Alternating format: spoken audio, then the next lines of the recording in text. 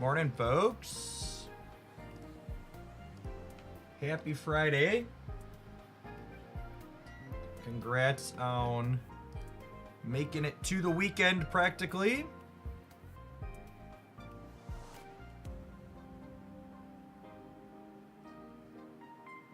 Morning, Dan.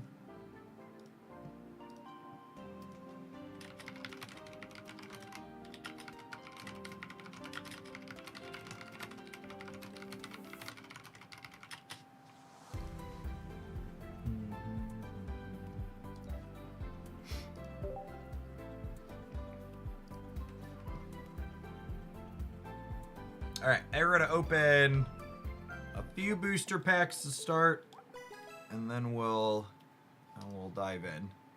I'm looking for a monkey and a Tapu Lele. Maybe I should check Wonder Picks real quick here first before we break into the 10 pulls.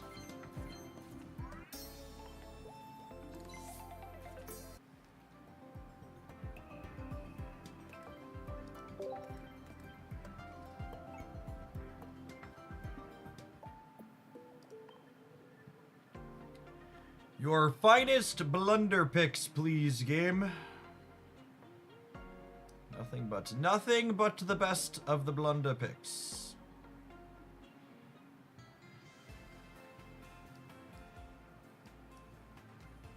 Tapus and monkeys. What is that? This Pokemon, if you're benched the active spot this turn, this attack does 60 more damage. Neat design on a 2 retreat cost Pokemon.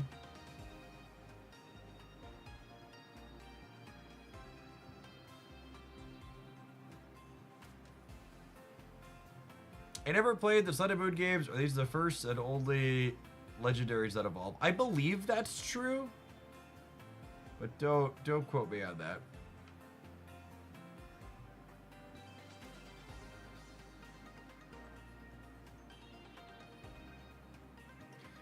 Part of me wants to try and build. We have an Exacta drill, and we have the one that does 30 plus 20. Part of me wants to build a double steel stage 1, 110 pokers.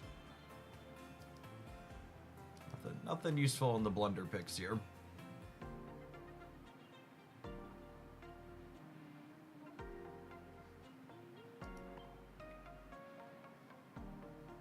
Yeah, I've got a Greninja Snorlax. I saw that in the tournament this morning. It's actually somewhat similar to a Greninja Snorlax build I had in my editor that we hadn't gotten to yet. I want to try a Greninja Snorlax Kangaskhan with the new supporter Lumia, whatever their name is.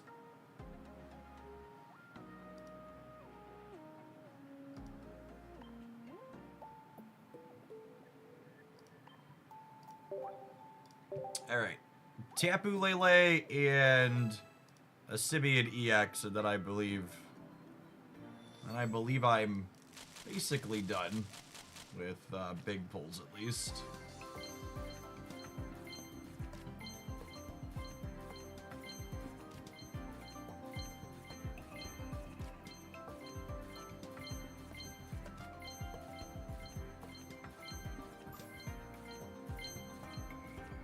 Well, that one said new. Oh, I didn't realize this today. Is this a new one too for me? No?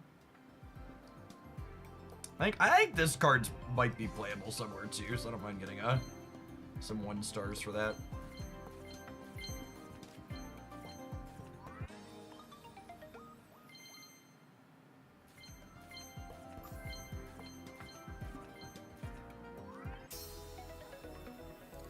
Ah, yes. Not only a card from the first set, but a power crept card for the first set. Was that no EXs in that 10 pack? It was, wasn't it? During your next turn, this Pokemon can't attack. Why does this exist? Why does this exist? Oh, I got a muck. I did get a muck. That's fair. Makoto class, thank you for the 5 months. Welcome back. Am I out of Poké Gold yet? I think we're getting close to getting out of Poké Gold.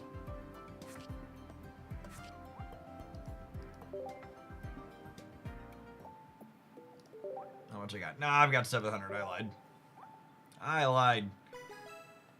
Wonder Kiss, 6 for the quarter of a year. Welcome back. I put some money in the machine the other day when I had a 5x play points promo. There was no shiny light up on there, but that doesn't mean there's not necessarily the Tapu Lele or the monkey I'm looking for.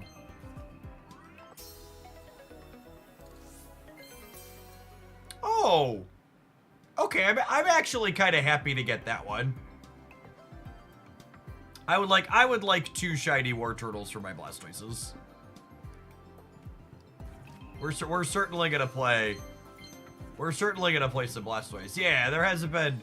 We haven't had cosmetics for our stage 1s.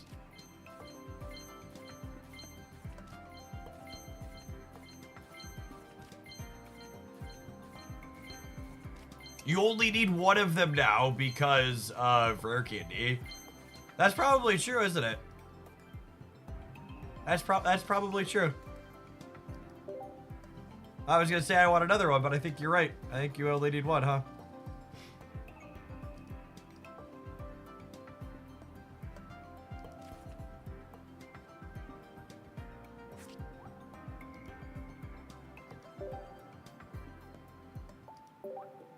The Gengar shiny is just a Gengar with the saturation turned down 10%. Yeah, a lot of the Gen 1 shinies don't look amazing. Gengar.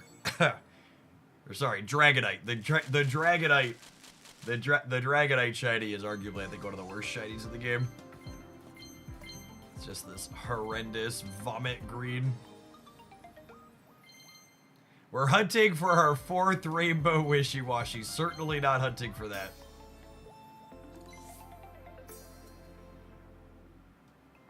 Flip a coin. If tails, this attack does nothing.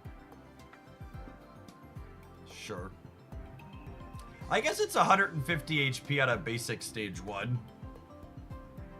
It has that going for it.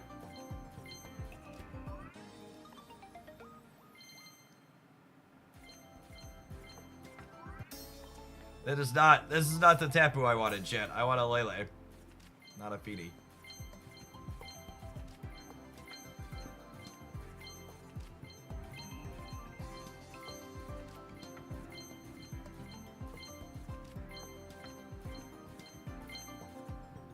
I'm gonna like max spend today and not get any of the cards I want, am I?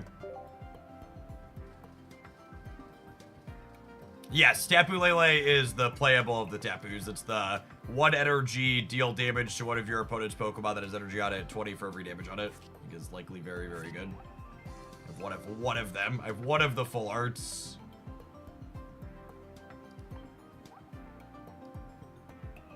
What does this card evolve into? Someone asked me about this one the other day and pointed out I had a free retreat cost, and I was like, oh, I had missed that I had a free retreat cost. What does the stage 1 on Cutie Fly do?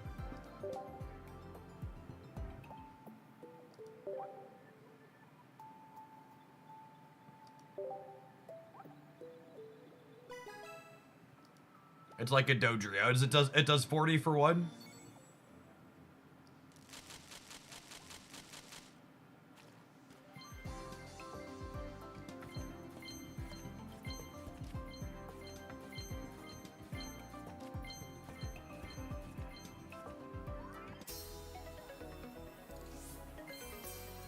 That one's new, but also we're not replacing our full art ones from the first set.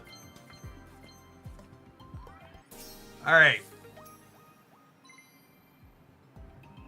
We have, I still don't have a base Passimidian, but I have a rainbow and a 2-star now, so we can play with the monkeys.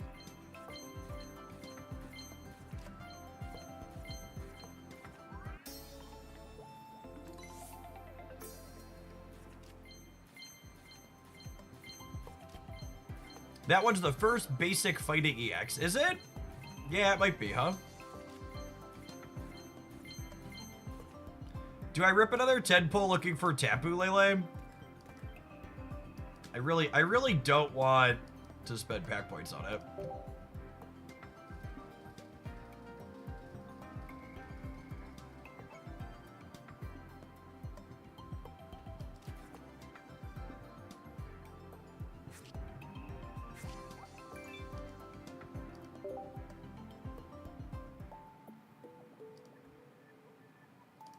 And I'm going to open packs from this set until I hit 2,500 pack points one way or another, so might as well be now.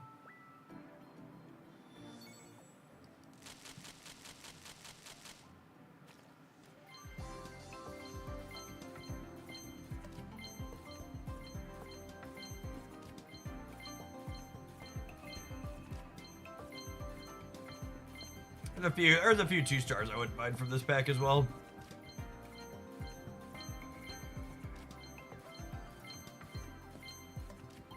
Tapu! That's sweet flare by Cosmogs. We take those.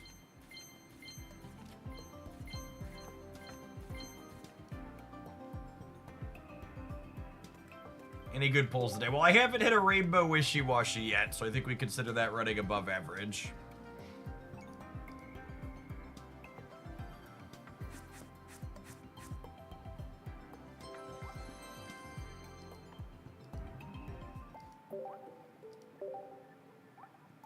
Is this game worth investing money in? Whenever anybody frames a question like that for any mobile game, I always like to issue the correction that you are not investing money in Pokemon Pocket or Marvel Snap or Magic Arena or whatever it is you're doing. You are setting money on fire for the sake of entertainment. Which Pokemon Pocket can be a very entertaining game. We're gonna play this card this morning, chat. So this is very clearly meant to be.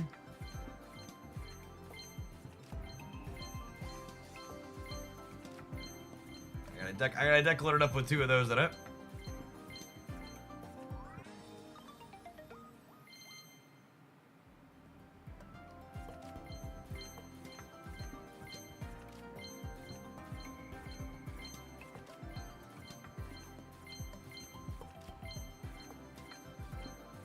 Yeah, Lima Berry Snorlax with Greninja as a backline is what I have put together.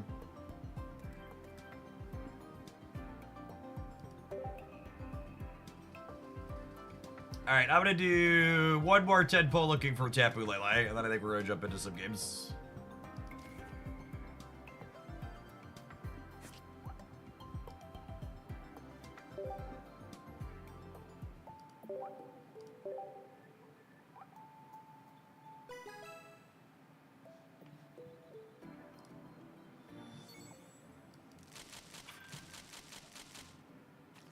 What's your favorite card in Pokemon Pocket and why is it wishy-washy? Asking the real questions.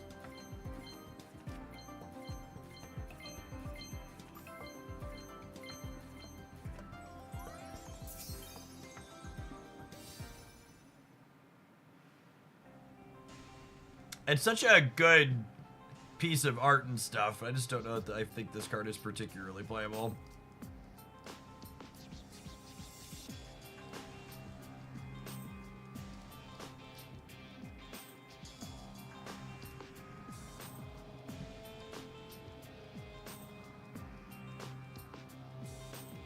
I have not hit any immersive Lily yet.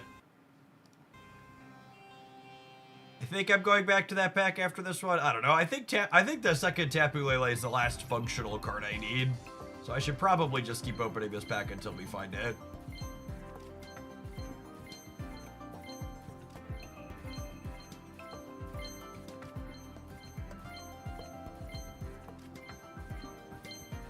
Hey, there it was. It was. We just went past it.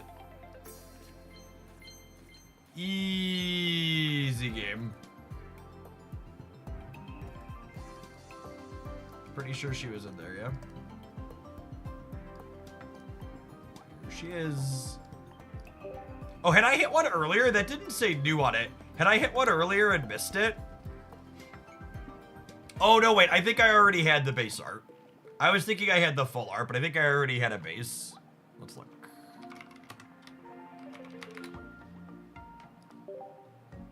Yeah, I already had a base art. Yeah. Cool. I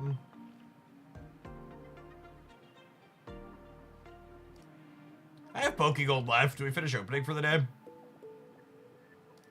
I finish opening for the day. Let's get to 2,500 points and craft a couple of 2-stars and call it. I'm gonna go back to Leo packs though, because I would like I still don't have an immersive Lily, and I would like another full art Sarita.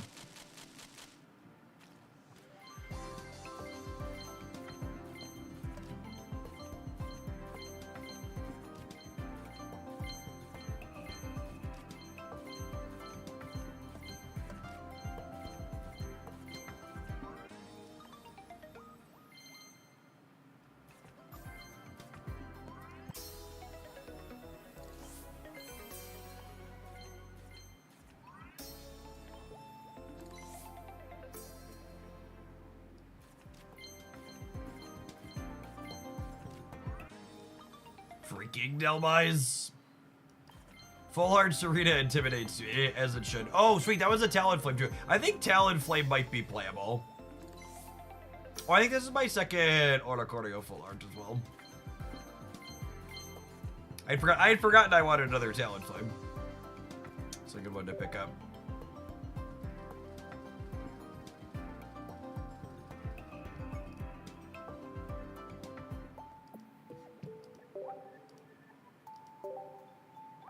I think Talonflame has some potential. 90 for 2. On a non-EX. I'm playing Talonflame with Incineroar. Yeah, I can see that.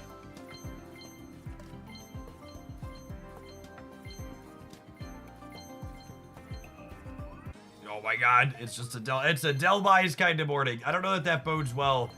That feels like an omen for the way our rank points are gonna go. Our rank points are gonna Delmise.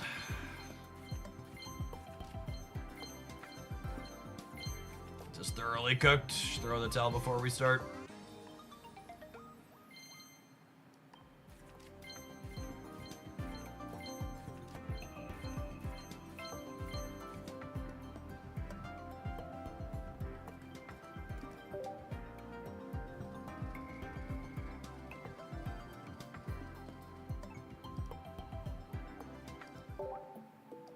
We're gonna play Lunala today. There'll be a Lunala highlight up on the YouTube channel. Today's Friday, tomorrow morning. We played some of it yesterday. I don't know that we'll revisit it today. I think we're only doing half the stream as Pocket today. Gotta get back to some Marvel snapping.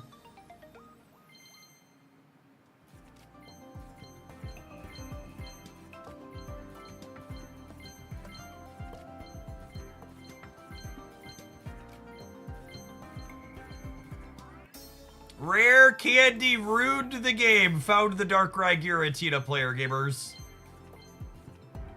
God, can you believe Pokemon Pocket? I have to play more than 4 Pokemon in my deck. It's ruined. Why would they ruin the game? Why does Dina hate me specifically? Oh, I haven't seen this one yet.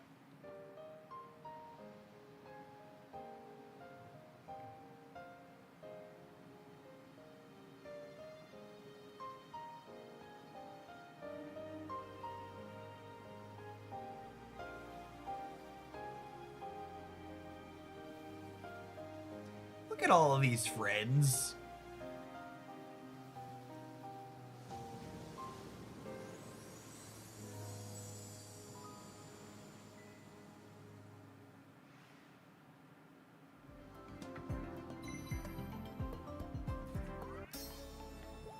Drampa.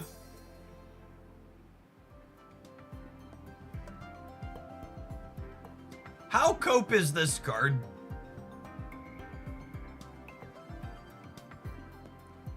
Is this card cope? I feel like there's a world where this card might be okay.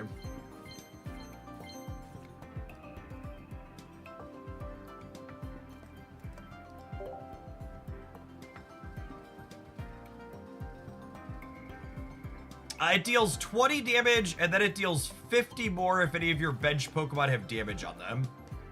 It's 70. It's 70 for 2. Oh, that's an interesting shout. It deals 70 for 2, so you could play it to kill opposing Autocardios in any deck. I could buy that for $1.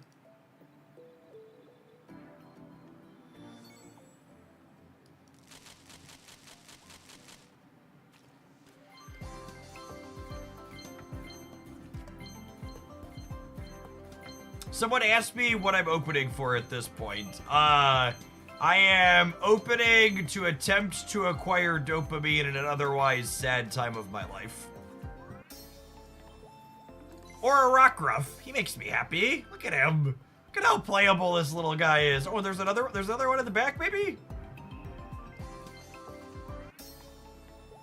Drampa's like, put me in, coach. Put me in.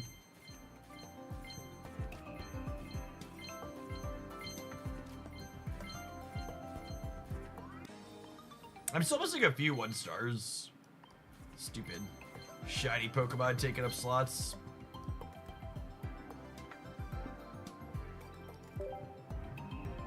The colorful monsters remind me of dopamine I experienced during my childhood.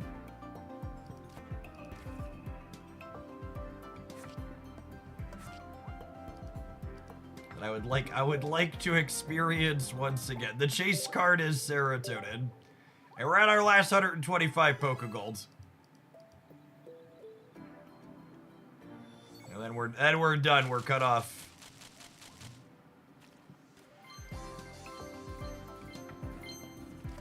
I have to figure out what I want to spend pack points on this set.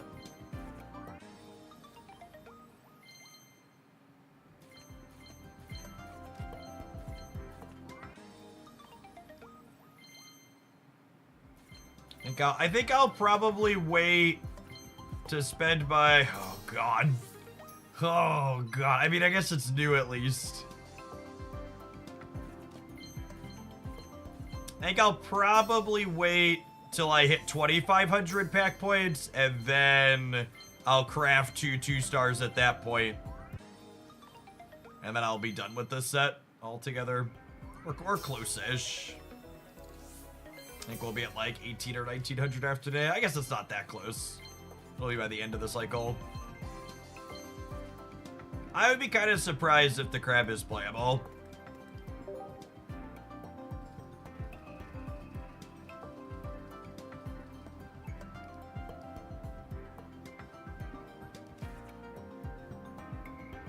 I don't know what I'm leaning towards with pack points yet. I kind of feel like I would like the lady who heals Sarita. I kind of liked the Sarita deck. I might play some more with her.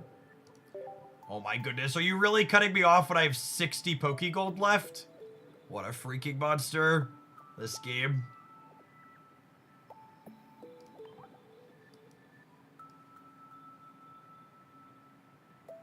Definitely not buying shinies. Yeah, I think I could see grabbing a Mallow. I don't think you ever want more than one of her.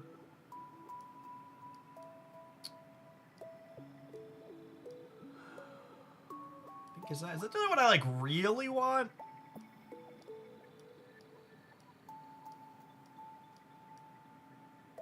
I think that honestly might be the only one I really want.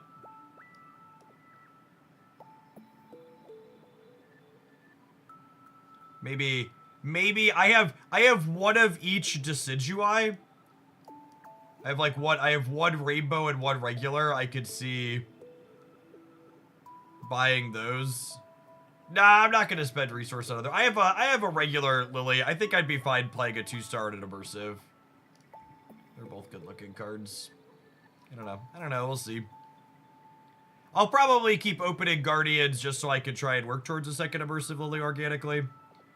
We'll get a full art Sarita at some point. Definitely won't spend pack points on full art Sarita because, like, worst case, I can trade for it next month. That one's also a lot more likely to show up in the blunder picks.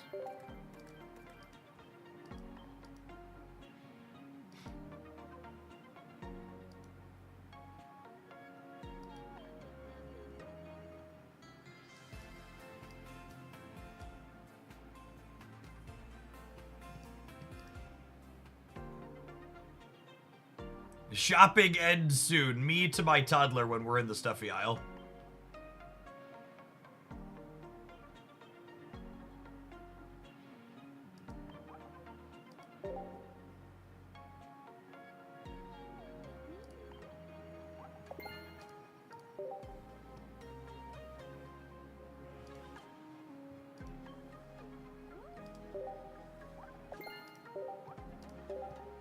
Alright, so I think I want to start.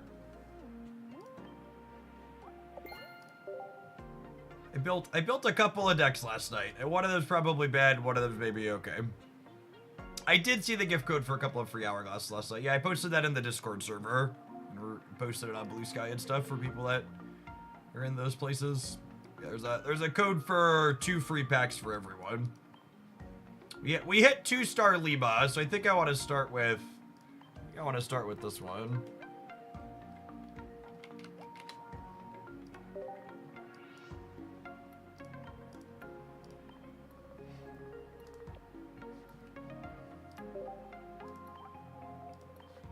What do we think of this?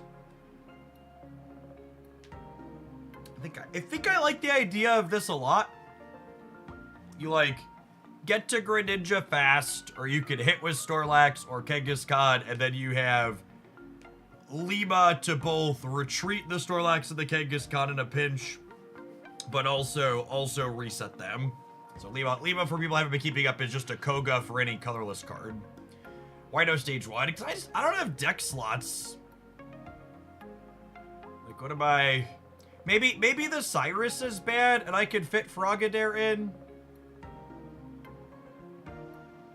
Do I need Cyrus? I guess I could just murder them from behind my things, right? Yeah, I saw there was a deck list not playing Lima that was playing Giratina. But 1, starting on Giratina as your lead Pokemon sounds freaking atrocious. And 2, I think Lima's like really potentially good.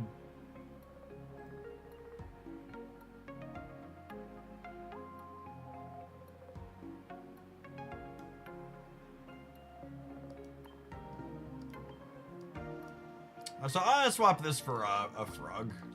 That's a neat idea.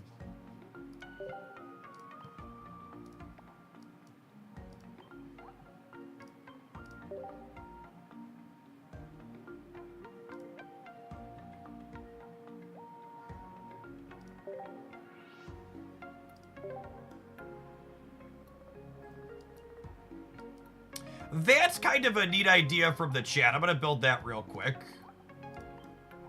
I think is potentially worth exploring. Lima Crobat Arceus sounds kind of fun.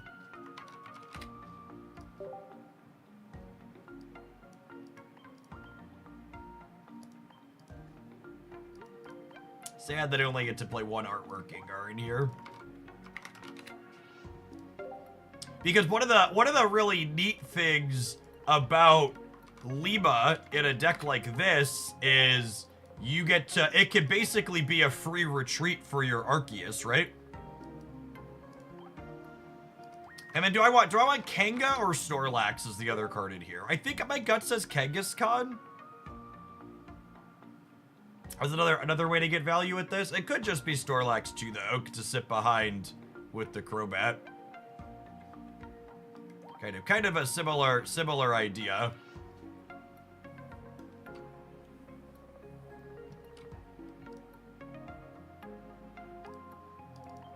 Let's put Kanga in and fill in the trainers. We'll go from there.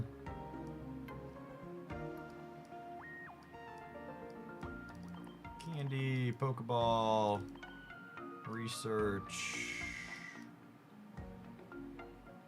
This probably wants Cape instead of Helmet.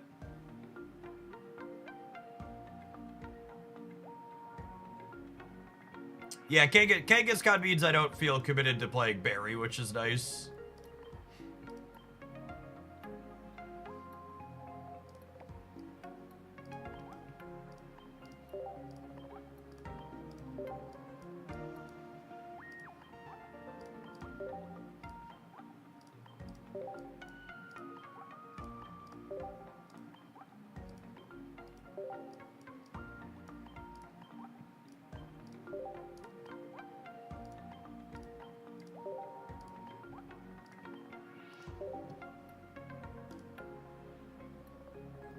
I like the idea of this a lot. Do we play like communication in here maybe? Assemble our stage 2 or fish for Arceus on occasion? Seems fine.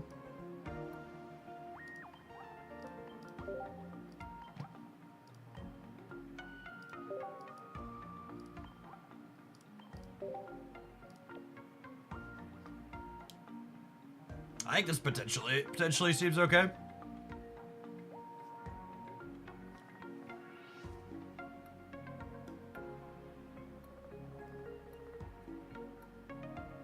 What about Cardivine, or do you want the option to attack Recurve? Well, so this only bounces colorless Pokemon, so I think I want the ability to play. I want the ability to play another colorless Pokemon alongside Arceus.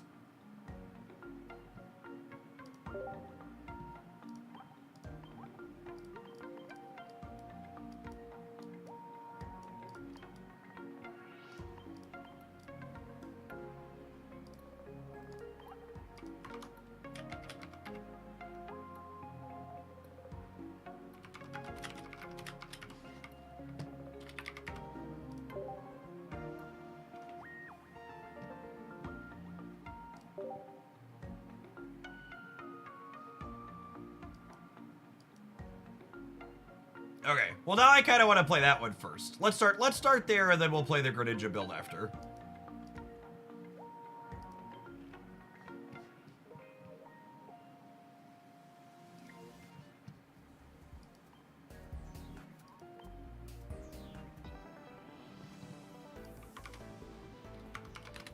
Let's make a free packs command for people.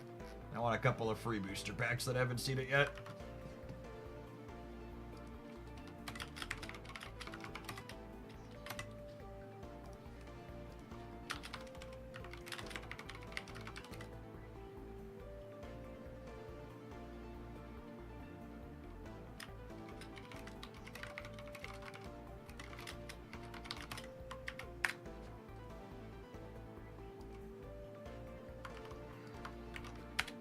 Alright, there's a link on the YouTube side too, as the URL and the gift code gets you 500 trade tokens and 24 pack hourglasses.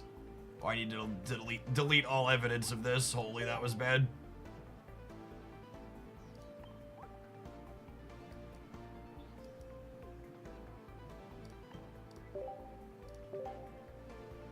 How's the wishy-washy deck? Absolutely atrocious. Terrible as expected.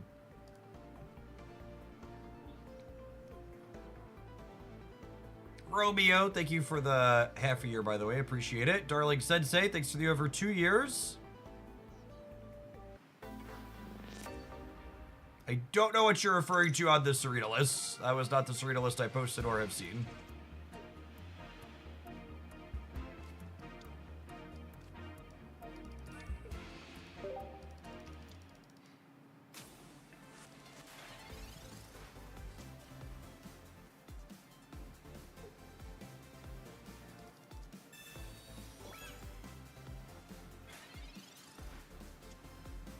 Poison Barb's a little scary.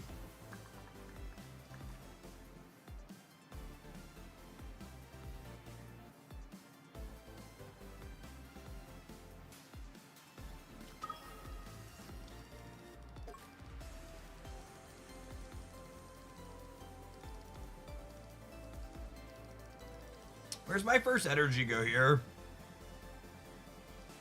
I think it's just on Arceus. I think it's just on Arceus.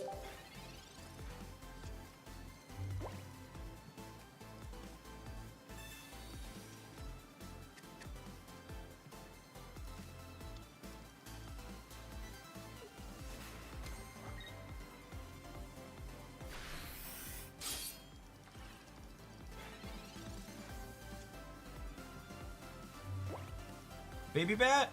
Baby Bat. Baby Bat. Second Arceus, I think, is the worst possible there.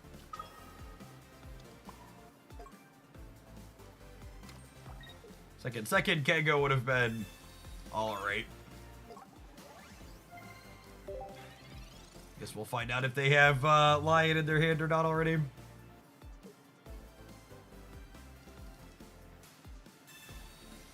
They do.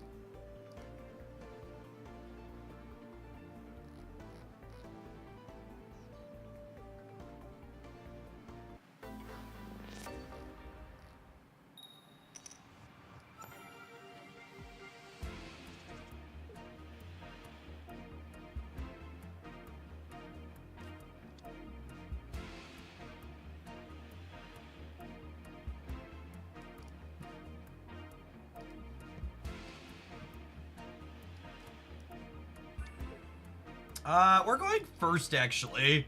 Do I lead Zubat?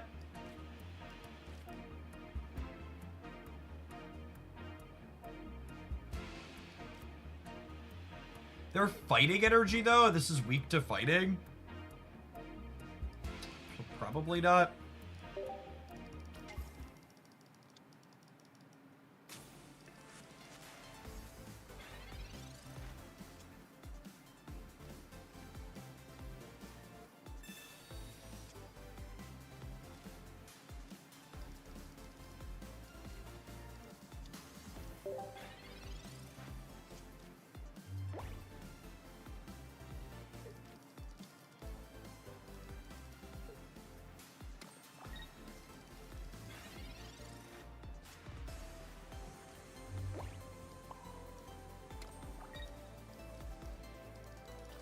Get this evolved so it doesn't die to a Sabrina. I don't think there's a reason to keep yet.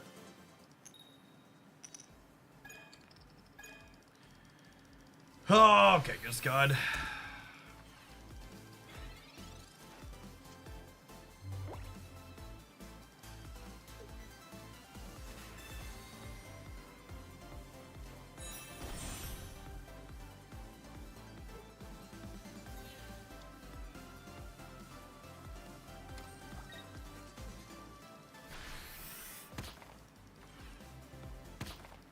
And this is potentially just why this card's unplayable.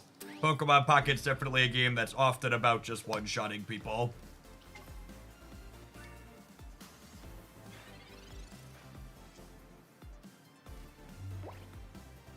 And I just, I don't have another basic here, right? So we're just dead.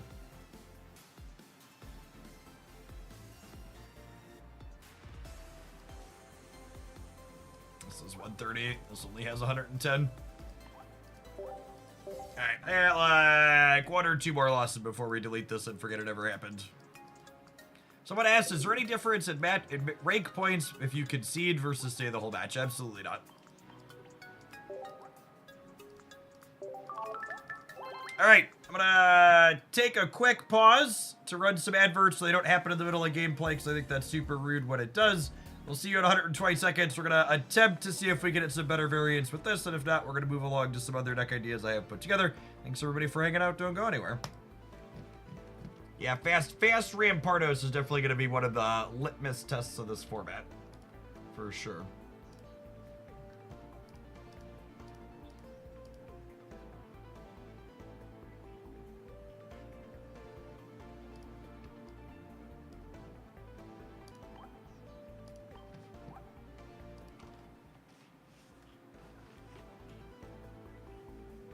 I skipped the one tournament that happened yesterday.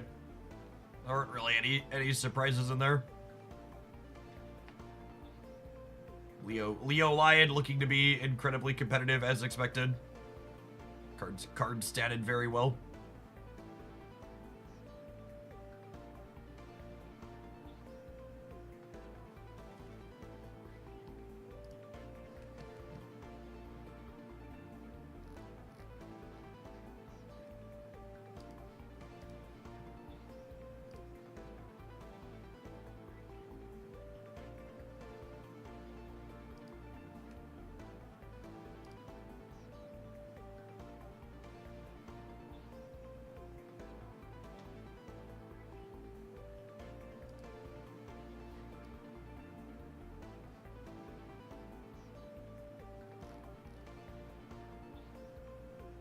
Whose tournament it wasn't streamed? I think the Frog EX person that runs those streams it.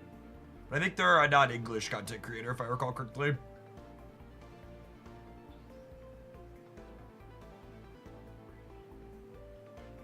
Maybe Kangaskhan is not to play. Just to, like, examine a statement like that and, like, dig deeper than, like, you watched me lose a game with a card twice, so, like, you want to cut the card. What real Pokemon Pocket card could I be playing that didn't just outright lose to my opponent going Rare Candy Rampardos on curve and then one-shotting 2 of my things? Like, genuinely, there's not another card in the game that exists that works with Lima, the card we're trying to build our deck with here, that doesn't just eat shit to that and die, right? So, like, again, rather than, like, just be super reductionist and be like, watched card, lose card, bad, cut card. Like, think about what your goal is. And, like, think if there's other things that solve the problem, rather than just being like, I lost, I feel bad, I need to make a change.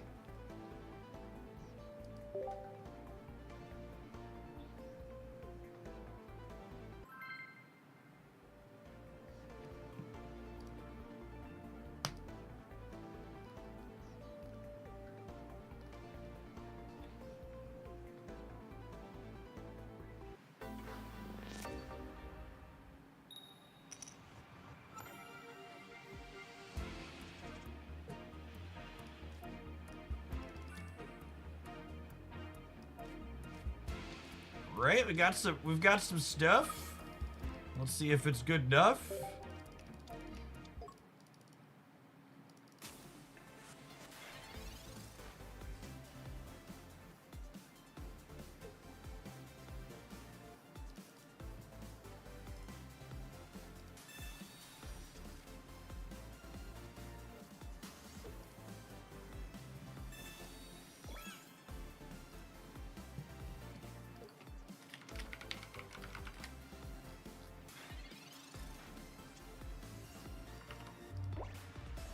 Our Pokeball is not what we're looking for. It will at least give us a piece of fodder for...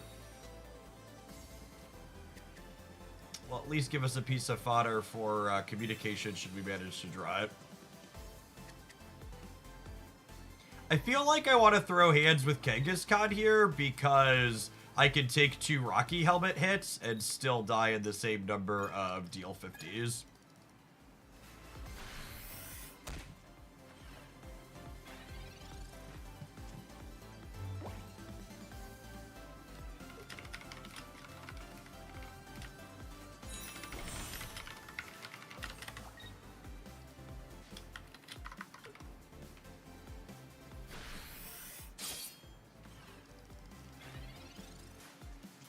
We didn't take damage, that's a plus. That's true, you know.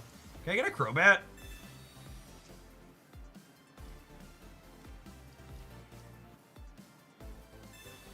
Crobat would be great.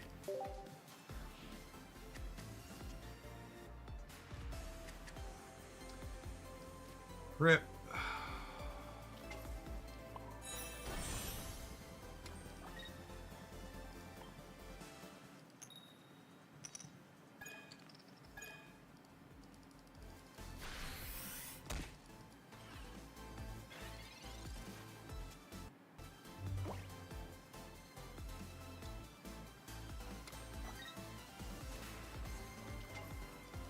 Kangaskhan is having one of those mornings, gamers.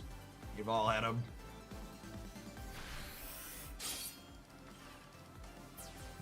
Sometimes that's just how it goes.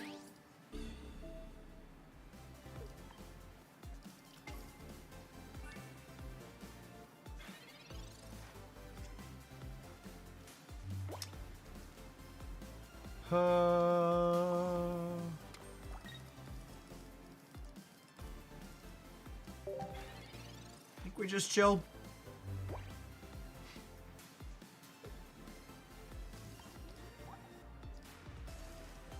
I think my takeaway from these first few games we've played with this deck is all 3 of my opponents have been significantly better at drawing their stage 2s than we are.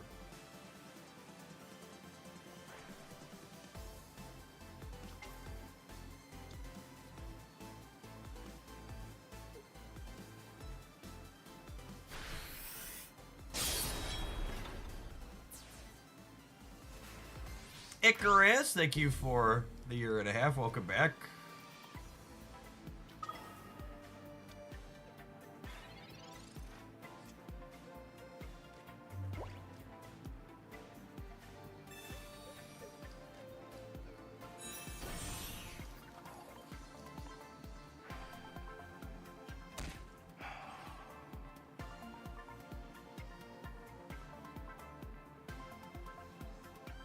Do I keep the Crobat to beat Sabrina, or do I keep the Arceus to beat Red?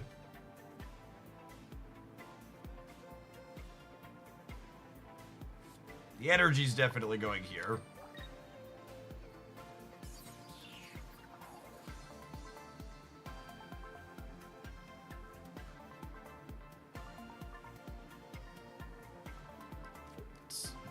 Mostly a flip.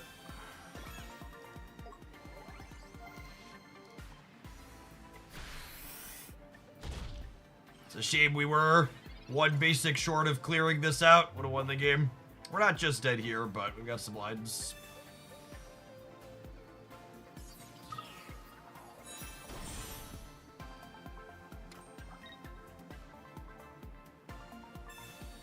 What an absolute chode. I hate gamers. Still had all these. I'm so glad this game doesn't have emotes.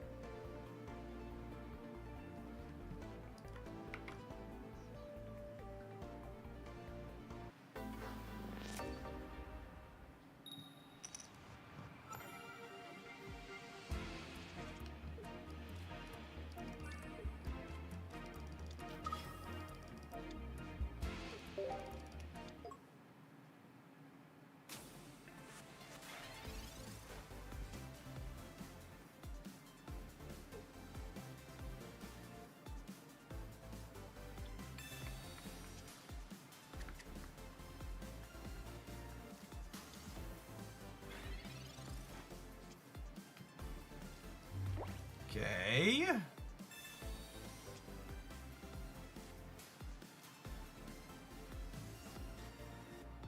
I think I go looking for a baby here. It's pretty good if we find it. All right.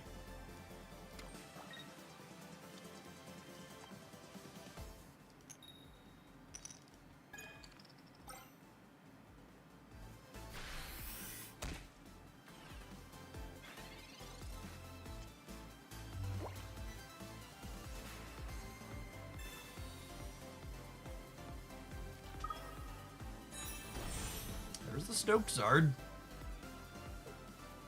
They have Arceus to get it into the active spot.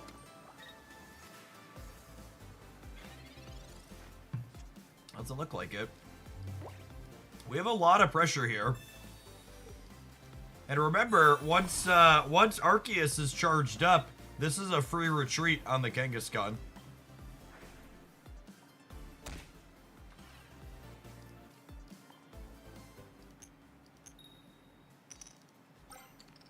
Unironically, we kind of wanted Kanga to only deal 30 here. Because if she dealt 30, the Crobat would have finished it the next turn. I don't know. It's probably still fine just because we've got so much damage to put on this Charizard, but it's just kind of a amusing anecdote that's less than ideal.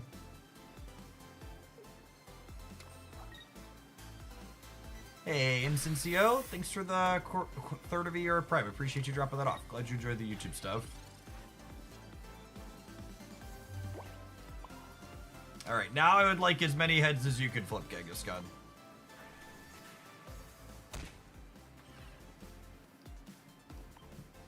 We need one to clear this next turn. Unlucky.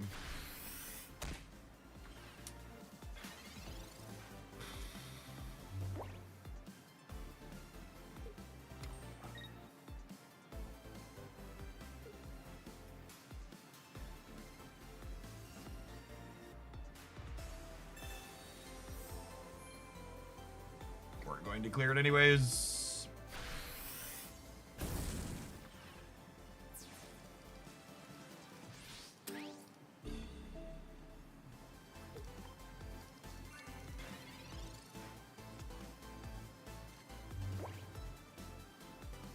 It's just only 170 between them, right?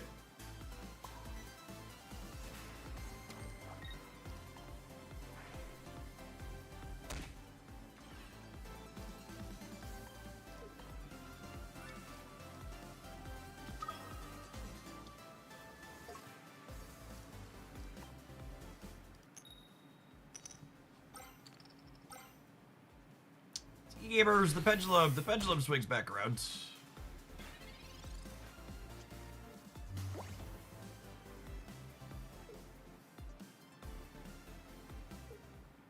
Yeah, I don't have a second delay, we're just done.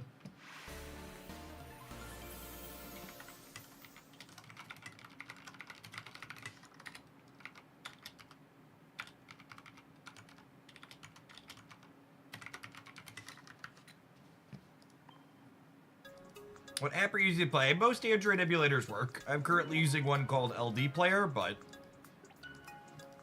it's just the one that's given me personally the least issues. I know other people have had problems with it. If you search up Android emulator, there are lots of options.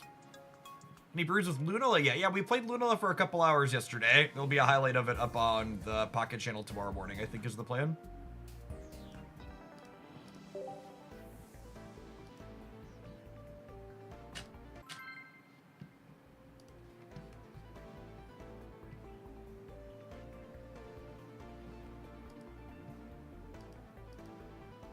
Have you considered chat-out fossils? Chat-out could be good right now with players holding cards. I would actually make the argument that with stage 2, people are playing more cards out to the board than ever before. It's when people are playing like 16 trainer stuff that they were holding more cards, so I think chat-out is probably bad and will remain bad.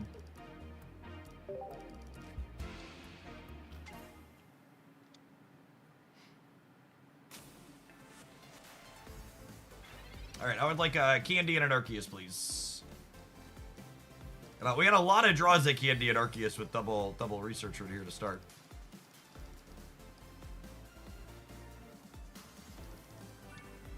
Speaking of Dark Tina. Couldn't find either of the two cards I was looking for here though. Can we dodge a Darkrai? If we dodge a Darkrai, they have a lot less pressure. That's great for us. Need 3 turns of charging. If we hit Golbat or Candy here, we get to put a ton of pressure on this with the weakness. Is an upside to playing this card.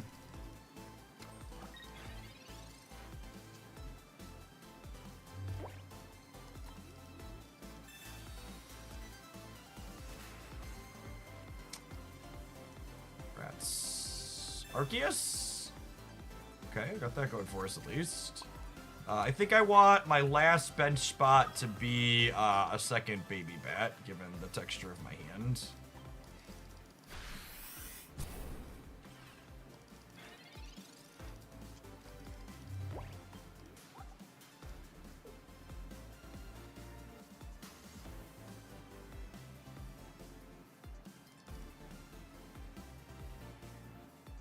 They are this turn plus 2 more away from attacking me because I need to charge this twice. Oh yeah, I forgot we also have Pokemon communication in our deck too. That's so funny.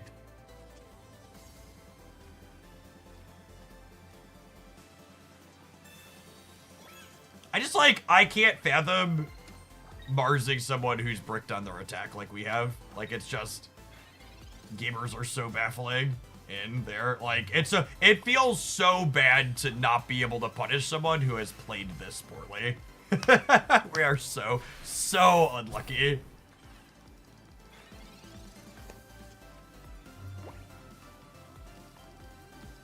Like, so many of our cards there are just, like, so bad for them.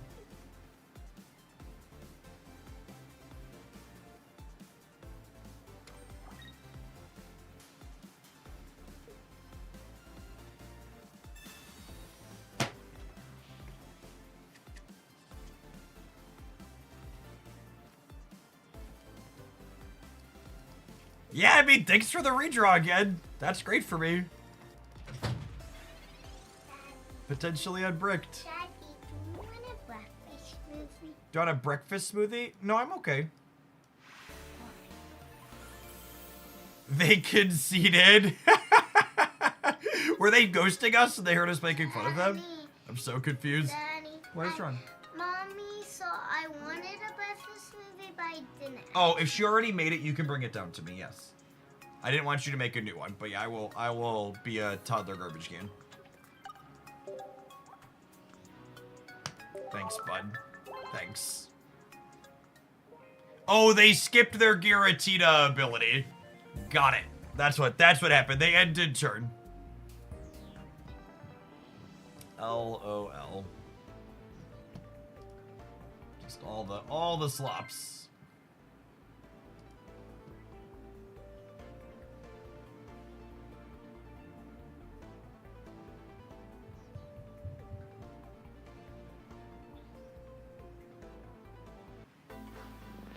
I think Oricorio is a really interesting and reasonable design at a glance. I would be surprised if it's unhealthy for the game. Hey, Daddy, you want strawberries or bananas in it? Strawberries.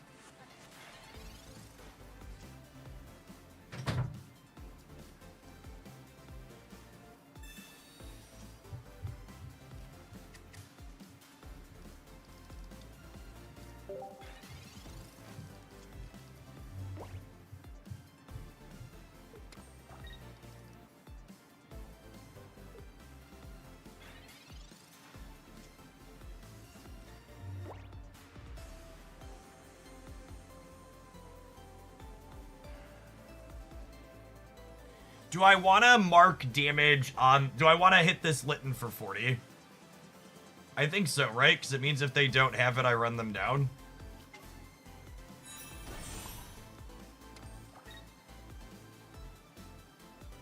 Oh!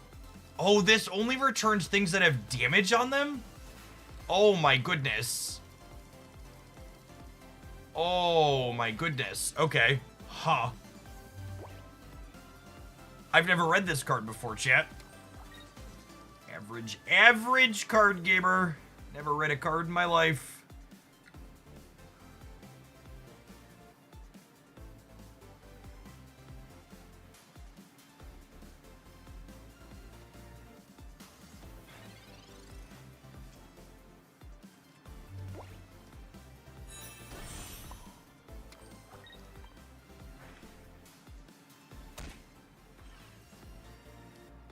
I would like to formally blame Twitch chat because they told me this was colorless Koga.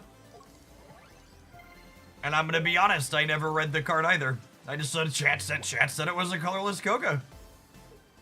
I forgot chat doesn't read.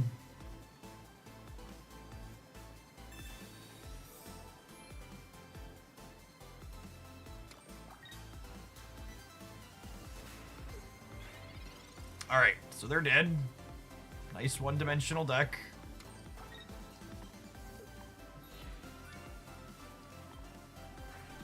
Never trust a Twitch chat, yep. For sure.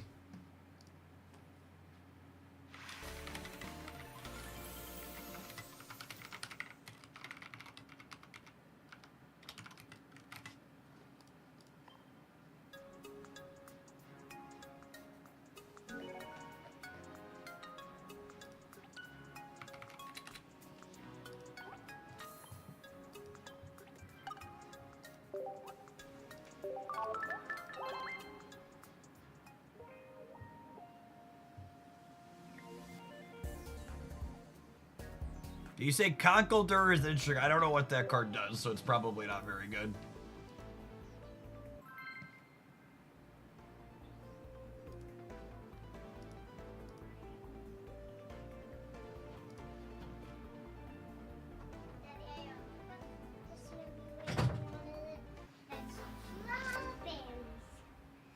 Strawberries. It had a lid just in case I spit it. If you don't want it, it's okay. Thank you, toddler girl. Appreciate you. If you want the lid, just leave it on. Okay. Thank you. Close my door behind you. I know.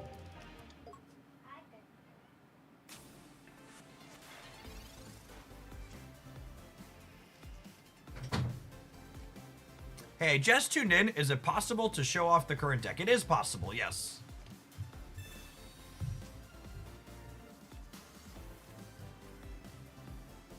Looking for a baby bat. And then, because we have communication, I think we probably wait to play the Kangaskhan, so that way we can communicate this into the big bat if we hit it.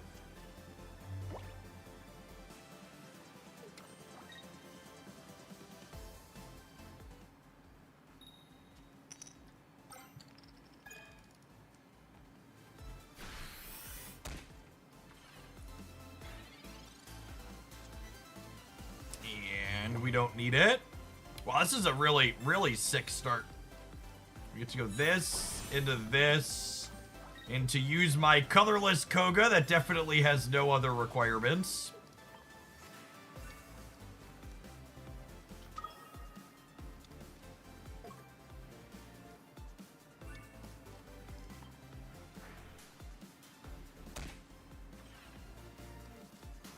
We did the thing!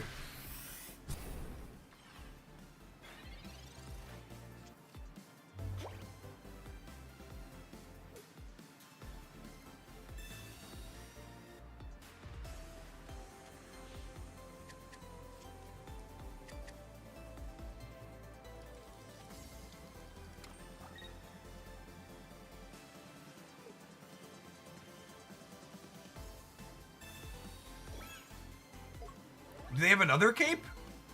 I'm very confused that they're not caping the Kangaskhan.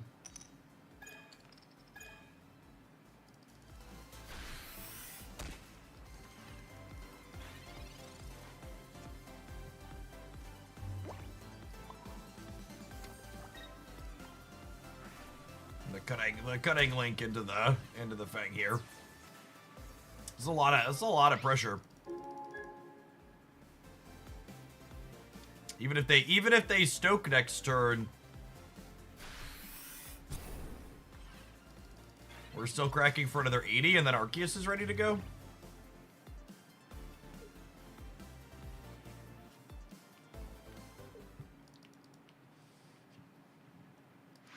Yeah, just cooked.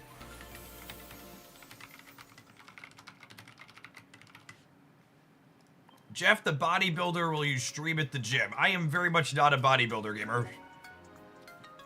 I just want to set the perception and encourage other people that you can go to the gym and exercise regularly and not be a bodybuilder. Being healthy and moving a bit is great. Speaking of, I think it's time to hop on the bike.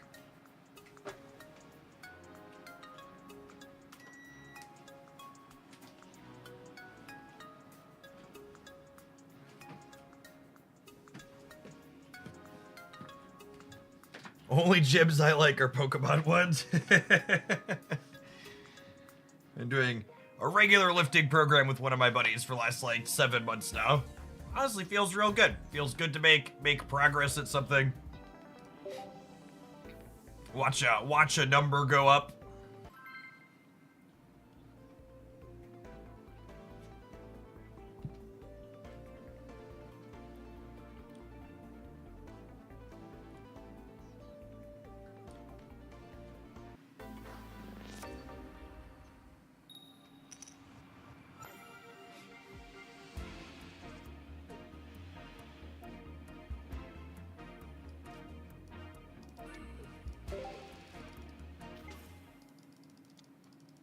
Alright, Dark Ray Gaming. I would like a baby bat and a candy, please, Mr. Oak. Alright, just a baby bat, Mr. Oak. You can do it, bud. I believe in you. That could be anything, even a baby bat. Or we could roll a 66%er and get our other Kangaskhan. Yeah, that could be it too, I suppose. The 33%er. We had 2 baby bats and a Kangaskhan in my deck.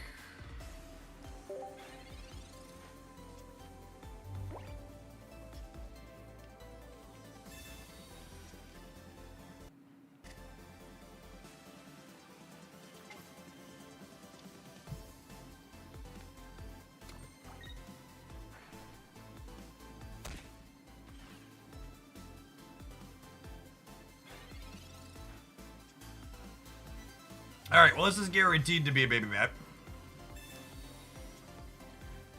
And then I guess there's a question of, do I want to apply pressure with this, or do I want to put energy here?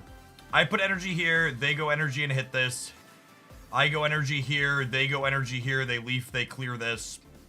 If I put energies on this as my lead, this could get me.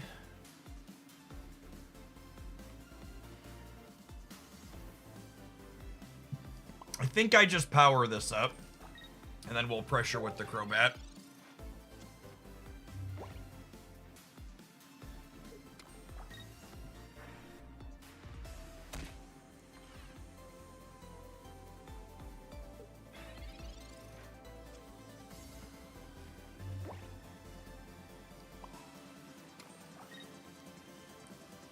And then if they don't switch this in, we could go ahead and put an energy on the Kangaskhan to start hitting from there, is the plan. I want to have Arceus ready to go because they had first energy advantage, so that way if they swap this in, we threaten to clear it with these.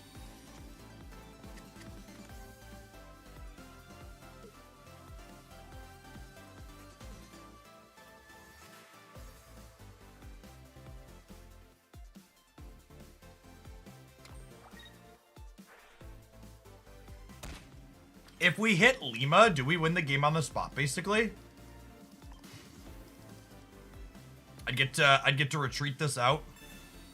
And then clear this, then they can't one-shot this, then this plus Crobat finishes them. Yeah, I think Lima wins the game on the spot. Alright, wins the game on the spot has been called. Does it do it?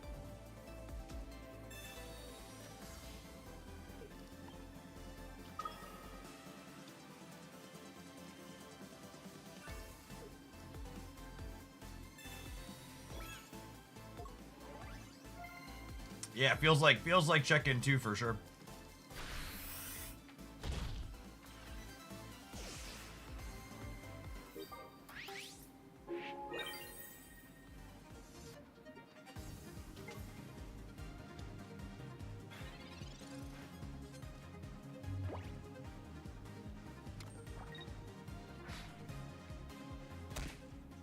Do we want second Arceus instead of second Kenga? Yeah, maybe. Oh, shoot. Not Mars. Ugh. Thankfully, Mars wasn't a useful card that helped them. It was a bad card that just, like, tickled me.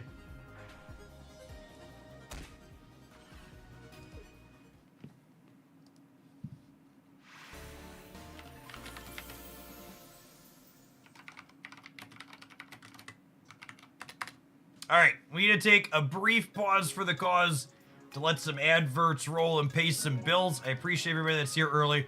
We're gonna throw this deck list up on the screen. We're definitely gonna play some more of it when we return. If you haven't done so already, if you're on the YouTube side, there is a link to 2 free packs in the video description down below. Over on my Blue Sky has the details. If you're on the Twitch side, it's pinned above the chat. So make sure you get your 24-hour glasses and 500 trade points complimentary. I'm going to throw the deck list up, and we'll be back with some more games in a couple minutes. Thanks everybody for hanging out. Don't go anywhere. Also, if you're watching on the YouTube side, consider tapping the like button. Doesn't cost you anything. Helps my content reach some more people. If you enjoy me streaming Pokemon Pocket here 5 days a week, I would love to have this game be a regular part of my content schedule, and helping it grow is a great way you can facilitate that. So appreciate the folks that have done that already.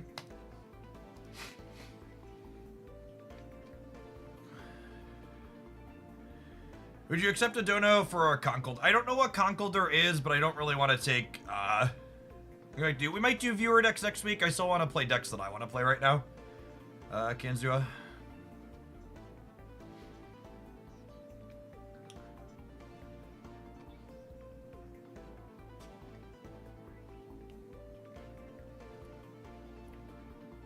Usually we start doing viewer decks once we have, I've burned through more of the things that I want to play.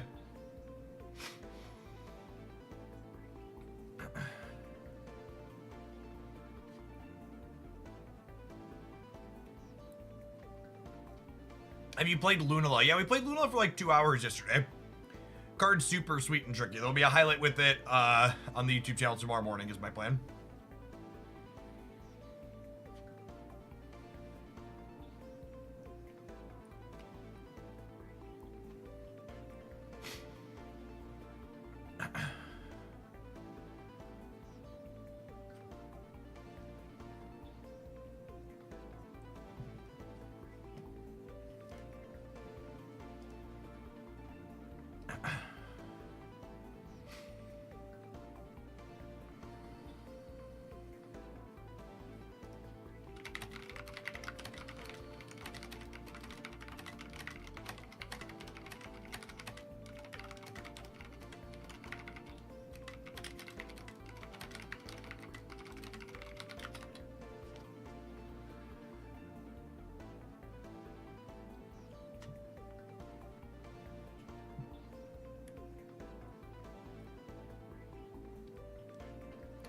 Have you brewed with Rayquaza? That one's actually a twofer because the Lunala deck we played yesterday was a Rayquaza Lunala deck. It felt pretty alright.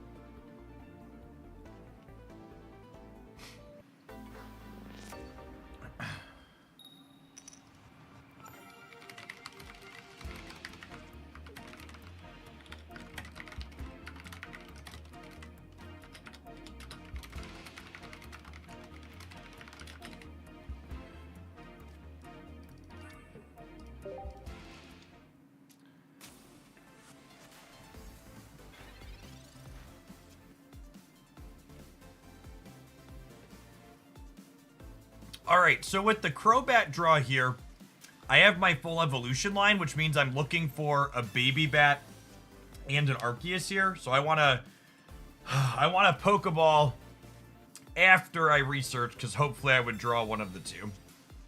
Alright, we found Baby Bat here at least. I think I play out second Kangaskhan in this instance, so that way they can't Sabrina up the Zubat.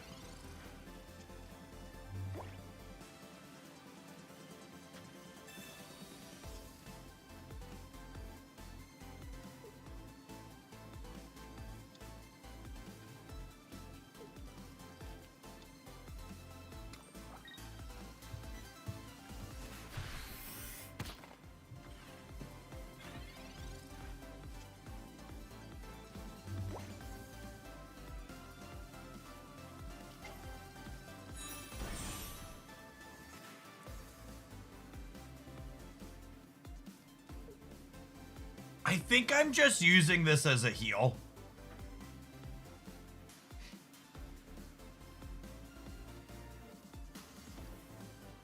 And then the question is, do I hit them with Golbat or do I put in Kangaskhan? Hitting them with Golbat is worse if they have Rare Candy plus Rampardos, but I might be cooked to that either way. It's close. I think I'm gonna put the Kangaskhan in. If this hits two heads, it's a really big upside. Or we could do that.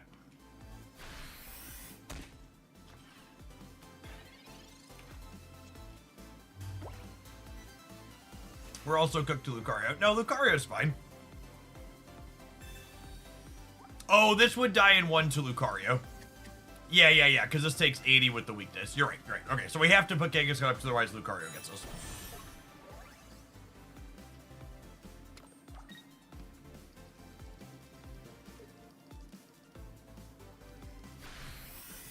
Come on, Arceus.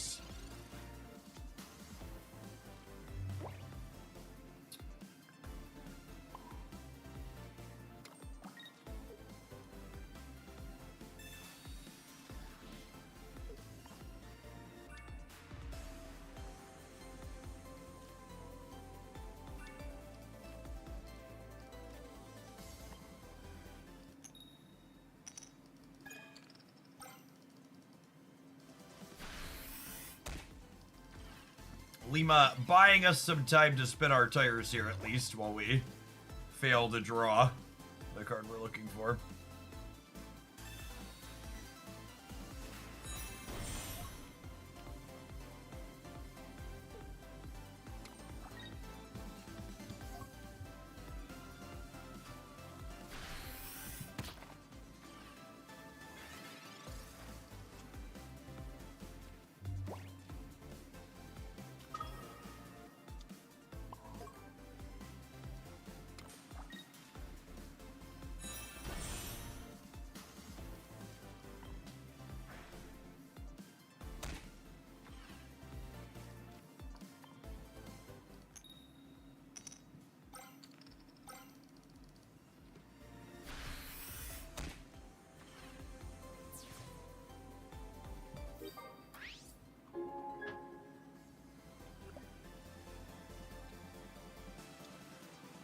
Alright, Mama has killed a man.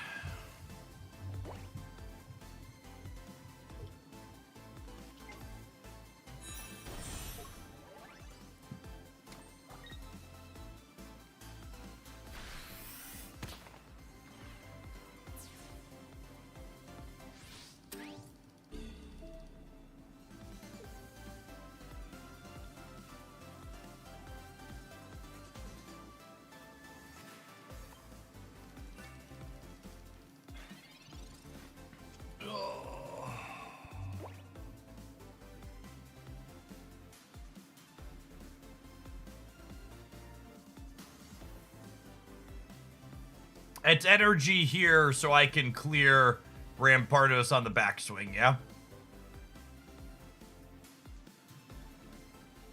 I go energy here, cutting link hits you for 30.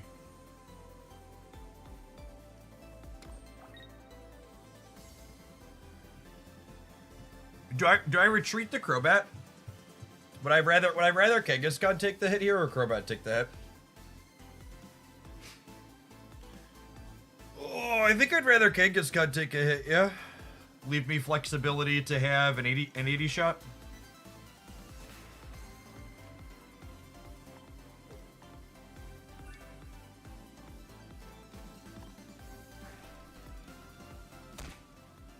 The problem with putting the Kangaskhan up is now I'm locked in. I'm locked into Kangaskhan here. Oh yeah, I should put the cape out on the Arceus. I should probably just keep both of these actually to play around their copies of Mars and Red Card or whatever.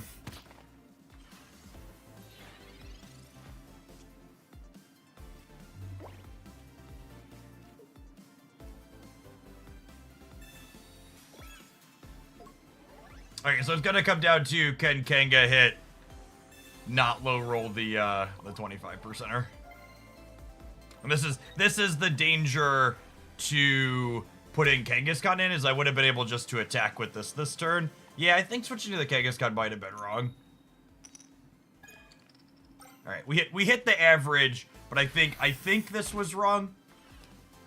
Because to think about what happens if I leave the Crobat up and they switch in the Rampardos, I could have cleared the Rampardos with the Arceus, right? No, not guaranteed, because I wouldn't have had enough damage, right? I would have only had 90, and it would have been at 100. So I guess it's right because I don't have the other basic. Yeah, having the extra 30 was important. And the Kangaskhan wins at 75% of the time, right?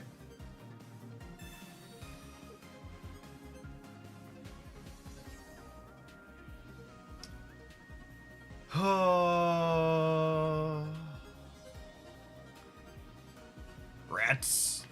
I can't put the Arceus up because they have the Lucario. So I'm gonna need to draw basic. I have 2 basics, a Pokeball, and a research, so we're 66% to win the game here.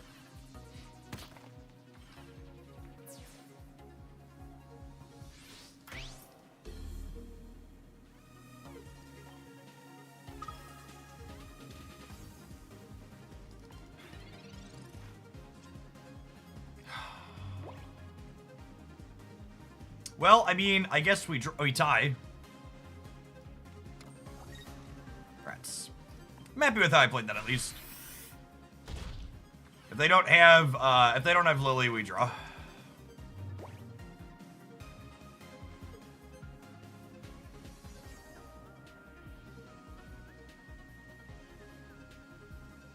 Cyrus doesn't matter. The Rampardos is one-shotting my Arceus with weakness plus Lucario here. Cyrus and Sabrina do not win the game. They're also just a draw. Yeah, I think this shows that like this matchup seems like it's serviceable. Like it came down to a 66%er that we missed, and we still got a draw out of it the way things played out. I think that was a sweet showing for a deck. Sucks to miss the high percentage play, but that's what it is.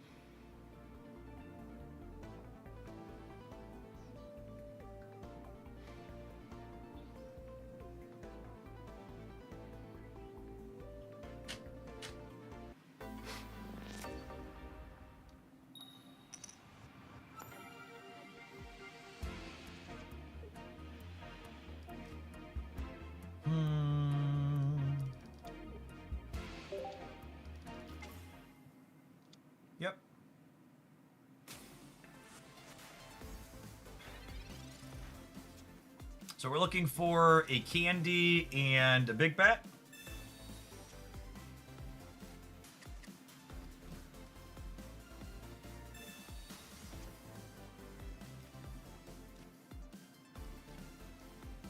Well, with an extra Pokemon in hand, we just play all the friends out here because we have someone to communicate should we find that. So in our next 3 draws, we would like a candy plus a big bat or a candy plus a communication to redraw towards a big bat. There are currently 2 big bats, an Arceus, and a teenage bat in our deck. So if we find communication, it's 50% to be a big bat.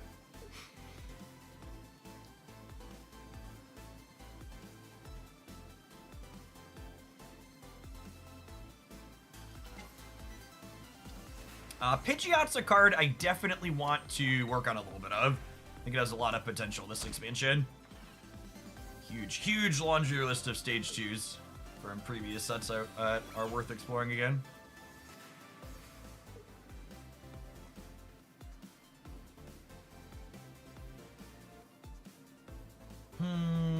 Rocky Helmet is sad. Although I suppose if we find Big Bat, it's got plenty of health to take some hits, yeah.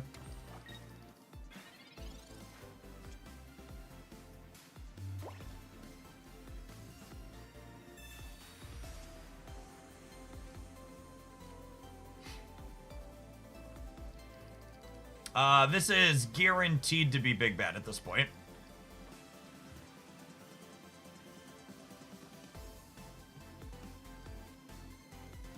Which I think means we go in on this.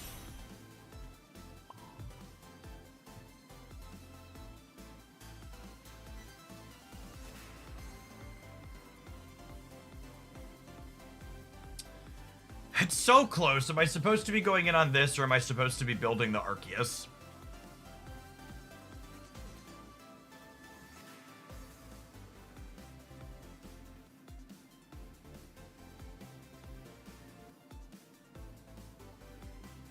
I think I'm supposed to build the Arceus, and I think I messed up and should have evolved the bat on my bench. I'm not gonna double down on my mistake and build the active one, but I definitely should have built the bat on my bench and just let the lead one take hits.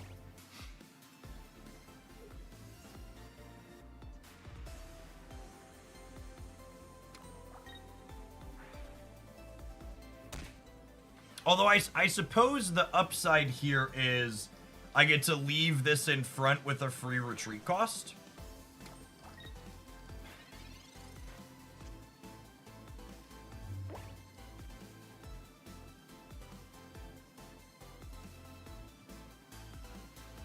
So, the Crobat could clear the Giratina, guaranteed, but then the Darkrai is ready to attack, and I'm not set up with anything behind to clear the Darkrai is the thing. I think I'd rather have second Kanga than second... What's it called? Because now my opponent can switch. Now if my opponent... I think I leave Crobat in the active, because if they want to switch in Darkrai and clear my Crobat this turn, we'll get to put this up and attack, and then they won't have Giratina ready to attack. We should cape the bat. What does keeping the bat do? This does 100.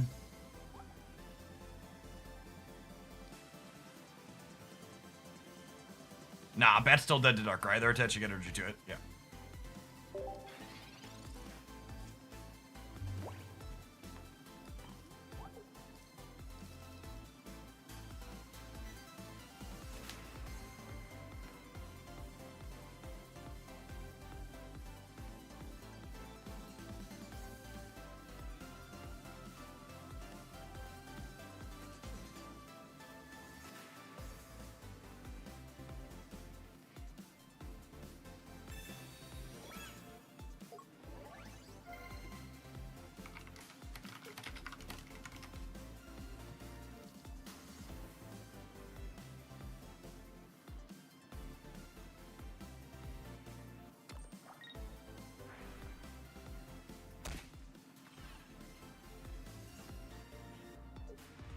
If they bellow here, I think we're in a very good spot.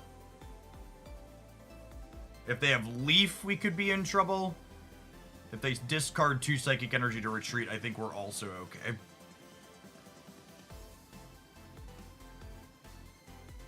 So the problem with retreating the Crobat here is then, if I retreat the Crobat here, I don't have the ability to retreat out of Zubat and attack with Arceus next turn, which means they then have a window to attack with this. So the upside to leaving the Crobat as the active is that now I get to use Arceus to clear the Tina when they leave this up.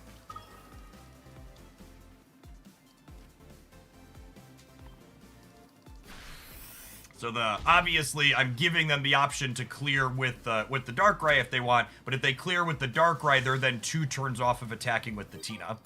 And now, if they don't have a Cyrus to finish my Crobat, I'm threatening 160 next turn, which clears this Darkrai in 1. And even if they have Cyrus to clear my Crobat, my Arceus is just coming back to the front of the class and cracking them for 130. Did you miss? Crobat only hits the active, so activating it didn't do anything because I was clearing with the attack anyways. This isn't Greninja. It only hits their front line for 30. So I didn't activate it, but also activating it didn't do anything.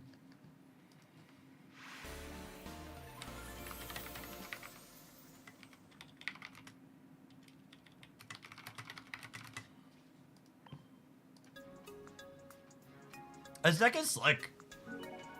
I'm glad we kept playing it. Today's set, if you're just joining us, we lost the first 3 games I played with this deck due to a mixture of bad draws on our part and good draws on the opponents. Like, we had 3 opponents in a row that just, like, had Rampardos and Solgalleos on curve with Rare Candy and crushed us. And I was just like, man, that doesn't feel representative. Let's keep playing. And now, I don't know, we've won like 6 or 7 in a row with a draw in the middle. Our win streak got reset by a draw.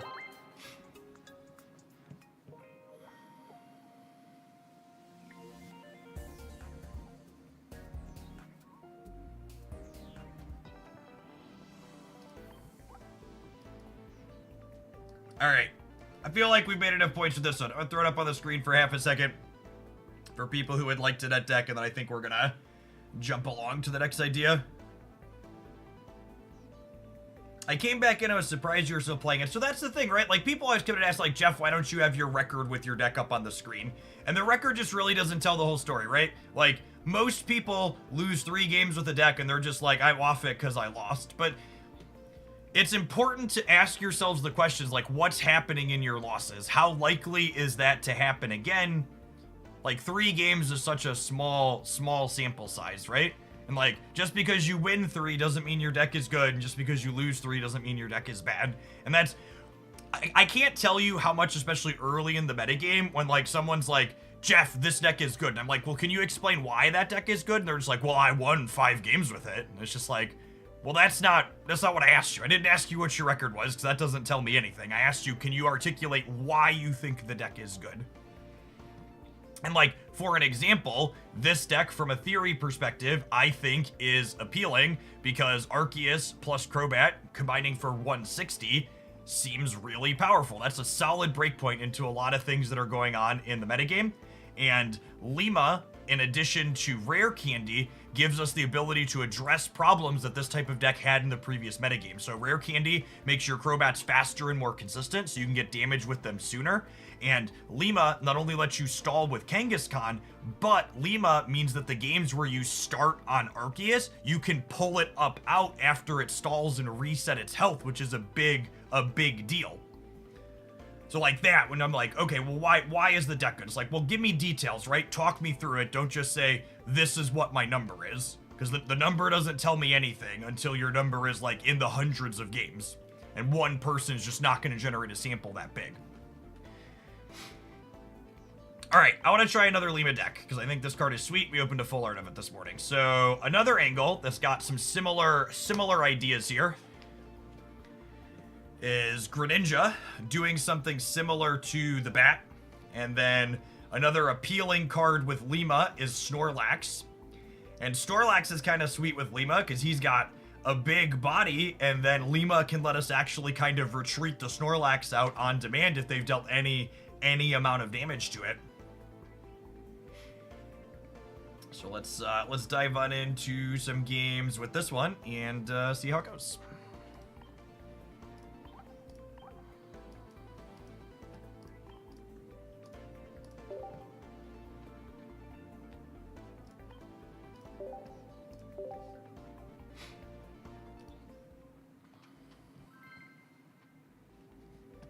Yes, there is a Froakie promo art in the solo pack event going on right now.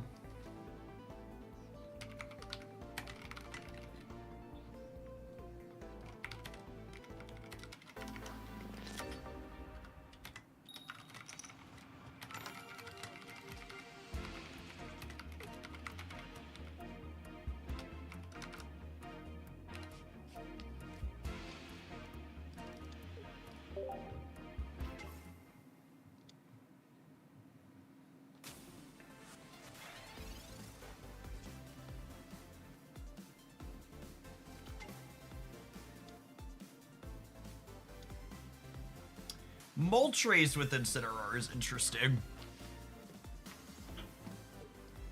A little surprised to see that.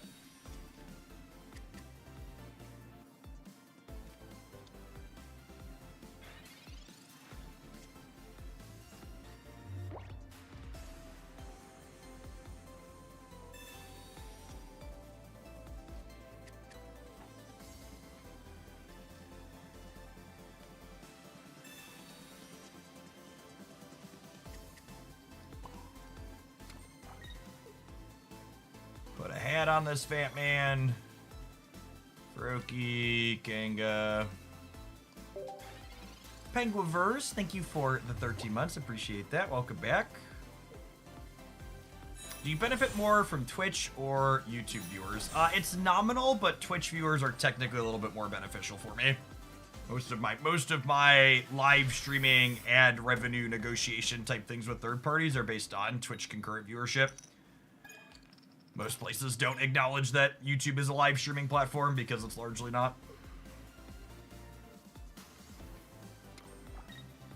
It's pretty nominal either way. If it's convenient for you to watch on YouTube, you should just watch on whichever platform is better for you, but if it makes no difference to you, Twitch is slightly better for me personally. Alright, act like you just finished Thanksgiving dinner and collapse, Snorlax. Crunch.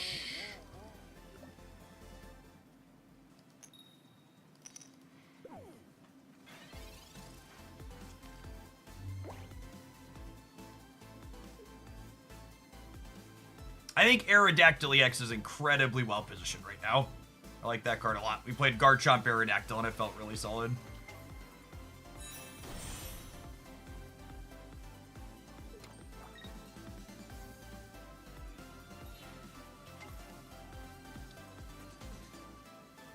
Oh, interesting. Switching to Charizard to Stoke right away. It's like, why even have the Moltres?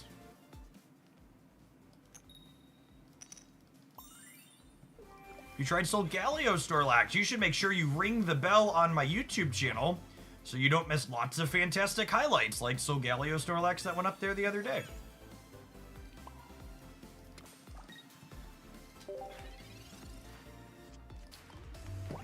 Need a ninja, gamers. We need a ninja.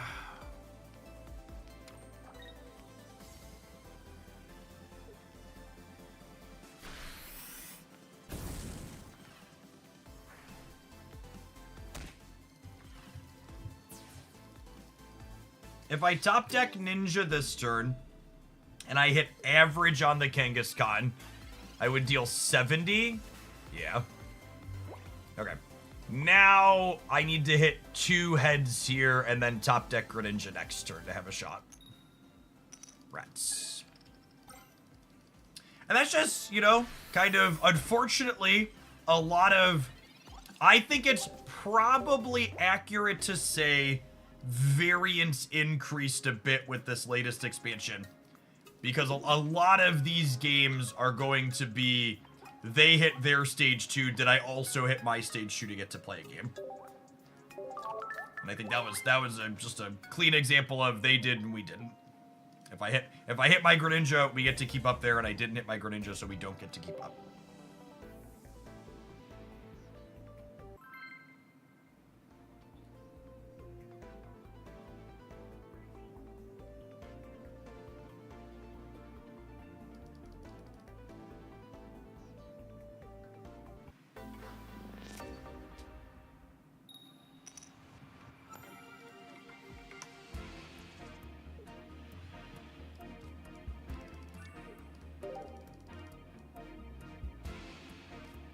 I think both the packs from this latest expansion are relatively even, and you should favor opening the one that has the EX Pokemon you want to play with.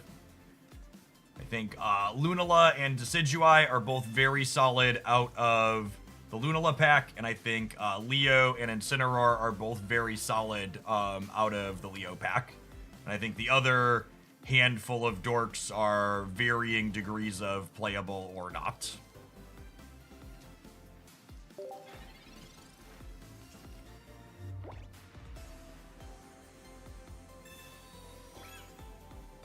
Can you give a general number on how many viewers does one need to make streaming a job? So that's a really complicated question.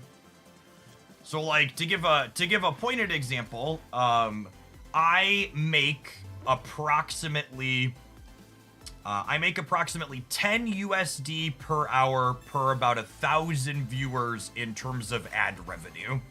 But like for example, when someone primes or subscribes directly on Twitch or gives a membership on YouTube, part of my quip is, thanks for helping keep me around. And that's just me being genuine and honest, because a majority of my income month to month comes from people giving direct support with subscriptions like that. Like Kirk there, thanks for the entire year of Prime. And that's also in part because subscriptions tend to be a little bit more consistent than viewer count. Like the viewer count swings are more volatile than subscription swings. Although, like, it's worth noting that, like, since all of the economic uncertainty has happened in the world since the start of April with our dictator-in-chief doing all of his tariff nonsense, like, my sub count is way down, and I don't think that's a coincidence. We'd consistently been north of 2,200, which is why that had been the goal, and we've been solidly under that since the start of last month. Just kind of is what it is. Eagle Sight, thanks for the third of a year. Welcome back. All right, I think this Snorlax is just taking hits for us while we power up this dork in the back.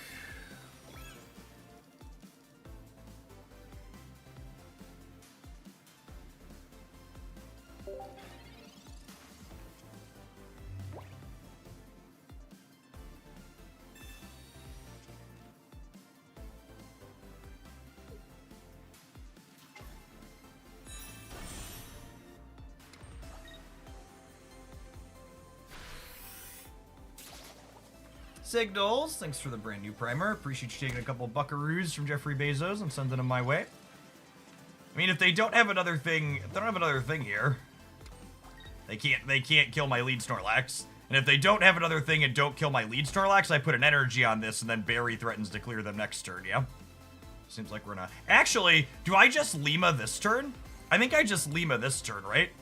And then the Barry threatens them next turn. We just don't give them the option. Because I can't play two supporters in a turn is the downside to Lima and Barry, but this sets me up.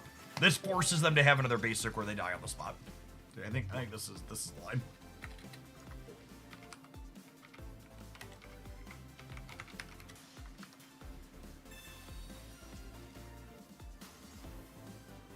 This game got so much more interesting with this expansion. I agree. I think this expansion is something Pokemon Pocket desperately needed. I am enjoying this expansion immensely. I think this expansion is significantly more interesting than the last two that we had.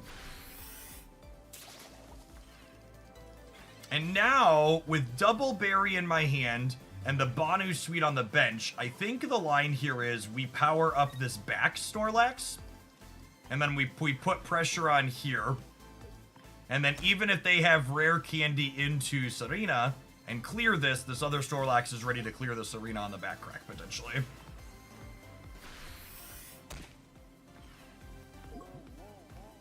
I am not playing Giratina, no. We have Kangaskhan as the 5th basic.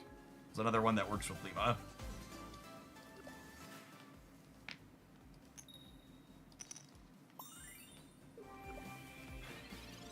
As someone who was very anti-Rare Candy when Pokemon Pocket launched, I think Rare Candy was an absolutely necessary addition to the game after they decided to power creep the level of basic Pokemon like they did so early. After they added Darkrai and Arceus and Giratina to the game, we needed something like Rare Candy in order for Stage 2s to have a remote chance of keeping up. You have to fight power creep with more power creep.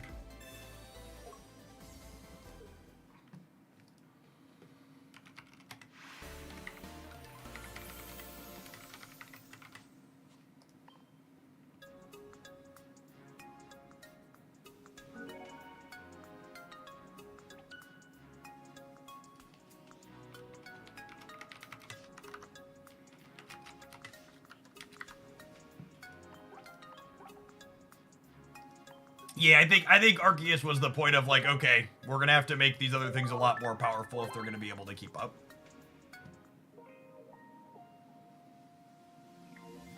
Snorlax being an event Pokemon really sucks. For reference, that Snorlax is not event exclusive, so this is an event alternate art. If you're missing the Snorlax, you can trade for it. FYI. All right.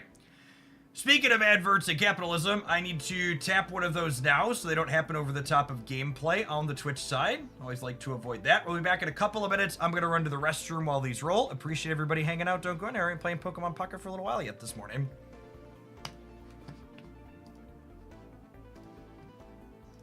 Your BRB subs.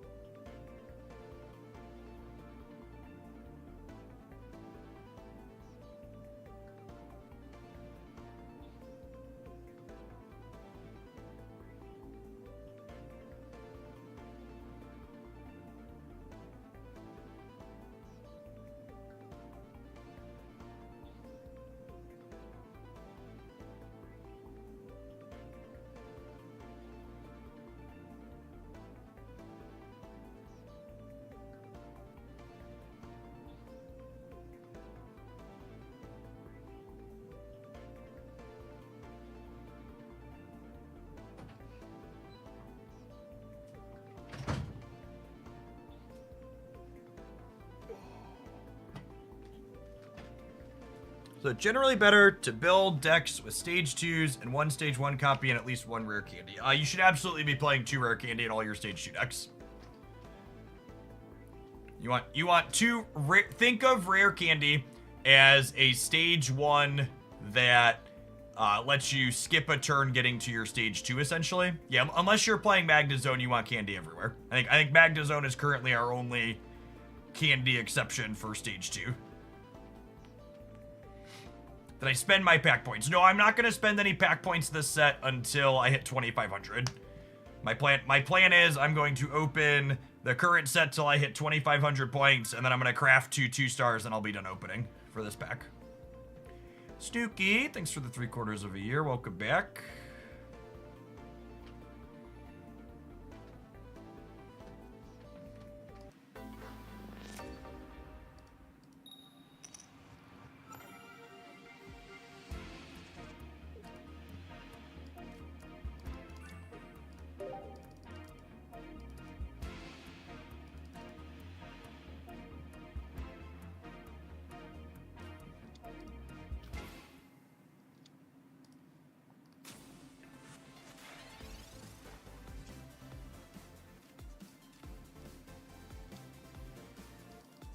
I think I hold on to my hats for now. Or not. They're not hitting me for damage with this ever next turn. We can wait a turn. Might put a hat on the Teenage Frog next turn because they could hit us the follow-up, but no reason to rush into this, I don't think. Usually these stage 2 decks don't have room for Mars Copium.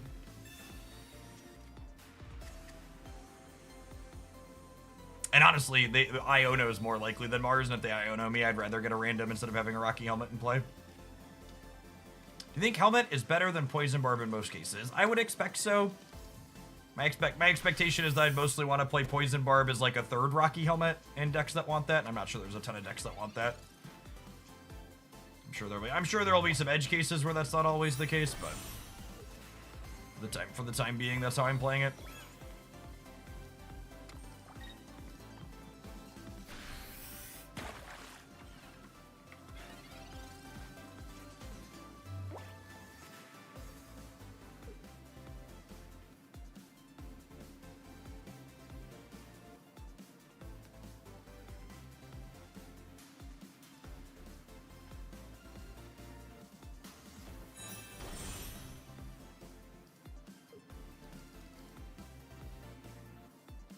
Have you played Lycanroc Rampardos? For people who are new to this stream, I usually don't play what are going to be widely considered stock good decks. I think there's plenty of content creators who are very good at playing those and tend to showcase them. So most of the time, we'll work on playing off-meta things here on this channel. There were no cards in my opponent's deck for the target of that effect. So their hand is all evolutions right now. Wow. Okay. Wait, if that's the case... Oh, do they just not have another stage 1? They might only be playing one stage 1. I was like, why didn't they put the stage 1 on this one then? They might have only one stage 1 cap. If they go Candy into Beedrill EX, we could be in trouble here.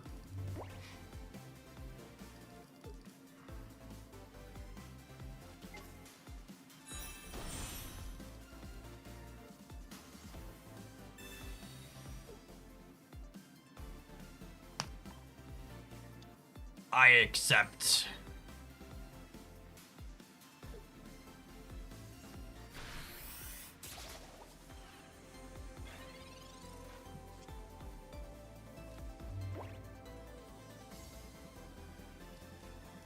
I guess when I get this one out of my hand.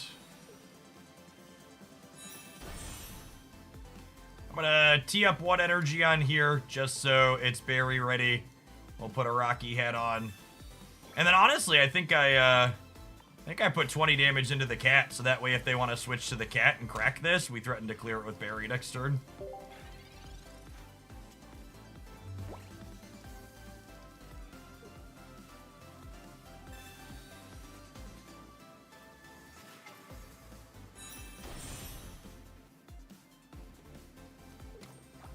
Okay.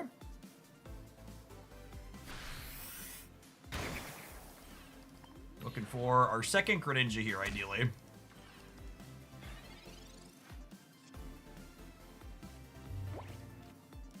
This fishes up our last basic.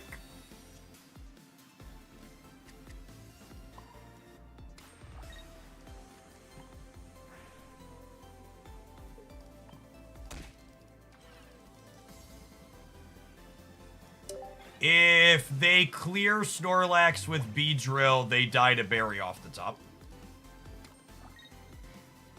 So I assume they're going to switch here.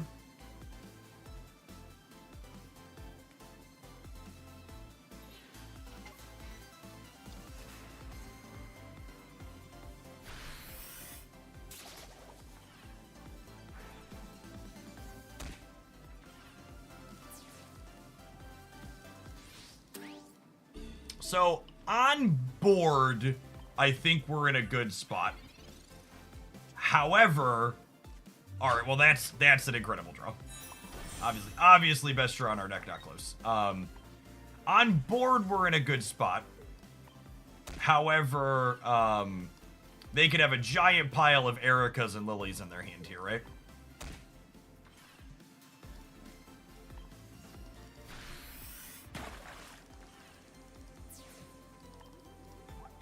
We're 25% to Druk. I should have played Kangaskhan out to play around Mars. No reason to hold that. We're 25% to draw a copy of Berry here, which would be great. So they are dead to Berry off the top.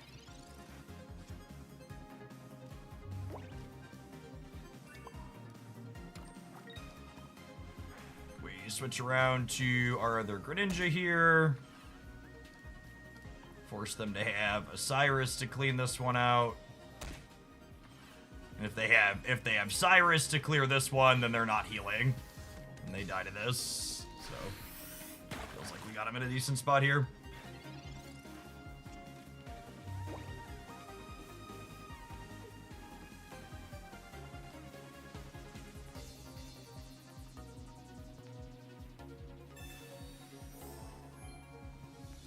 They're still dead on board through that one, actually. I need a cape too, right? You have 100 with the Greninjas. You know, if they have a cape, they're 30% dead to a berry.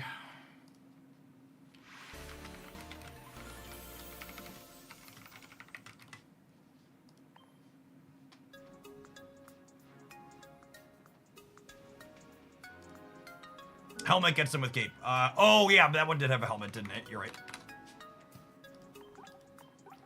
Good show.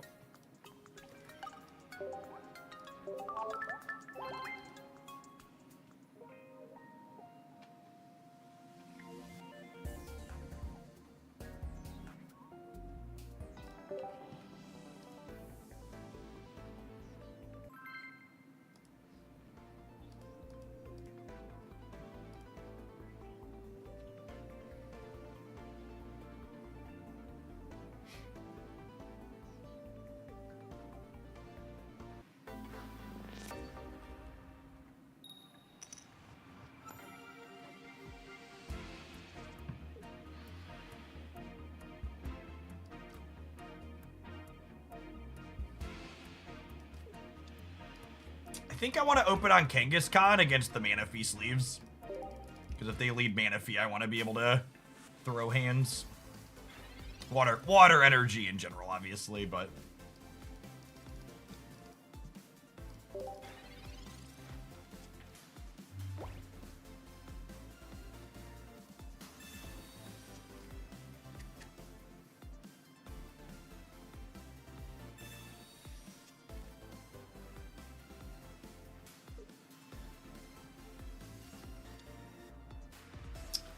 So it's going to take them 3 attacks to get through Kangaskhan. And by the time they're ready to do that, we'll be able to Lima it back up.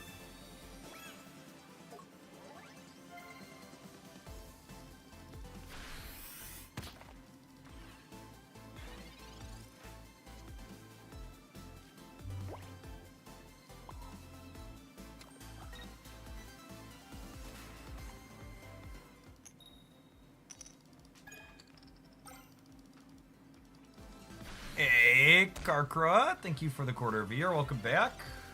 There have been a pretty steady flow of free hourglasses this set. Yeah, it's nice.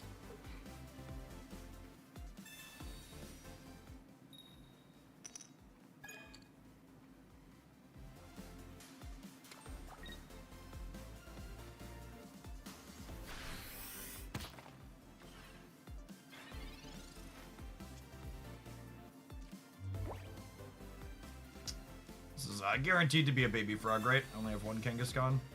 Oh no, I didn't have my other Snorlax yet. Open mouth, insert foot, I suppose.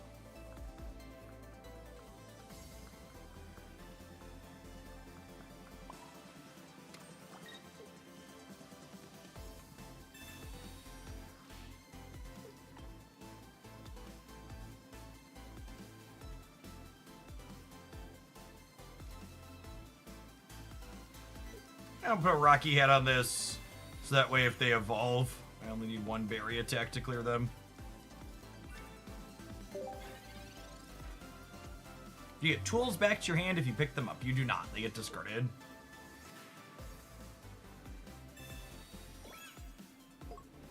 You think Trio can carry me to Masters again? Probably.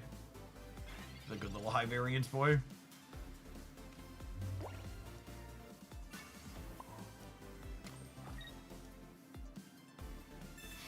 Taking my first knockout point here seems fine because they're gonna have EX Pokemon to follow up. I guess they could put the other Crabrawler up and make me go through Crabrawler into this, but picking up the first point in a deck that's likely mostly EXs is very strong here.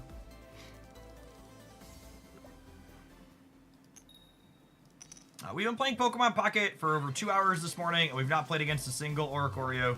A couple of early tournaments, it's not really put up any numbers. I think people really are going to have to work to figure out the supporting cast for that card.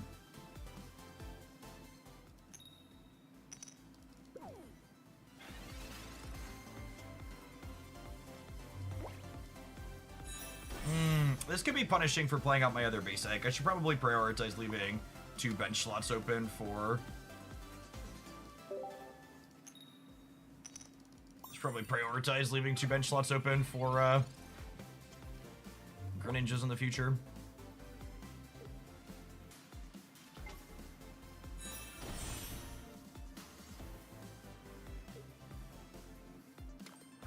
And this here is exactly why I...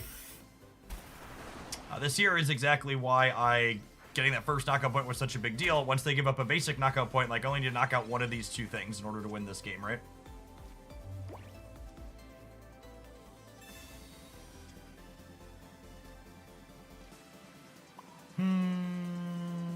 My lack of Greninja is sad. Yeah, Crab having 3 retreat costs is infinite. Any chance of a fun Raichu deck? I think Raichu EX is likely very solid. In fact, speaking of Oricorio, we played an Oricorio Raichu deck that felt very reasonable. That's probably a fine way to approach things. Oh my goodness. Are we about to have a Lima game, chat? I think we're about to have a Lima game.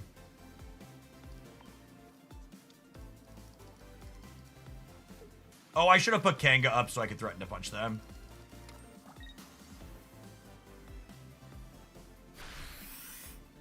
Nah, gamers never play around Lima.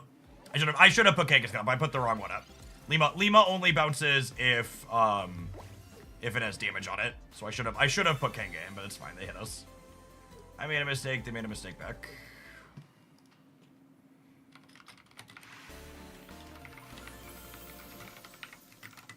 I saw some Crab Palkia clickbait floating around on YouTube, and I gotta say I'm incredibly skeptical. It felt real clunky when we played it, and it seemed not good when we've played against it.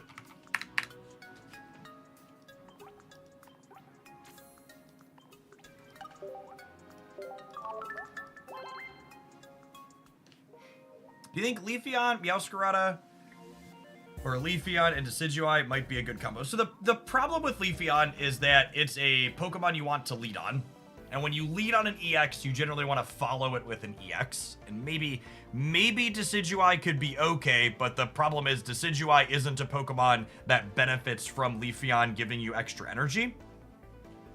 And this could be Copium, but something that's probably worth exploring is Leafeon plus Venusaur. Because one of the downsides of Venusaur is that it takes 4 energy to get going, but Leafeon could be early pressure that then charges your Venusaur that you evolve too quickly now with Rare Candy. So I think if I was a Leafeon enjoyer, which I am, so we'll probably get to it at some point, I think Leafeon Venusaur is probably where I would start.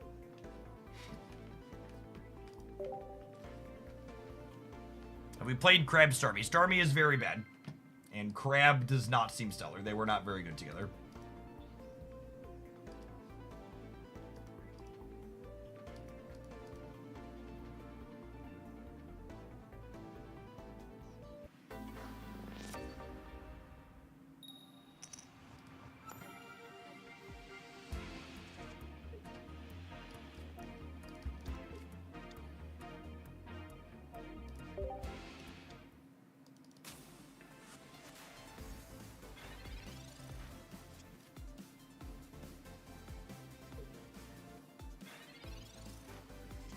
Health creep hurt Starmie. I actually disagree with that. I think the thing that really hurt Starmie from being playable is the fact that things like Giratina deal 100 and 30 damage a lot more easily than they used to. Starmie basically getting one-shotted in most of your matchups means that its free retreat cost no longer is at a very reasonable upside.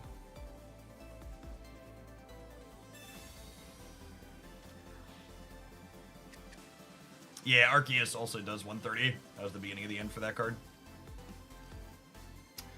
They took my berry away. It's very sad.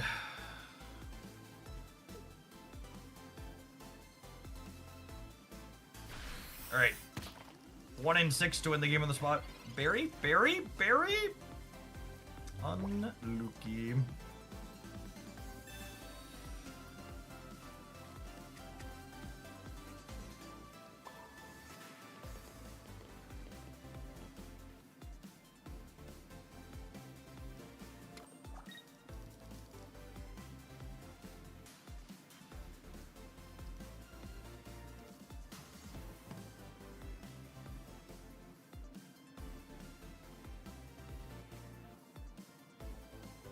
I don't think I want to play any of these cards out. I think I'm just chilling.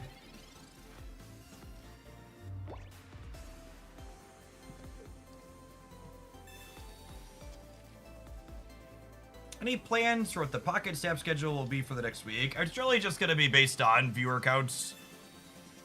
Whichever game has stronger viewer counts will end up getting more time on stream. I'm definitely going to be streaming both of them, but how much of one versus the other depends on who wants to watch what.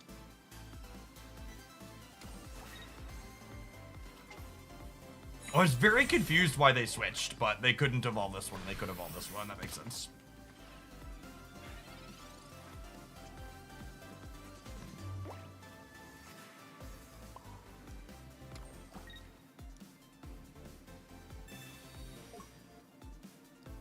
I think I'm going to put Kanga out here because if this dies, I think I want to put Kanga out.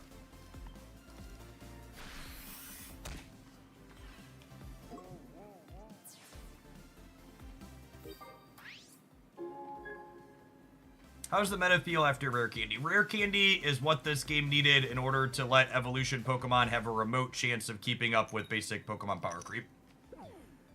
After Arceus and Giratina and stuff, this game desperately needed an effect like Rare Candy, and I'm glad we have it.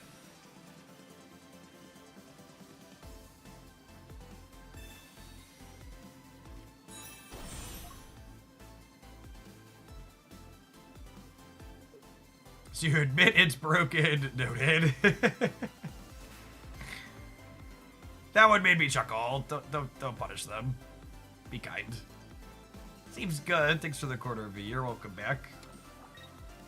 I enjoy playing with evolution Pokemon, and I am glad that they made a card that makes them better. One of these days, our opponent's going to play an absolutely dog trash, terrible red card or Mars, and they're going to get punished for it. It's going to feel good, but today is not one of these days.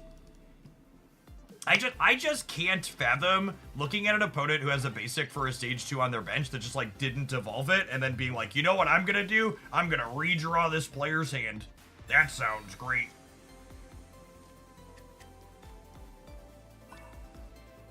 Alright, and then we'll Rocky Helmet here, so that way if we hit one heads, they die to recoil.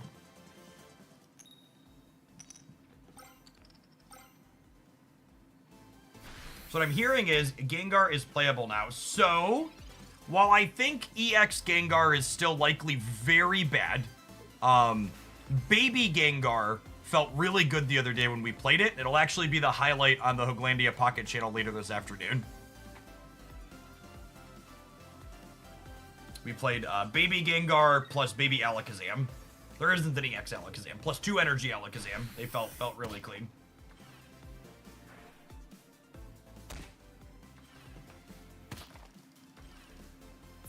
Okay, so second berry off the top, 1 in 8 wins the game.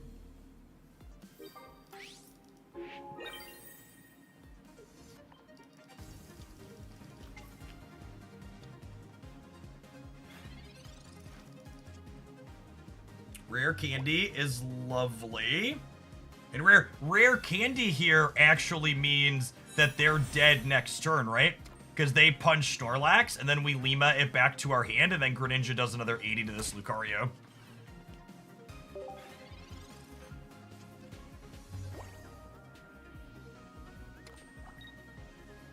Hit me. Hit me. Hit me! Hit me!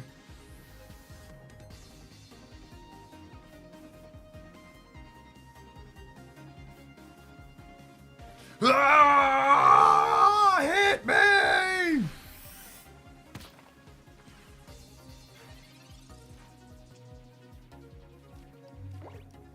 Whoop!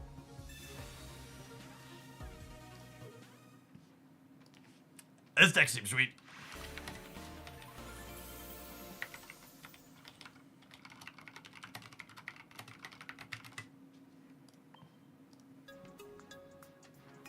Lima is sweet. If you're just joining us, this is our second Lima deck of the day, and both of them have felt good. We also played Lima Dark Arceus.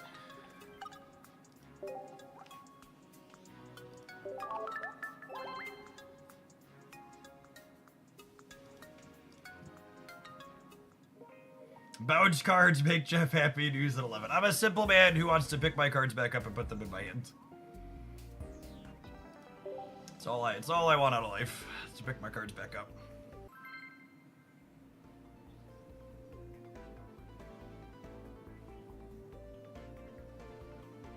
That shirt is sweet. It is an Into the AM design, yeah. Make all sorts of the wonderful things that I do. I love the really vibrant, colorful ones, like this one.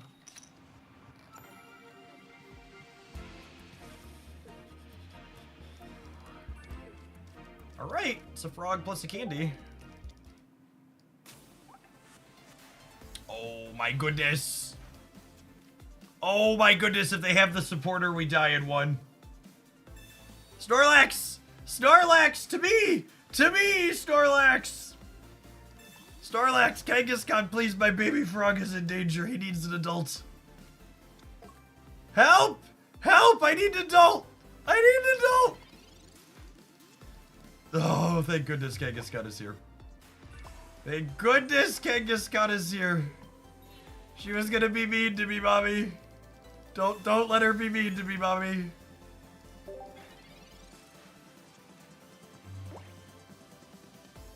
Mama would never let my precious baby die.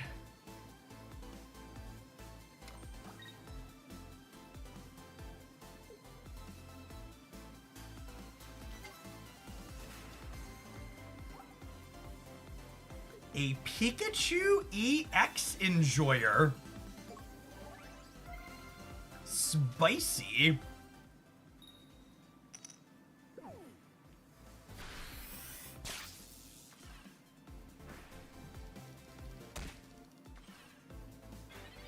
Yeah, the OG. Piece of candy.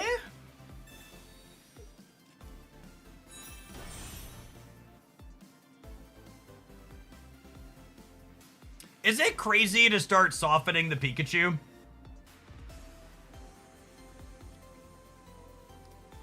Like a fox, maybe?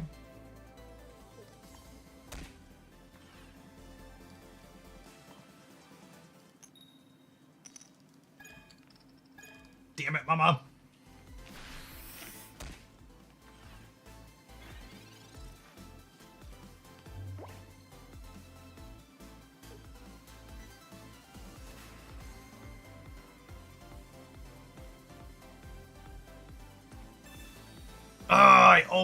I almost put the Rocky helmet on the Ninja too. Almost. At least we got to evolve before it took a hit.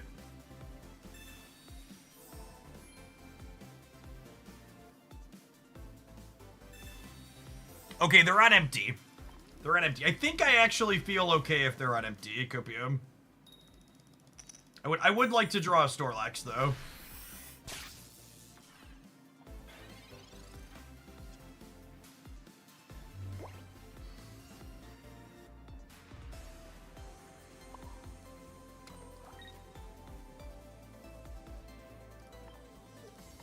I guess the problem is... the Pikachu is clearing my Kanga in one, and I don't have a follow-up at this point. I think we're cooked without another basic here, unfortunately. Which EX do you think is the best from the new set so far? I'd be pretty surprised if Leo isn't competitive. Very strong templating.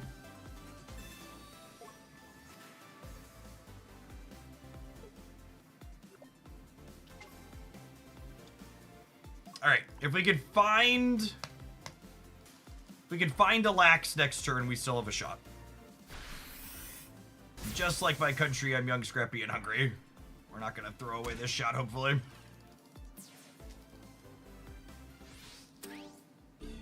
Need to call an exterminator. Too many rodents on the opponent's side of the board.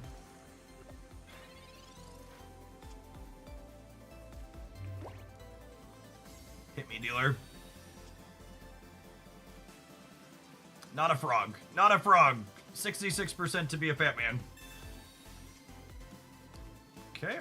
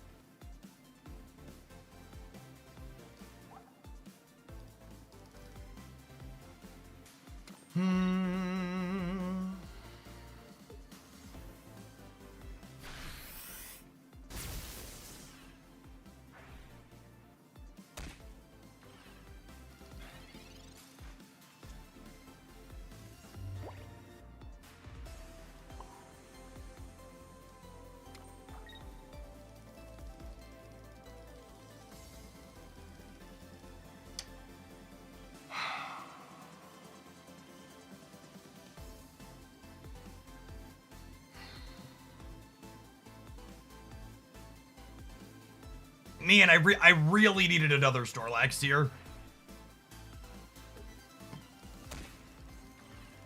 If we hit our other Snorlax, or even our other... Wait, do I just shuffle it again? What if I pick this up and then retreat back to it again? Is that the line? God, I really wish I just had something else to put up here, but I think I just lose my energy again here.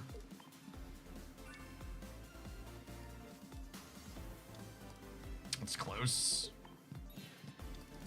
Because now what's the play? They hit me, I go energy, kill this with the shuriken. They clear this, I clear whatever they have in the back. I mean, my hand was trash, so thank you.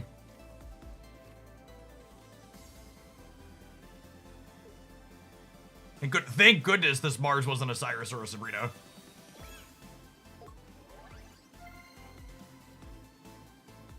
If that Mars had been a playable card, we would have lost this game instantly.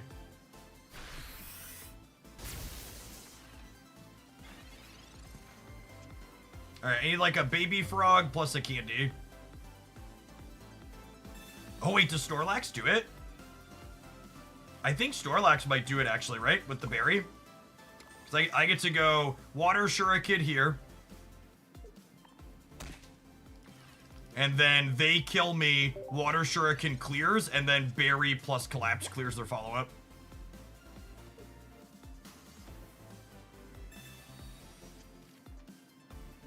Once they play their supporter, I don't know that they have an out from here. They're already through both their potions. Yeah, I think if they hit my Snorlax, they're dead.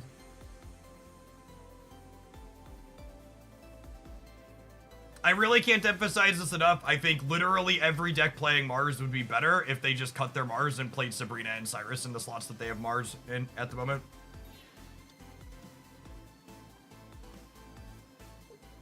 That switch doesn't matter. You knock out Snorlax, you lose the game. Cool. Opponent's deck concept is really interesting. You just, need to cut the Mars for something that's playable.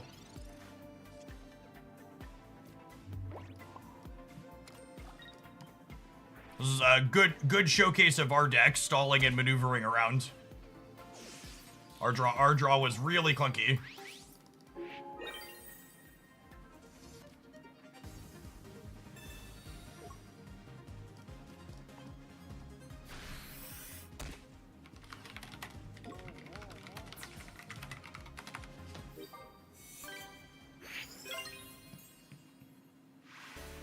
These types of all single knockout point decks like what we're playing are some of the most satisfying and fun to play in Pocket. Just so many micro decisions in the longer games.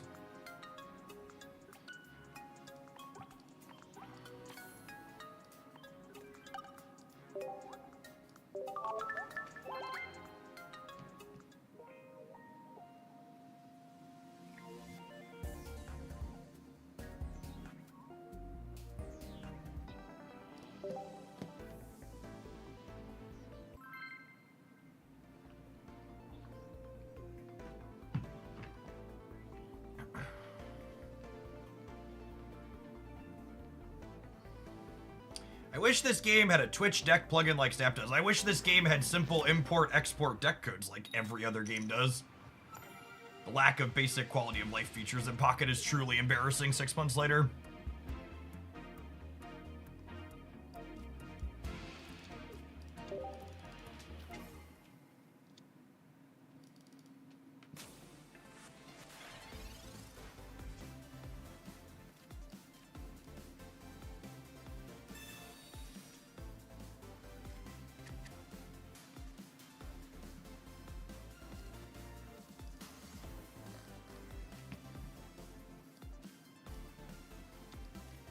Why do you play such a simple TCG if you enjoy complex decision making?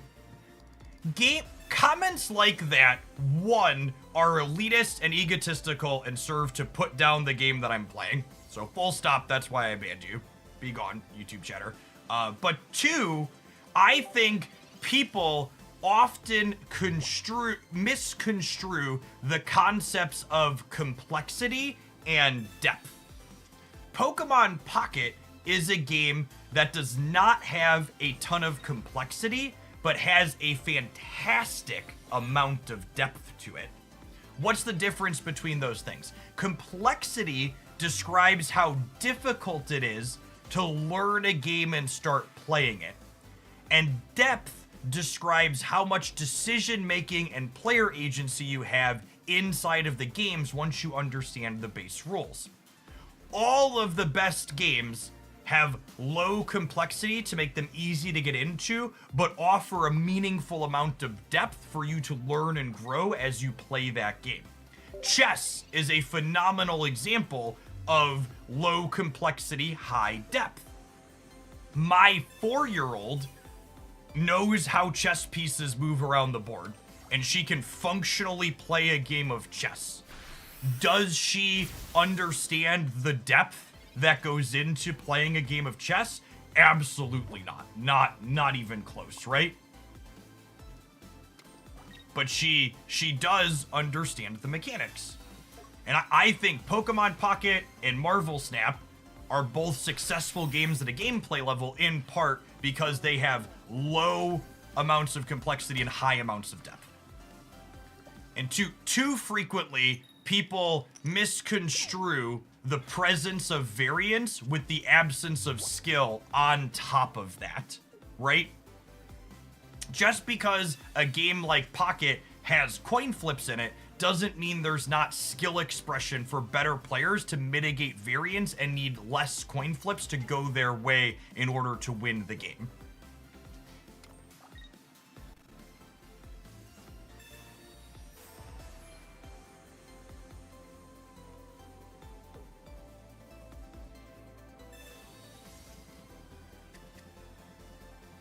Wonder if there's an example of the opposite, high complexity and low depth. I think most games with high complexity tend to be high depth or higher depth.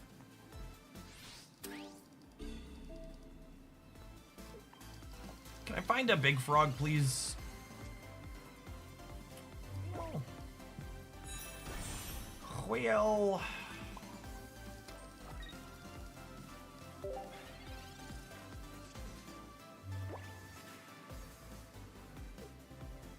Yes, games with a lot of complexity tend to fail pretty often because they're not good designs. They don't have a good time onboarding people, and they don't last very long because they can't onboard new players.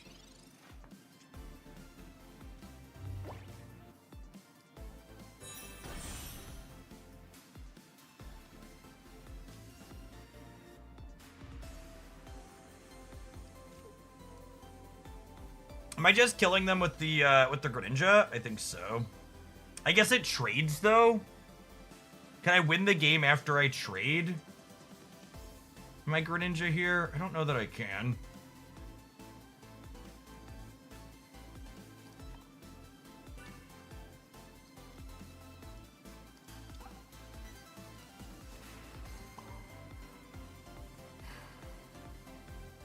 That's close. Doesn't Greninja only take 100? It would take 20 from the helmet, and then it's weak to lightning, so this would deal 100.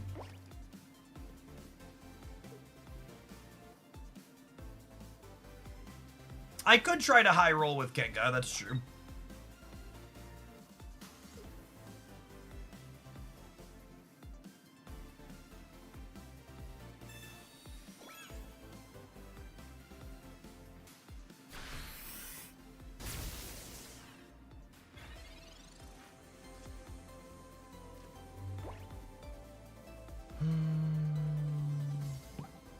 I have one Lima and one Berry in my deck.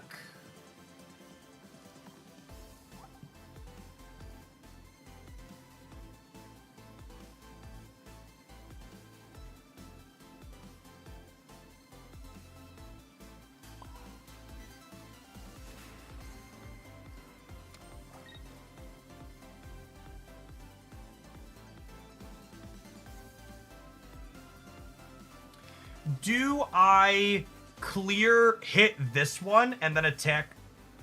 Oh, I guess I need to put the energy on here if I wanted to attack this turn. I messed up. I was lost in the sauce. I think we're cooked gamers because of that mistake. I need to put the energy here.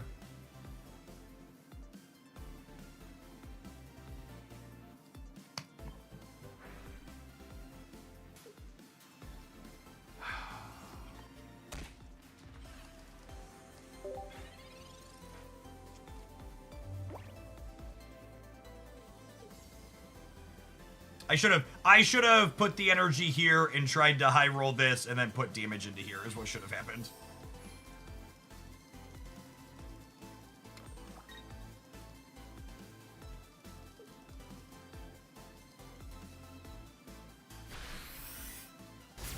Imagine if Pocket offered very basic features like an undo button. I know, it'd be magical.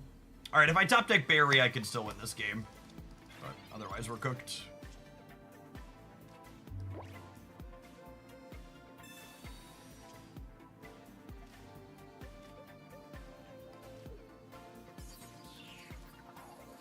Does that give me a shot?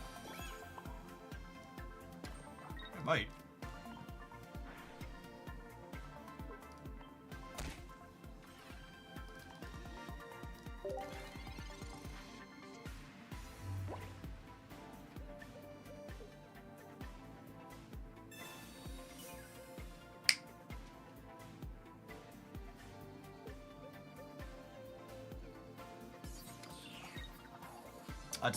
That's the zero outer, yeah.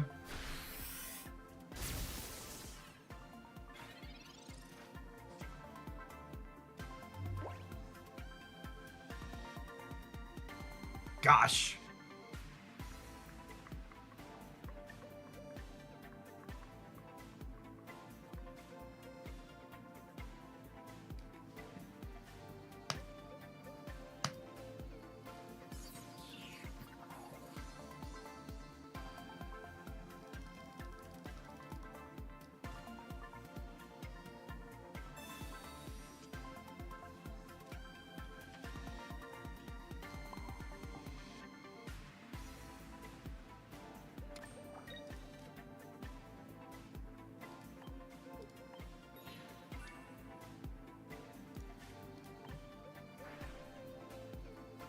We're probably gonna die to a Cyrus here, I imagine.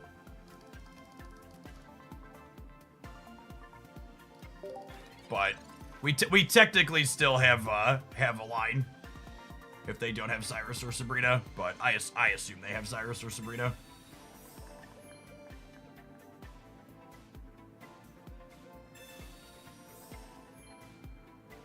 What does that do? Heal 10 and remove a random condition. Okay. I need to draw Froakie this turn. Oh, I was guaranteed to draw Froakie this turn. Sick.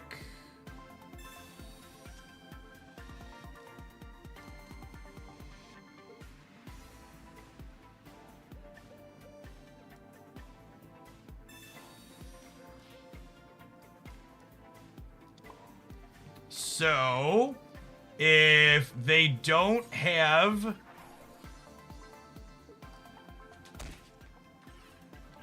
Are we still dead? Maybe we're still dead. Maneuverability.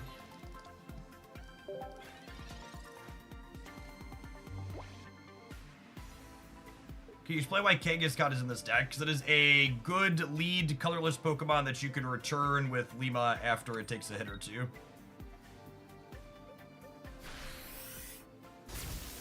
Man, we end up 20 points of damage short.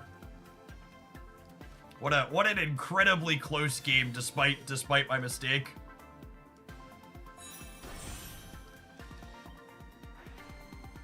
If I would have put that energy on the Kangaskhan, I got that hit in. The Masala giving them the extra 10 there.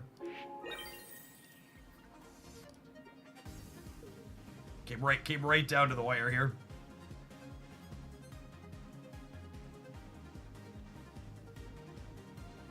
Yeah, I think that's sweet. I might throw that one in the highlight anyways. We had a good discussion about complexity versus depth, and I made a small mistake there with my energy attachment while we were talking and clicking. So close. GG, put it.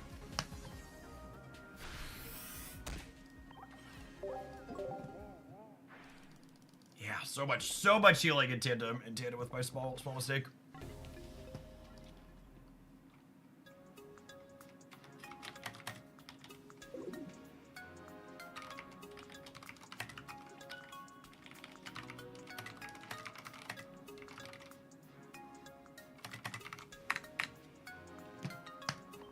To the person on the YouTube side that was very silly and was like, this game is about not making mistakes and you should get punished for making mistakes. My dear gamer, it's not that serious. And this game is about, I would argue this game is about playing quickly and encouraging people to play fast, is what an undo button does, rather than sitting there the entire time and taking lots of hit. Lots of time, it's very silly.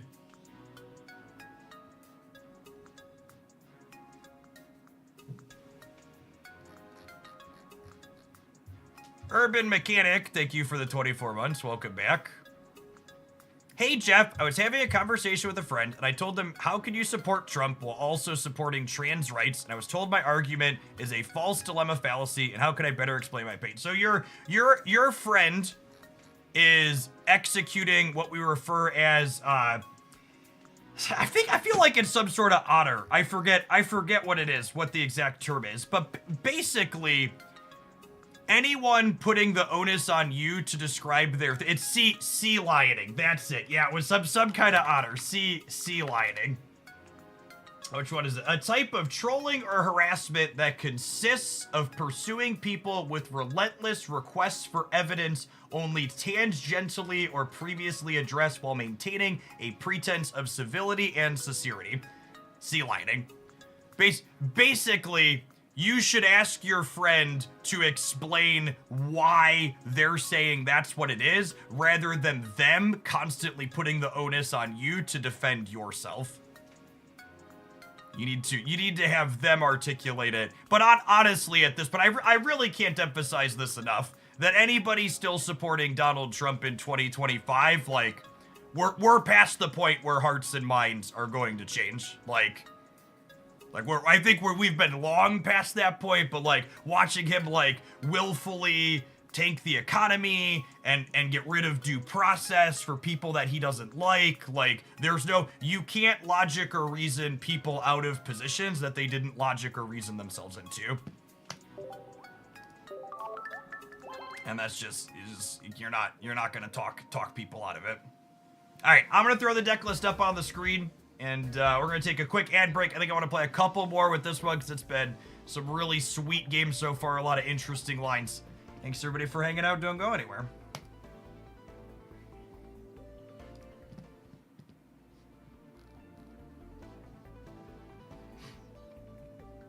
If you're watching on the YouTube side, you enjoy the content, lots of different decks we're exploring, so tap the like button. It doesn't cost you anything. It helps the content reach some more people.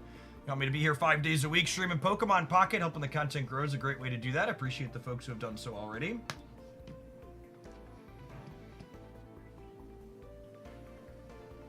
Username fallacies in chat. I know a thing about fallacies.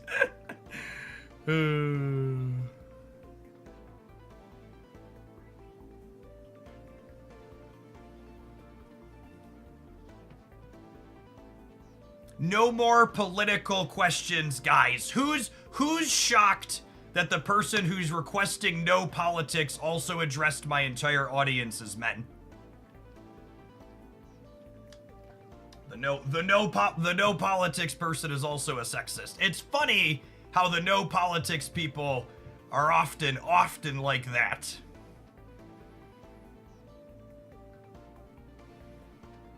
I think that's one of the things I miss most about Magic the Gathering is Magic the Gathering was easily the most inclusive content creator space I've ever been in.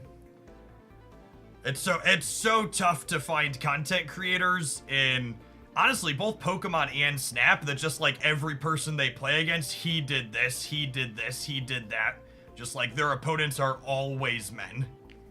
It's like, you'll be shocked to learn that both my wife and daughter play this game and lots of other women and non-binary folks. Not all of your opponents are men.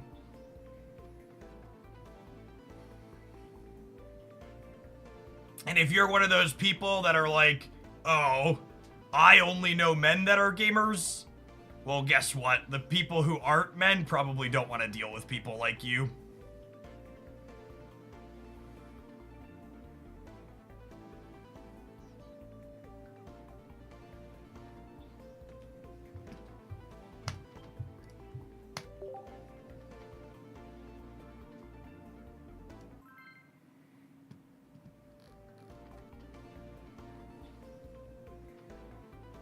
Cruiser USA, thanks for hooking up that Prime support. Appreciate you taking a couple buckaroos from Jeffrey Bezos and sending them my way.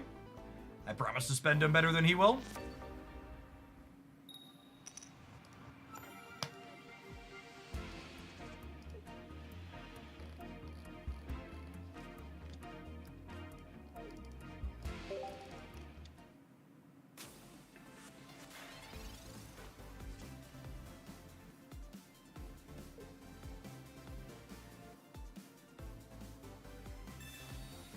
You won't use your 250 to send people to space for 10 minutes. I will not. I'm going to use the money from the Prime sub to buy food for my children.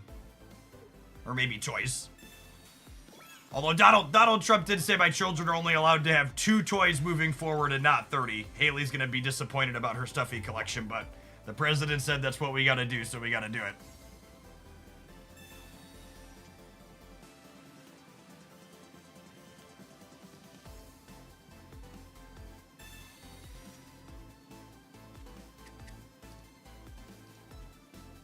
Man, look at this. I really can't emphasize enough how much more right-leaning on average the Twitch chat is, or the YouTube chat is than Twitch.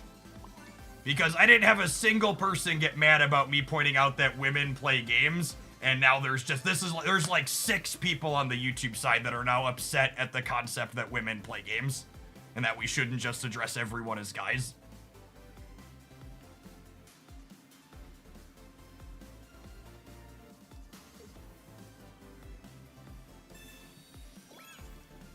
Part of it is probably because the YouTube audience is like newer people that just came in for Pokemon. I like the Twitch has some new people too, I would assume, but I would bet there's more new people on the YouTube side.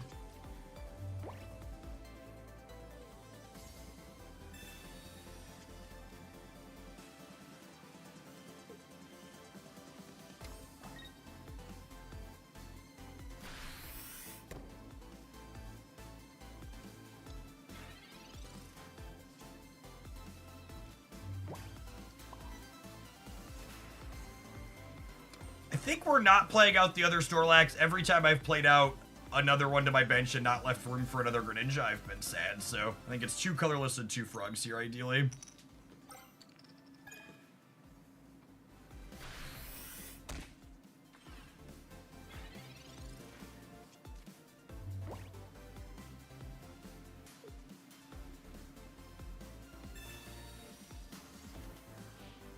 Yes, actually, it's funny. I had a friend who's non-binary say the exact same thing to me, and it really changed my mind on the idea that guys and bro are gender neutral. They said, Jeff, would you say I'm gonna have sex with that guy over there as a straight white guy, as a straight dude? And I'm like, no, absolutely not. That is not how I would refer to someone that I would be sexually attracted to. And they're like, So it's not gender neutral then, right? I was like, nope, absolutely not. You are correct. I will adjust and do better. And here's the thing, chat. And this is a #1 sign for human beings. If someone, like, for all the people that are like, well, I'm gonna get defensive when Jeff points out that guys isn't gender neutral. Rather than being defensive, learn and grow. It's not that hard. Rather than being defensive, learn and grow. Those are your choices. Your choices are be defensive when someone says, hey, maybe reconsider, or learn and grow. You're allowed to change your worldview. I know. You're allowed to be like, hey, I've been presented with new information. Someone says, hey, that's not really cool. Let's maybe adjust. And here's the other thing too. Like, does it cost you anything to be better and do better? Should I be responsible for other people's feelings? So here's the thing, dear person who has a stark incapable of empathy. Why should I care about other people's feelings? It doesn't cost you anything to say y'all or folks or they or them. And if you're like, well, I just shouldn't care about other people, like, I don't know. Like, and I feel like that's like the motto of the motto of how we've ended up where we're at is, I genuinely don't understand how I'm supposed to convince you to give a shit about other people. Like, that's like the whole motto of how we've ended up where we've ended up in 2025 is, I look around and I'm just like, I don't know how to convince you that you're supposed to care about other people. Like, it literally costs you nothing.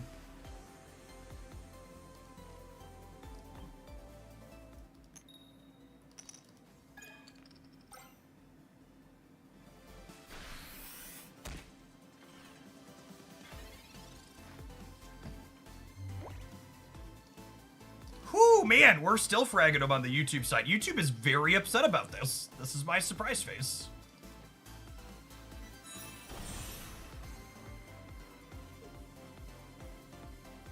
Y'all is a great word.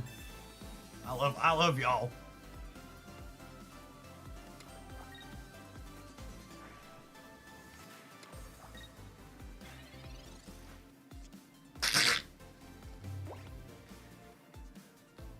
I think Jeff is trying incredibly hard to cater to the politically correct culture of Twitch and YouTube to keep on his viewers' good side, but it comes off as incredibly conceited. And the other part of politics in 2025 is me saying, hey, you should give a shit about other people is being politically correct. It's not just something we should do. It's not something we should do because it's right. It's just it's politically correct. Those darn politically correct liberals.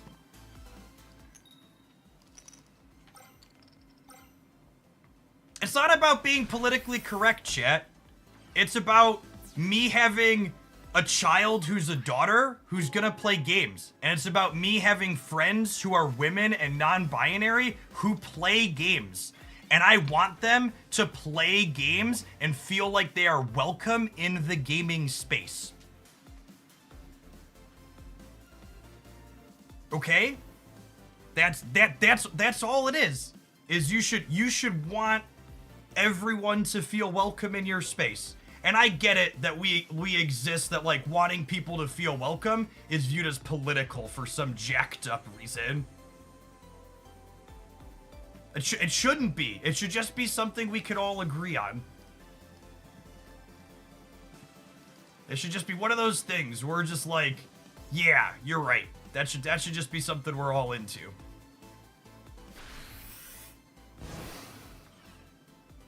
All right, and they're cooked here, yeah? They're literally dead on board with this attack.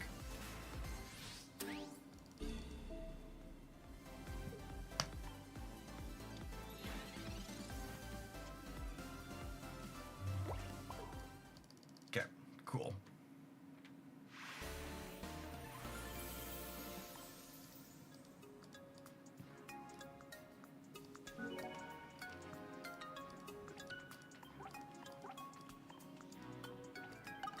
I'm gonna move on from this topic now, but I'm just going to close on, if someone's saying, hey, consider using y'all or folks or anything else that's not guys, makes you feel like you need to get confrontational rather than learn and grow, maybe have an ounce of introspection on why that is.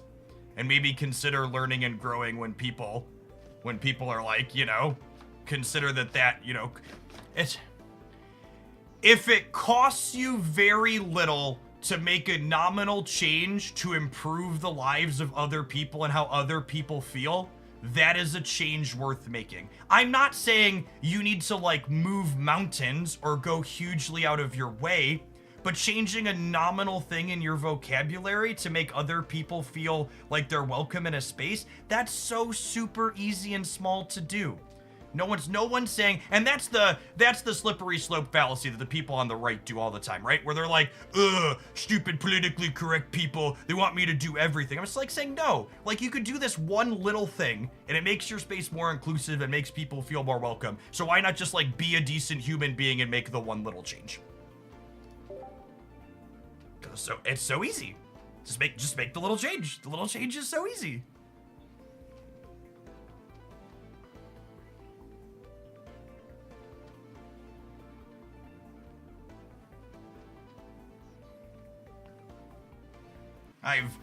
All right, I lied. I'm gonna say one more piece. I am someone who I would describe as being a Democrat by forced choice. I don't have Joe Biden tattooed on my arm. I don't have his picture anywhere in my house. I don't have a bunch of signs out in front. I just like want people to not go bankrupt if they get sick. I want due process to still exist in the United States. I want my grade schoolers to not run drills in case someone walks in with a semi-automatic rifle and opens fire. And these are things that all reasonable people should want. But if you look at how the two political parties in the United States vote on issues and legislation that they put forward, the Democrats are literally the only choice that works towards correcting any of those things that I care about. That's just what it is. And if there was another option that was better at addressing those things that like should be addressed, I'd be all in on them. But there's not. So for now, I've got what I've got.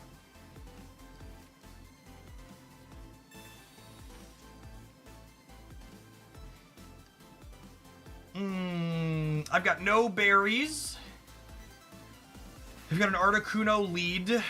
They could switch out. I think I'm just putting energy on here to start because we could top deck a berry. We're definitely playing out another Lax. We'll attach a helmet for the time being, and we'll be on our merry way.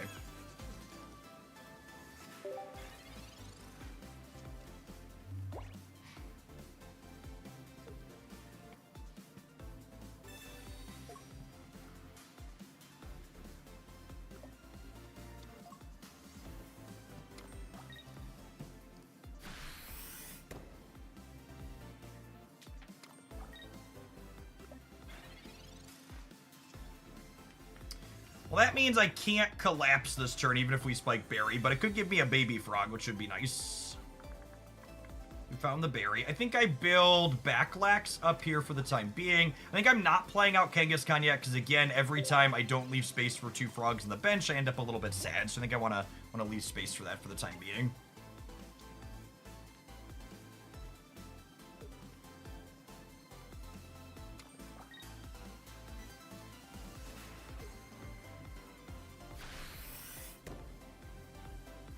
We have a 2-party system because in the end, they both answers to billionaires. I think you are very correct that both major parties in the United States are very pro-capitalism. And I'm not going to argue with you about that remotely at all because it's just the truth. However, one of the pro-capitalist parties respects the rule of law. One of the pro-capitalist parties is making sure that people that they don't like are still awarded due process and have a fair shake in the court of law.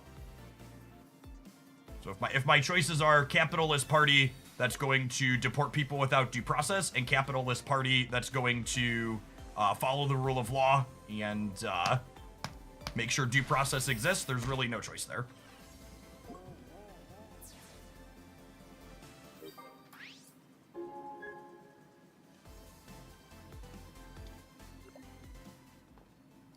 Wake up! That's fine. He's probably better off staying asleep for this next part. Our lack of a Papa Frog's a little sad here. My poor hat. Guzma has not been kind to my hats today, chat. If this thing takes three attacks to get through Snorlax, we probably are okay. But if it gets us in 2, we might be in trouble. Eevee, thank you for the gift sub. Appreciate that. Oh, I have Lima, I guess. I have Lima to buy some time here. That's probably the play.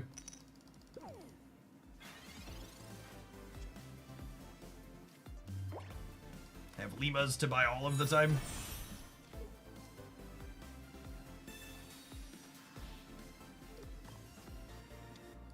It's just a shame if I had a Greninja going while we were doing this dance, it could potentially be reasonable, but doing this truffle shuffle without a Greninja has some diminishing returns.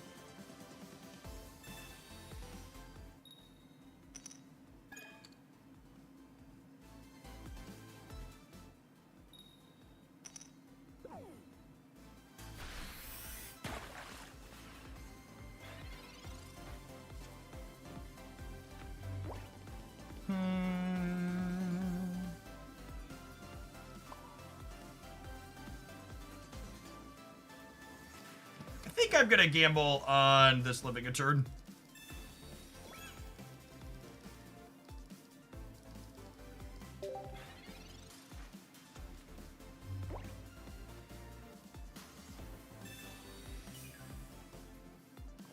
Two Guzma. That's a lot of Guzma gamers. It's a lot of Guzma.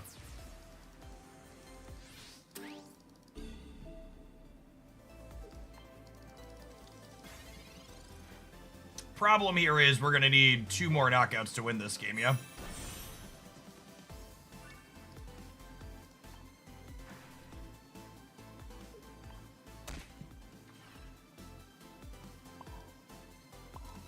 I don't know if that's gonna be possible for us.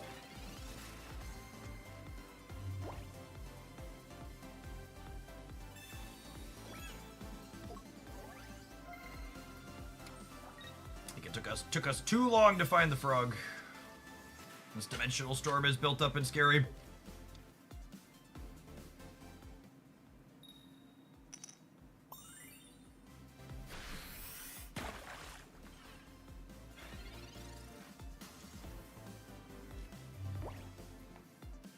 Well, I mean, that's the last baby frog. And then we're 50% to have a big frog next turn.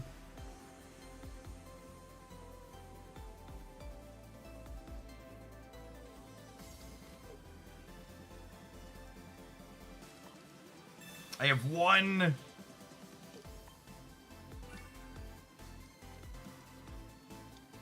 I have one berry, one big frog. The problem here, chat, is I have to kill this Palkia without giving up a knockout point. Or I have to kill this Palkia without giving up a knockout point, because this one's gonna take a knockout. Is what I'm trying to figure out how we maneuver. I don't know that it's gonna be possible.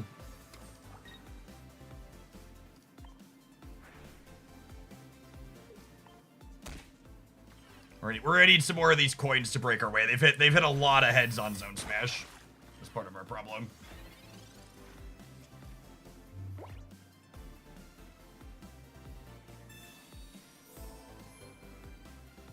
Yeah, I think we're cooked here.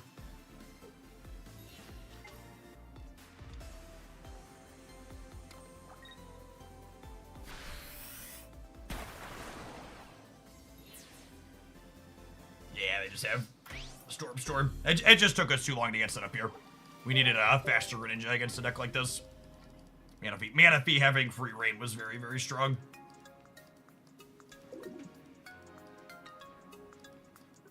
We tried Lima Crobat Arceus first thing this morning. Also felt pretty good. Yeah, we started today halfway to Ultra 4, and Lima's gotten us within 20 points, so we'll see if it can drag us across the finish line here or not.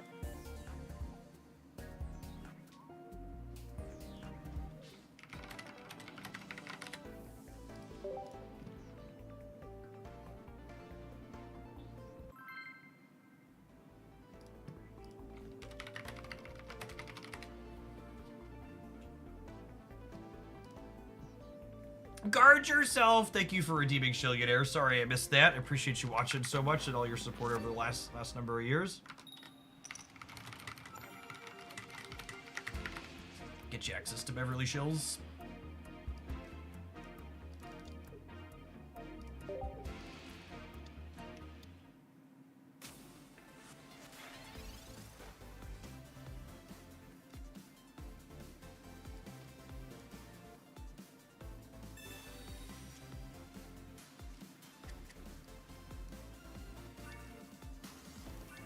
Average Skarmory deck is Leo Lion these days. We'll see what they're doing. We've got Candy. We just need a big frog.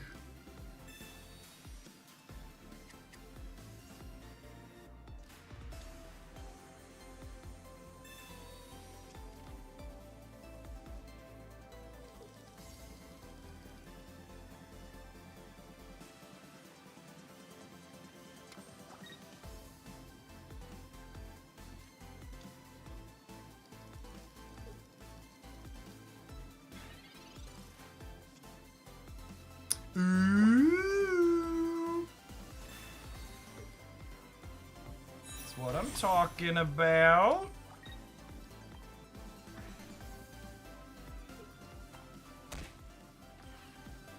I think we played the other Froakie out, because if we like high roll research into Candy Frog, I want it ready to go. Do you have any opinions on this build versus the Golbat Arceus deck? I like that the Golbat Arceus deck had a really big finisher in Arceus in the back. But Greninja's got some nice flexibility, so I don't know. They both seem like they have different things going for them.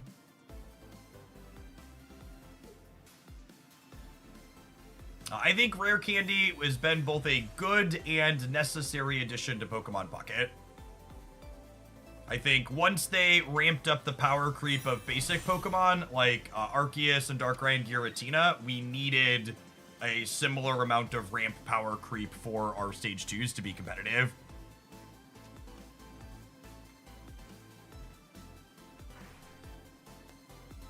Them jumping Leo to the front of the class here is so bad against our copy of Barry. Holy. So they go down to 150, and then we put them down to 30 with these two hits. Oh my goodness, and I have a Rocky helmet as well here. I kind of wish I had that last turn, but yeah, that's what it is.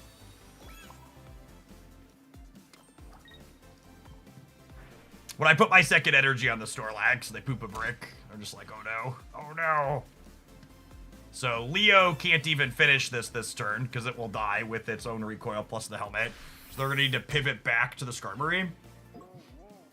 And that gives me time for Greninja to murder the Leo in the back. They could have a Lily, I suppose.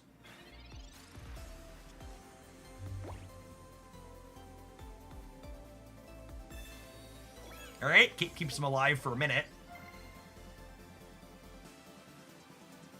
Actually, it doesn't even keep them alive, right? Because they take 30 plus 20 from the Shuriken. They need another heal here.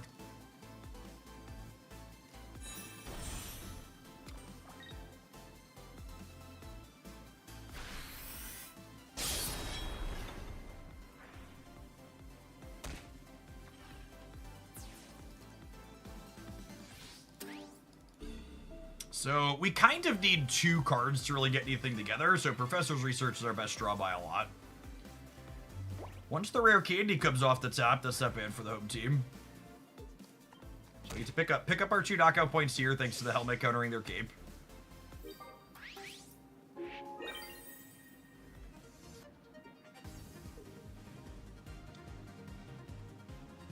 And then if we just hit our 25%er here, they die to Shuriken next turn. But if we don't hit our 25%er and they have Leo, we're going to be up a creek.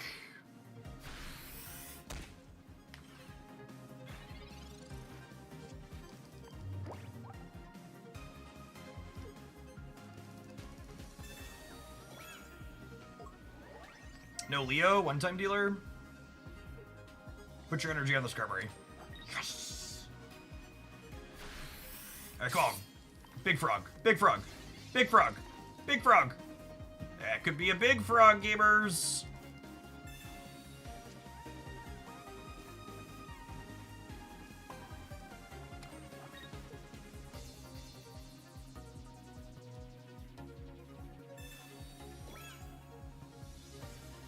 All right, if we hit 25%er, we win the game. If we just don't hit the low roll, we win the game next turn.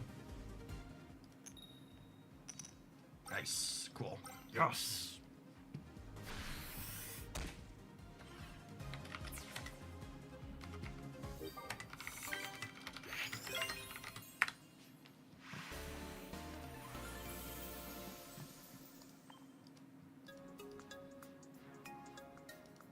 I would be very surprised if Solgaleo wasn't competitive in some form in this metagame.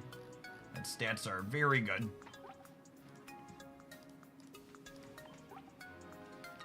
Alright. It's almost time for an ad break. We can definitely sneak in one more game here before we do it, though. Can we crack Ultra 4 with Lima?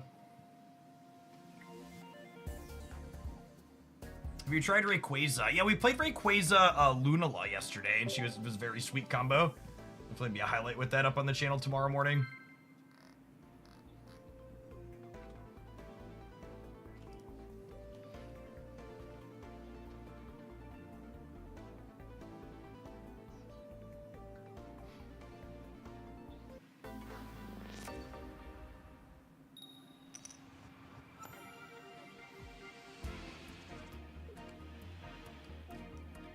Ooh, is it a Darkrai Gatekeeper? No colorless lead is a little sad. It's gonna be a Darkrai Gatekeeper.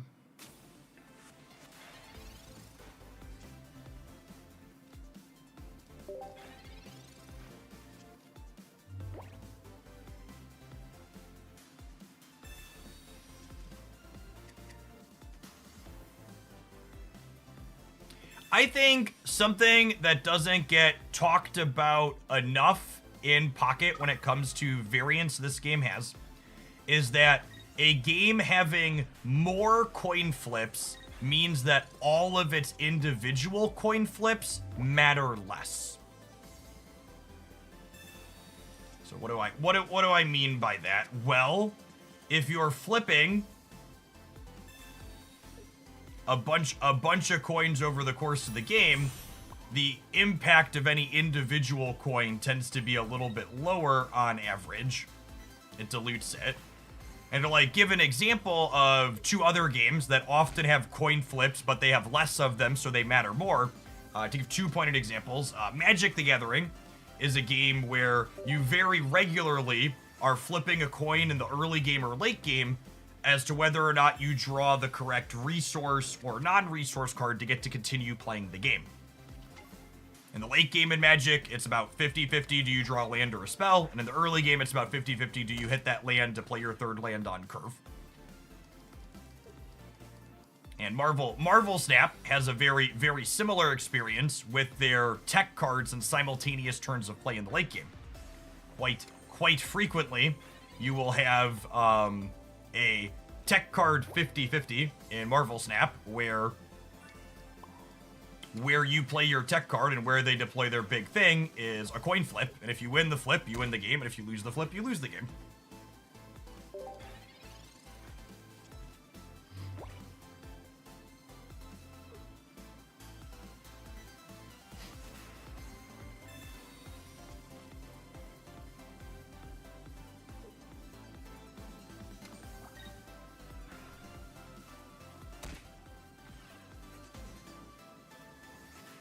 Right, they've tapped my Snorlax, which means we can Lima him out.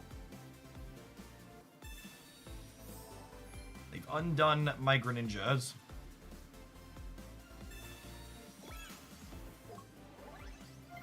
I think I'm Limaing out the Snorlax and attacking with the Kangaskhan.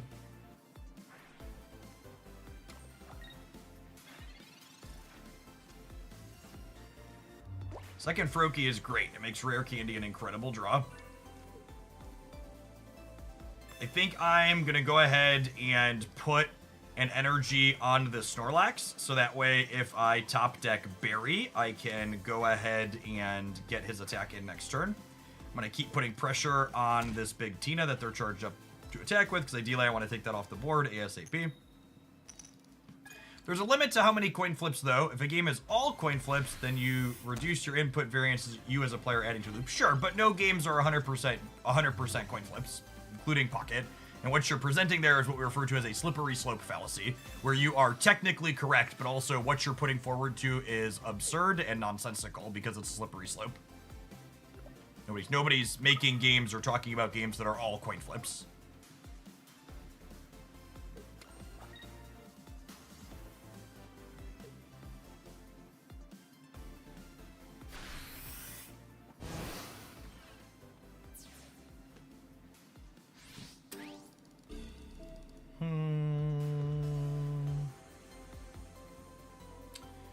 I can do 80, and then they take 20 for 100 total. I think I just try and bank on drawing Barry here. 1 in 5 to do that. I feel like I've wished I had Cape in this deck a few times. If this Rocky helmet had been a Cape, we'd be in a better spot here, yeah. And I think we're cooked now that it's not.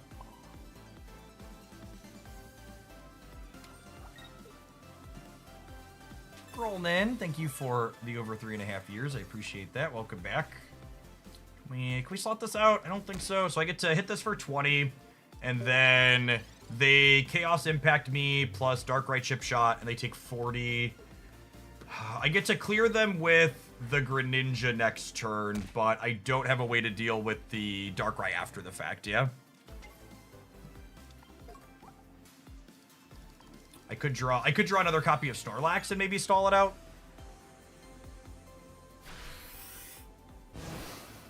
It's possible. Because they're not gonna kill this turn. So if I top deck Snorlax in our next couple of draws, we might have a shot, but we are also just dead to a Cyrus at any point. And I am not playing Cyrus of my own to be able to pull the other Tina up.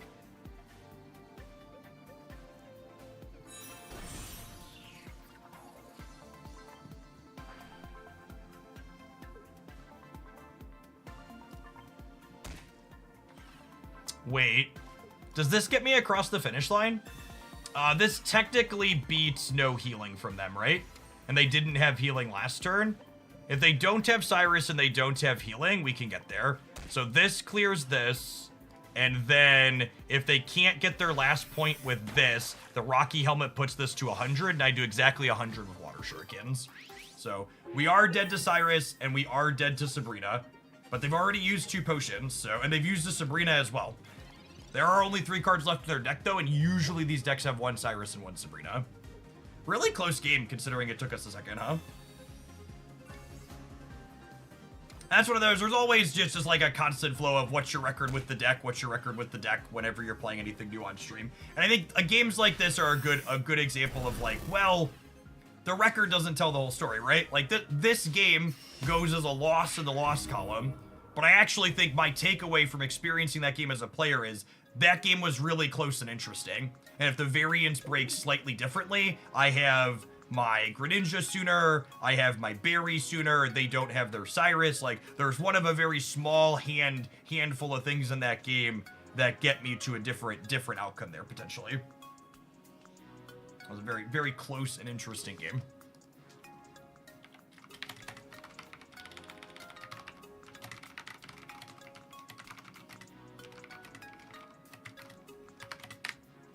All right, let's throw this deck list up on the screen.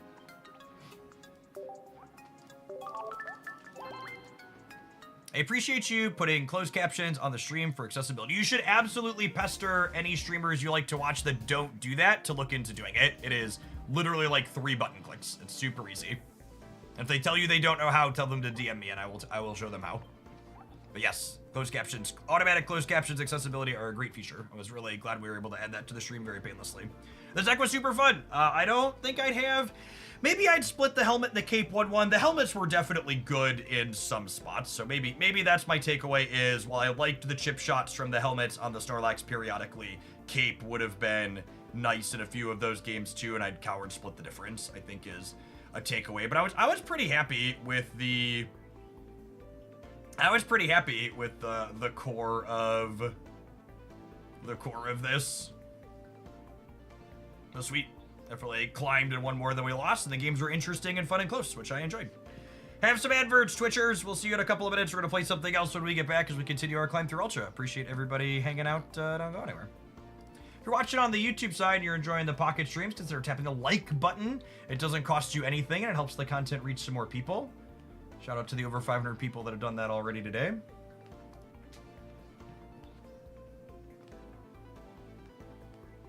How about an Irida over a Lima? No, I think I'd rather reset then. Heal 40.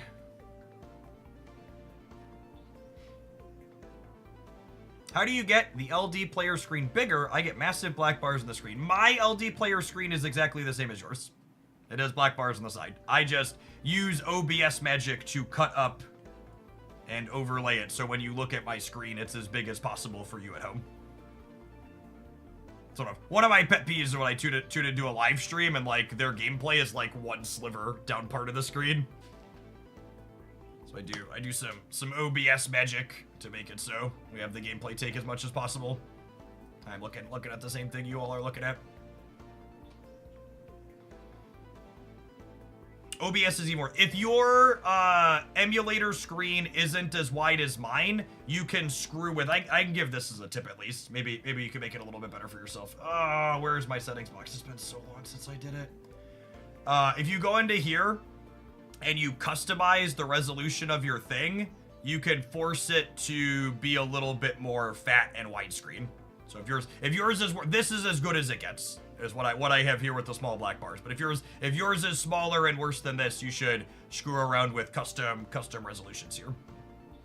You'll get a little bit more space on your monitor. Our viewer deck submission open. Generally speaking, I don't do viewer deck submissions when a set is new, because I want to play things that I want to play. And generally speaking, things people want to pay me to play are not going to be good for climbing ranked with.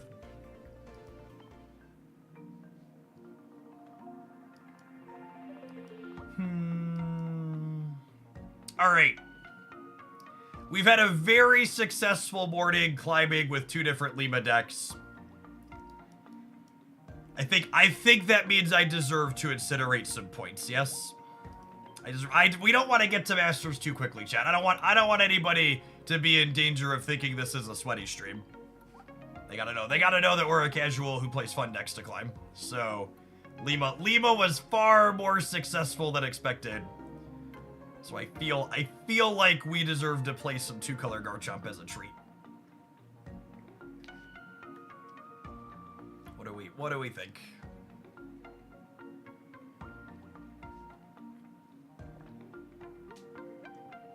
I think Chomp could be on the menu. Get a little bit of Chomp as a treat. Yeah, exactly. I've been playing this deck with just a 1 of Greninja line. That's interesting.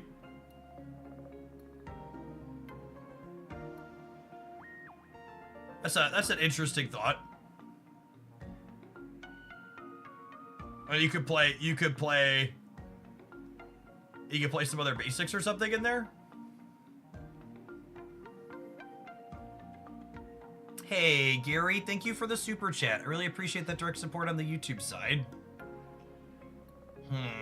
Yeah, I think the idea of playing only one of the Greninjas could make a whole heck of a lot of sense. Could I go even greedier and just play 1 Froakie, 1 Greninja? Because once we get Chomp online, we'll be able to like churn through our deck for rare candies and stuff, right? Maybe we start there. Koi Cricket, thank you for the over 4 years and for the tier 3 that's super generous and for the 6 months in advance. I really appreciate that. Welcome back. All right, we're gonna tune this up a little bit. I'm glad we talked about it with chat. Before we dive into that though, I would like to give a direct plug today, because I haven't done so yet, for our sponsored mobile game this month, Puzzles and Survival. If you want an easy way to support my content with a little bit of your time, if you're not in a position to support directly financially, checking out Puzzles and Survival or any of the other games on the GrabTap platform is a great way to do that. So this platform's really sweet if you haven't seen it before. There's always goals that you can hit in these games to support my content directly, and GrabTap makes that bonus mutually beneficial. So you collect points on their site if you play Puzzles and Survival or any of the other games that they have up here. There's a whole bunch of them if you haven't tried them before, and then you cash those points in for gift cards. I'm actually close to my first one. I've got 4,700 points. You can turn them into Apple, Amazon, Google Play, Lego, and lots of other gift cards, which is sweet. A couple of our stream regulars have cashed out $100 plus since we started working with GrabTap, so they are sweet, and the promos are very legitimate. You're going to get your gift cards if you hit the goals. Appreciate the folks that have checked those already. All right, I like the idea of a little bit greedy and then playing some other Pokemon in here. Let's, oh, Past Jeff didn't put flares on any of these. Freaking Past Jeff. Is anybody else's game client just absolutely glacial after the last patch? Past Jeff is the worst. Because there wasn't even a patch, right? Like, it was just, we downloaded game files. Because it's slower on my phone, too. It's not just the emulator. I've been laggier on my high-end mobile device, too.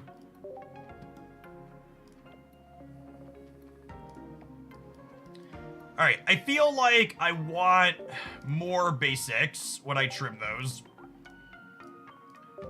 Do I want them to be strictly colorless basics? How long is the GrabTap promo for? You have 20 days after you install a game on GrabTap to hit the goals in the game. Is it like... Do we just play like a range of fighting box things? What if I played like Farfetch'd, Marshadow, and others? I believe GrabTap works in Canada. If you click the GrabTap link and it takes you to the GrabTap's website, that means it works where you live. Yeah, I think Marshadow's appealing. I like the idea of Duck. Do we want a Garchomp EX? That's a good point. We did do that last time and it was kind of good, yeah? How about we go Duck, Marshadow, and then one Chomp EX? I don't hate that idea. Oh, you know what? Marshadow was kind of hard to power up last time we played this, yeah? I think I remember that takeaway. We worked on something similar. Rotom's interesting.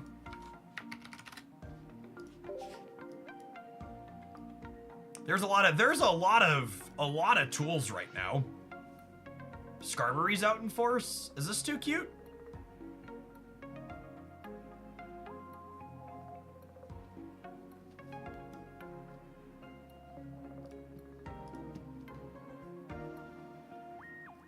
I hate that idea. Yeah, I don't think Hitmonlee is good enough. And I have Big Chomp to like punch past things.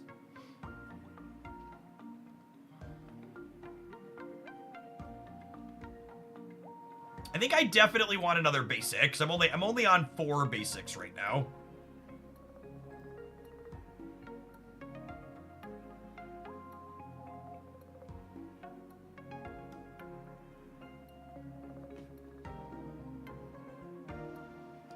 I feel like I'm gonna be sad that this isn't far-fetched a lot of the time. That's close. I'm gonna play the split and see how often I end up sad.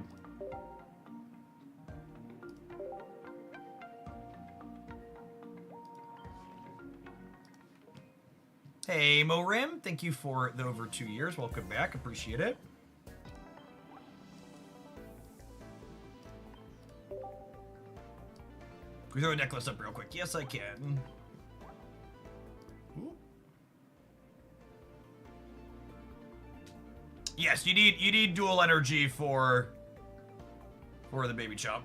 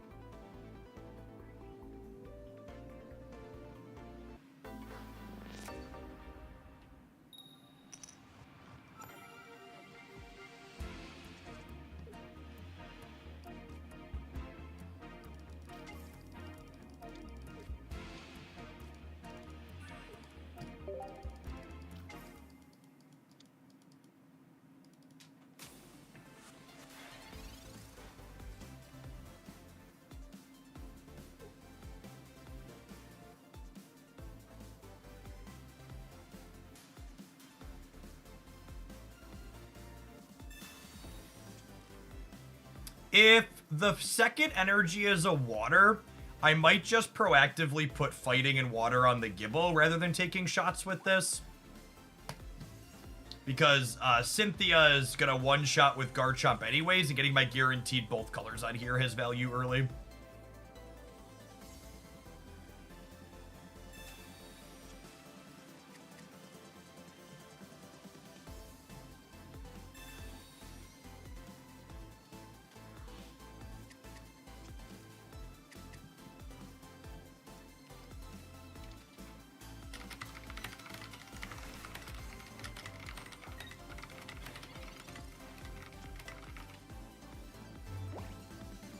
Alright, and with second fighting energy, we'll go ahead and we'll slide the first one right up onto here. Might as well get in a couple of chip shots. It's interesting here, because, like, my gut says I wish this was a second Farfetch, but also, like, they could easily have a Rocky Helmet or a Cape they're keeping in hand right now because Rotom is Rotom. So it's one of those, it's kind of hard to know exactly how good or bad this is, because we don't get to see the other side of it.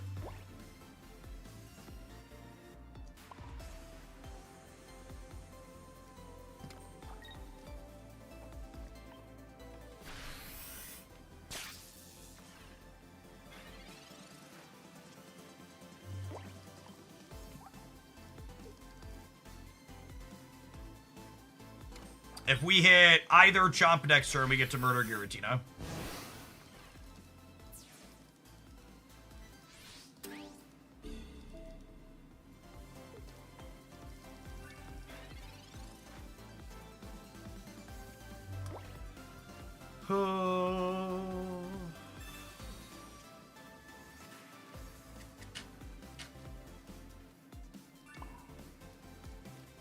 I like to apologize, Farfetch, but someone's gonna have to take one for the team here.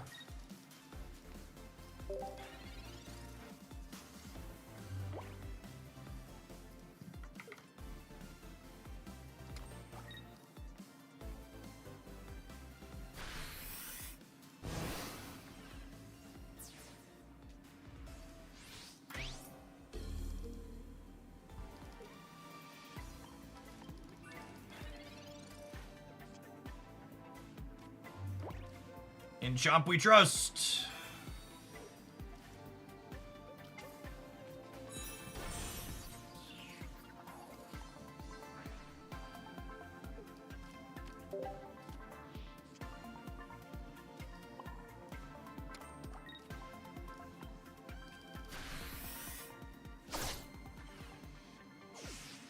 That feels pretty good.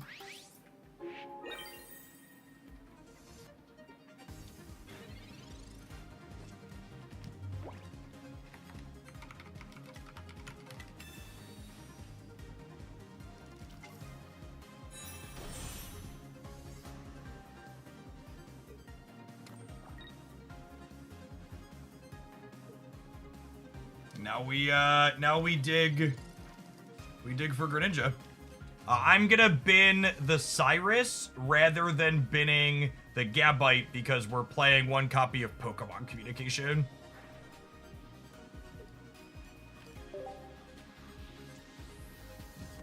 Okay, that means we're not dead to...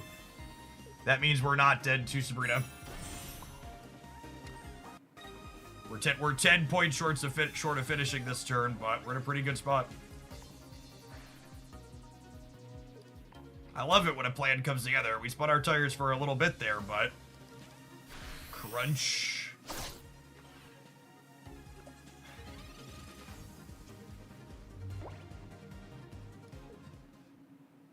Yeah, that was a sweet one.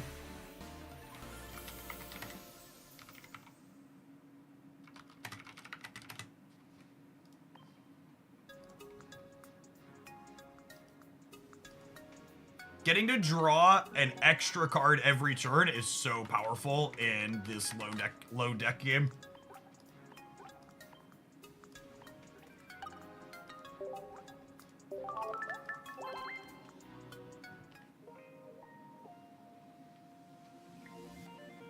Again, that's a game that's just like not remotely possible without rare candy.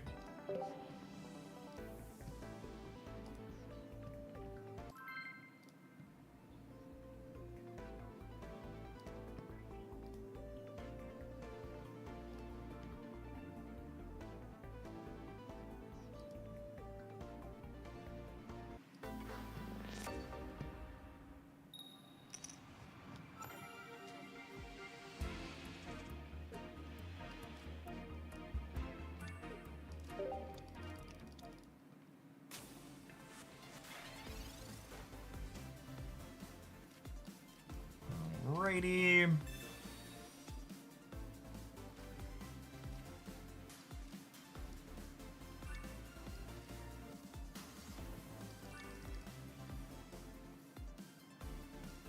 Well, I mean, if we find a piece of candy next turn, this one-shots the Magnemite with weakness.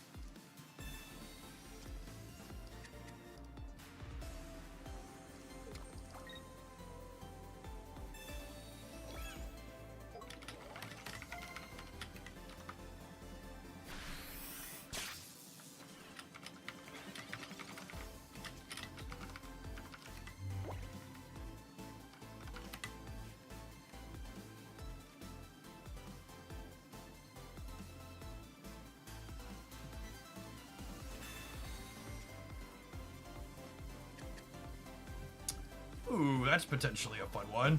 I don't think they can punish us for not playing Cape here, right? Only like Mars and red card. I'll put the Cape on it rather than getting punished. If this had been a fighting Gibble here, Rotom would have been able to finish this next turn.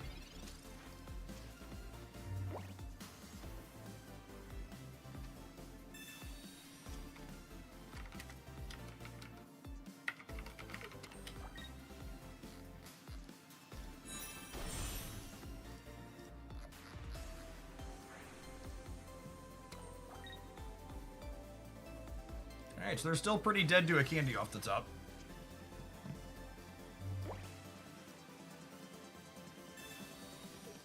Getting to play 3 copies of Garchomp also feels pretty good in this build.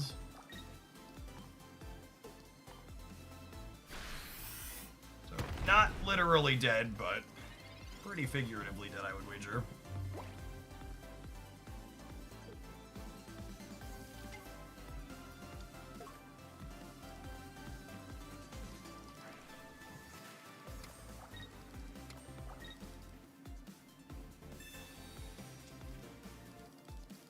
or Choreo could get us. This is the only EX in our deck, so we have some other tools here. If they have Magnezone, they could get us. Oh me, oh my. Oh me, oh my. They've activated my trap card, gamers.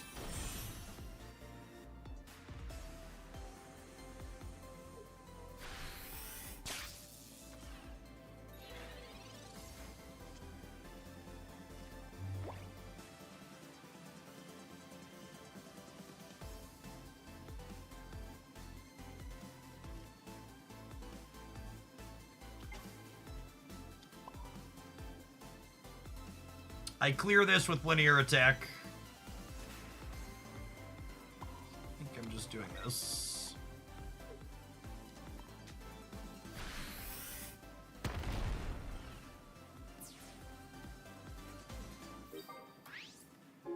They need a red or something to clear Chomp here with the Oricorio. It only does 50 at base.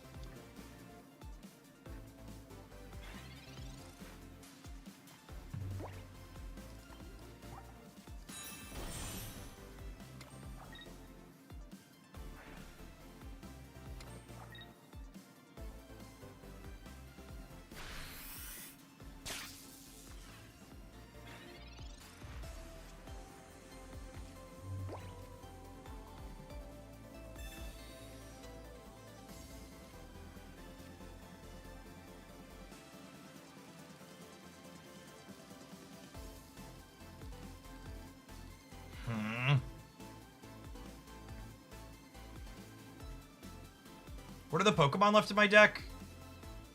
There's another Garchomp. There's a Teenage Chomp. There's a Greninja. Another Garchomp, Teenage Chomp, Greninja. So it's 1 and 3. Okay, so I think it's this. Retreat. Crack with Rotom.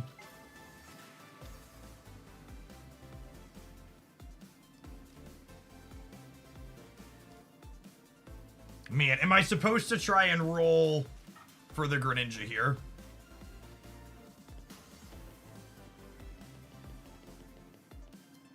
I think I'm supposed to try and roll for the Greninja. It's close though. It's only 1 and 3. This was the worst case scenario because now I lost my Garchomp as well. My hits there were Gabite, other Garchomp back out, and Greninja. And if I hit the other Garchomp back out, that also would have been fine. Hitting this one's an unfortunate outcome.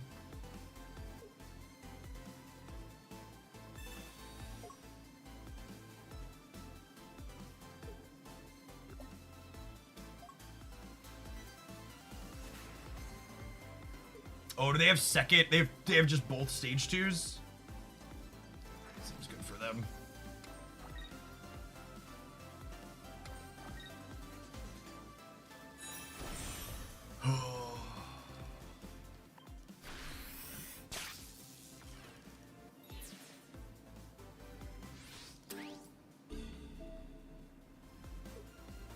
So what's the out here? Fighting energy under this, and then find the other Garchomp.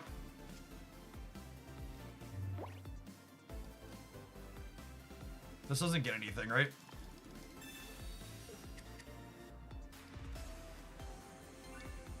Okay, we're dead to Cyrus, but we're not dead on board.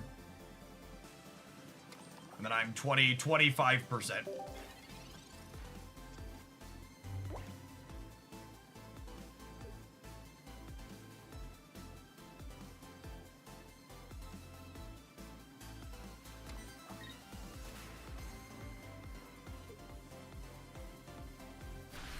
Okay, 25% to be able to win the game.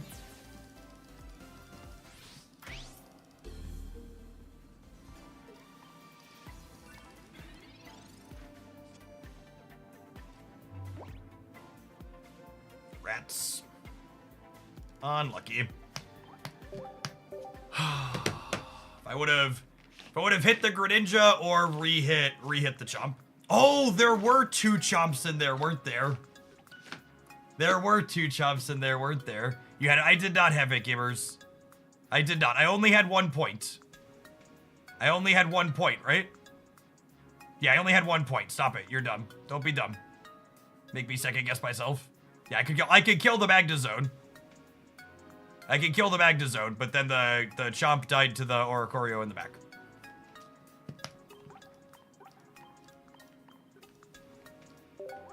Man, we even bricked the 50%er at the end. I forgot we had both 2 Garchomps in the deck.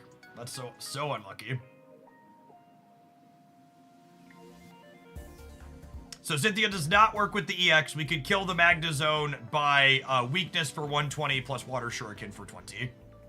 So I could have taken a second point, and then I would have lost to the Oricorio.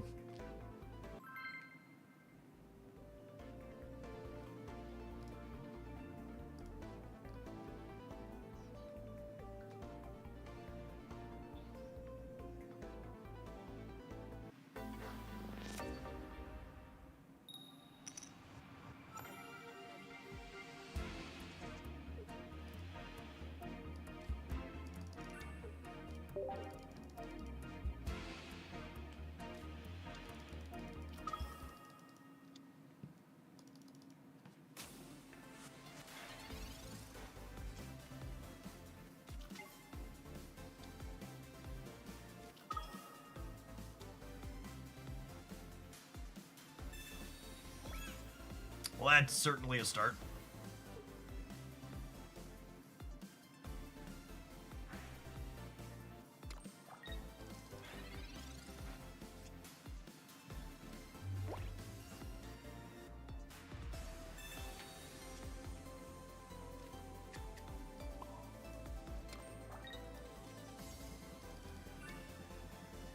I think I'm supposed to hold that in case of communication.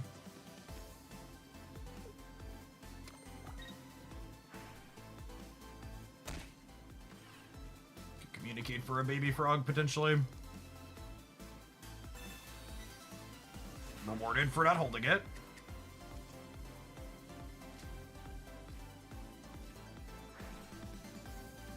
I, for one, am shocked that their bars made my hand better. Please, sir, may I have a piece of candy? Unlucky.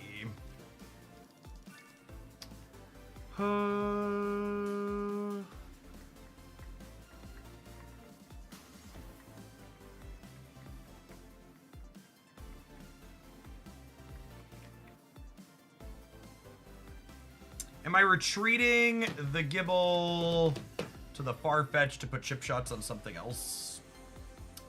I don't know.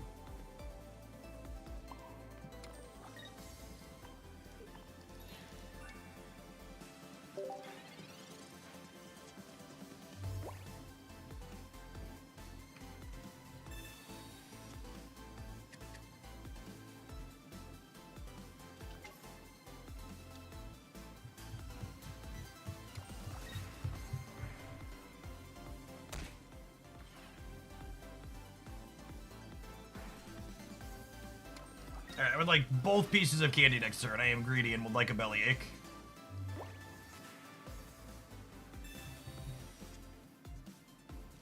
No pieces of candy. No pieces of candy. No stage 1.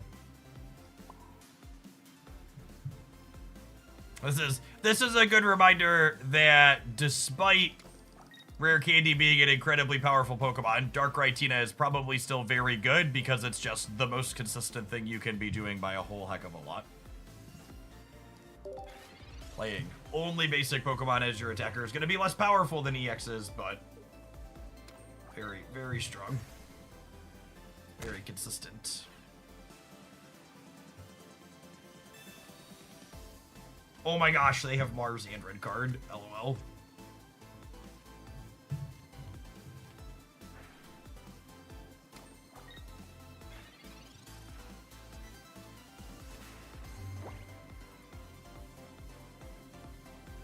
Well, we had a shot because they redrew our Brick Tien twice, but unfortunately we re-bricked, so that's just how it be.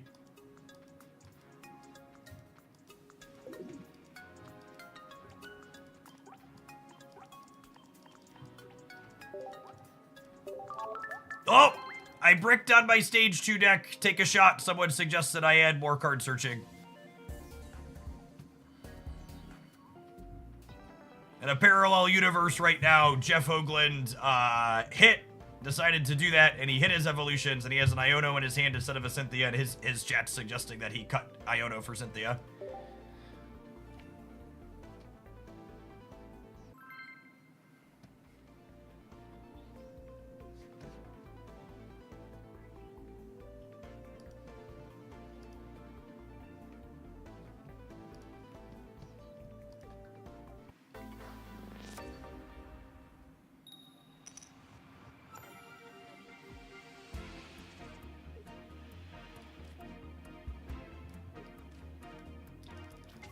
We'll open on Rotom and delete the energy just because Duck is type disadvantaged.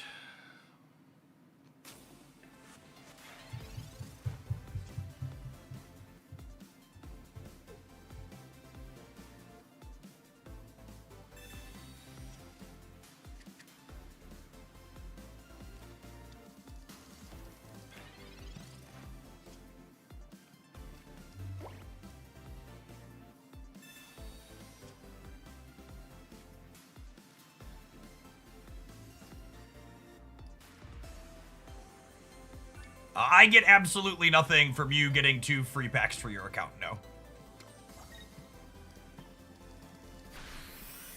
I just have the 2 free packs link posted for people that haven't seen the code yet. If you want to support my content with a link, checking out the Puzzle and Survival as our sponsored game on GrabTap is a great way to support directly.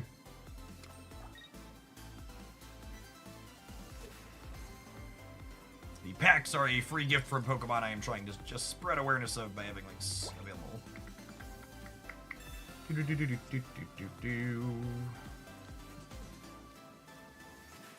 Okay, and then this. And then this.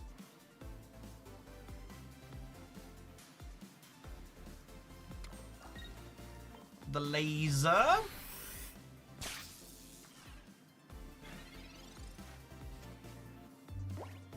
Far-fetched threatens to clear through the Oricorio next turn, which is nice.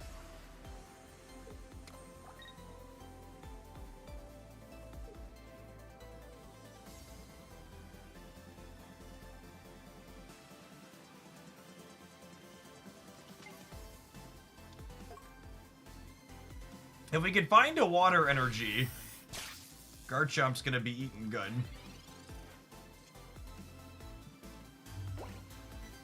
Nice. Okay, so the line from here is...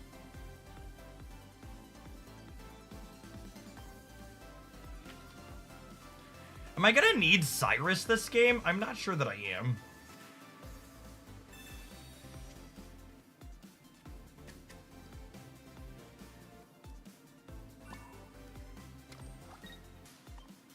I'm definitely taking my first knockout point here. What am I rummaging with this?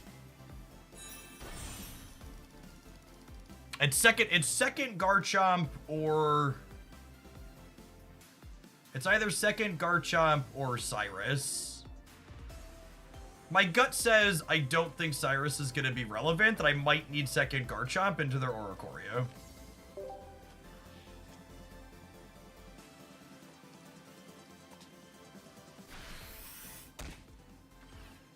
Hey, thank you for the gift sub, Jace. Appreciate it.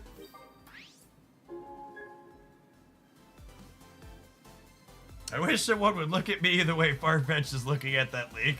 It's a beautiful thing. It's a beautiful thing.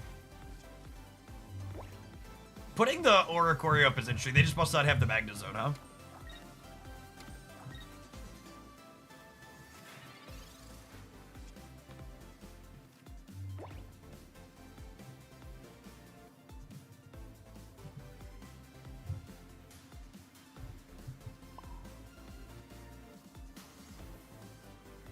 I think we're just done from here, yeah?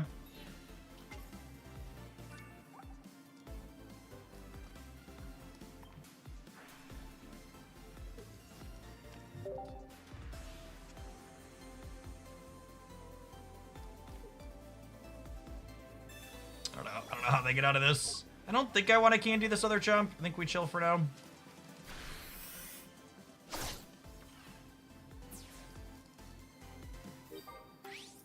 I guess it's good against Red Card and Mars because we're at 2 points now.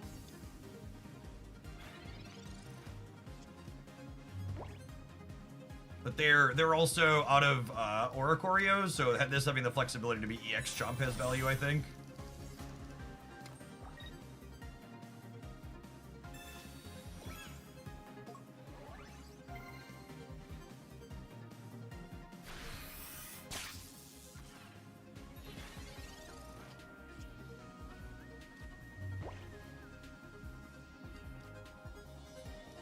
When Chomp comes together, it feels like one of the best decks in Pocket. I mean, unironically, like his effect is really powerful. And we have the energy guaranteed queued up here, so I think we just slam him down and then that closes the door. Yeah.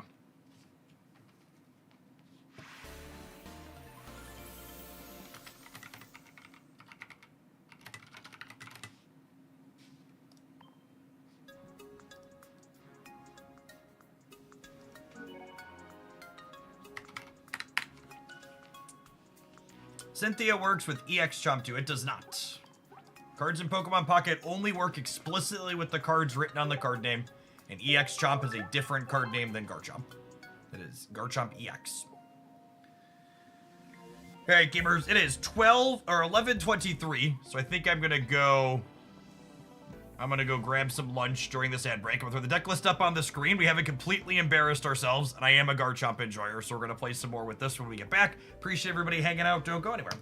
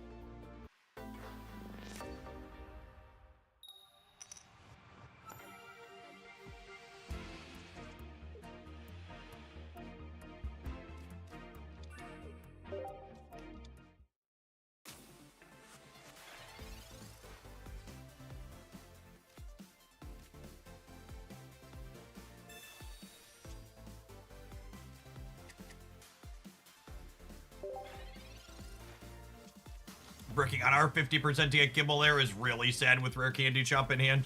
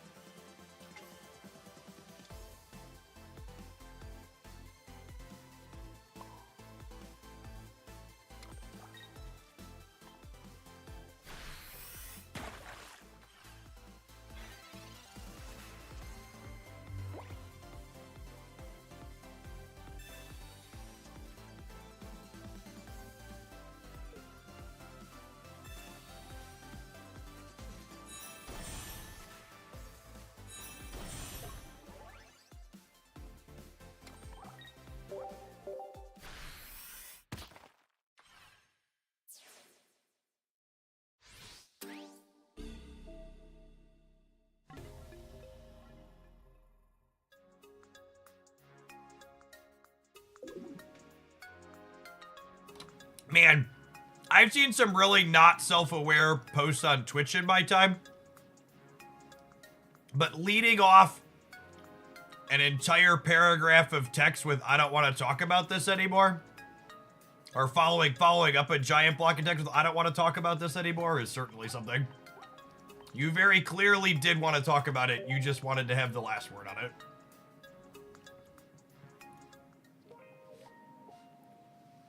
Just love it. I just love how every time anybody says anything about Mars, it's pro Mars, there's never any math involved. It's all just like running on feels. It's like you go run on your feels somewhere else, bud.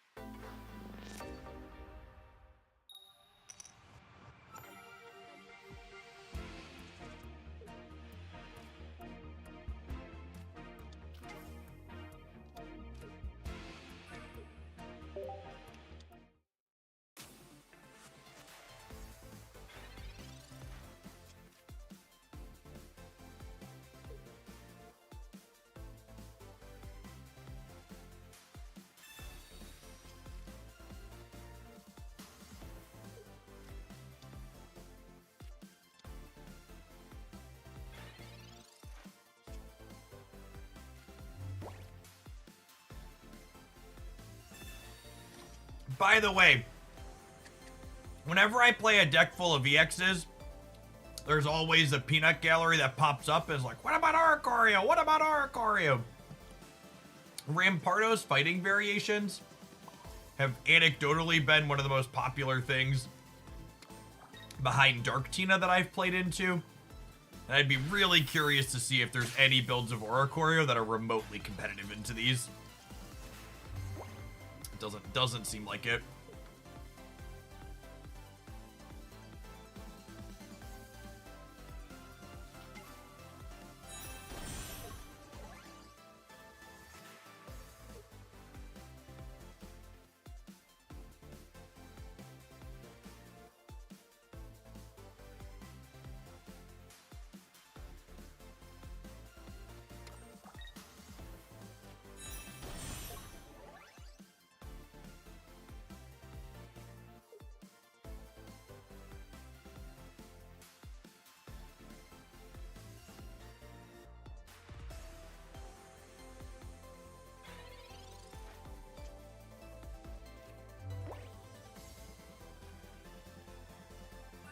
Alright, so I'm playing out second Gible here to play around Sabrina. And then if we top deck a copy of Candy next turn, we get to still play a game here, which is nice.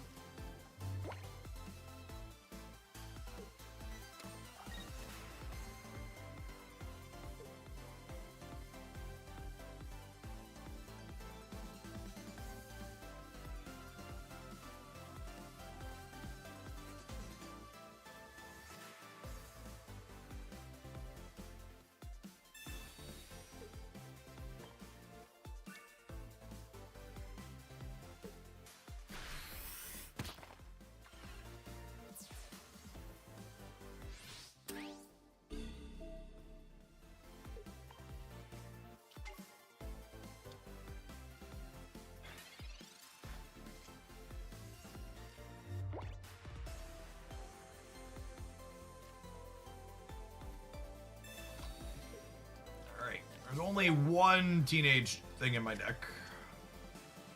So low probability to get there, unfortunately, but we take that roll all the same, I think. We are dead to second Sabrina, but we have a redraw at Candy's or research for Candy next turn at least.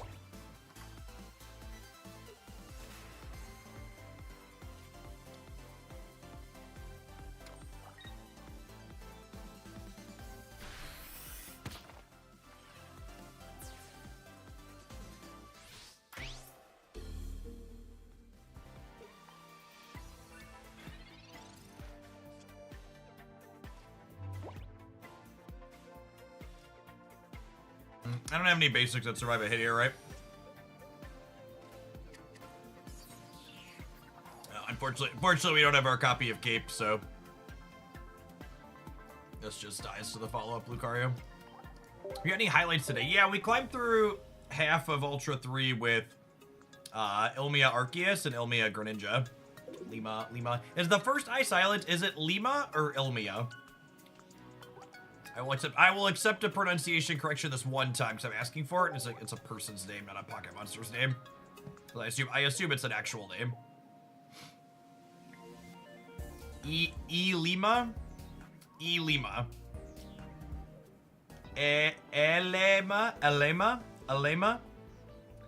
I appreciate that there's been like 3 different. This is why I don't ask for names pronunciation guides ever, by the way, because there's 3 different pronunciations.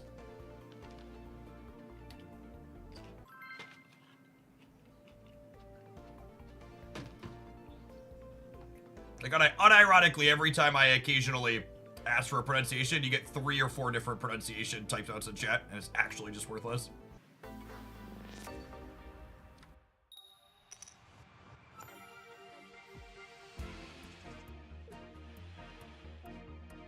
Ill like you're sick. See, that's actually helpful. So it's like Ilma or Ilma. Ilma or Ilma. Knowing it's ill to start is good. I can work with that. So it's Ilma or Ilma.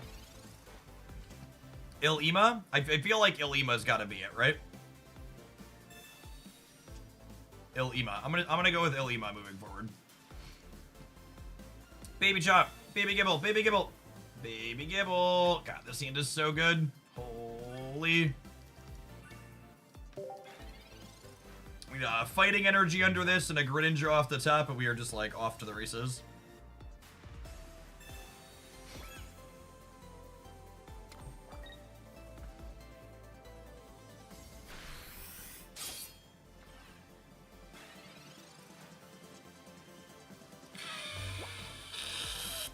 Oh man, I got everything I asked for. This is gonna be embarrassing when we lose anyways. We hit it all. We hit it all!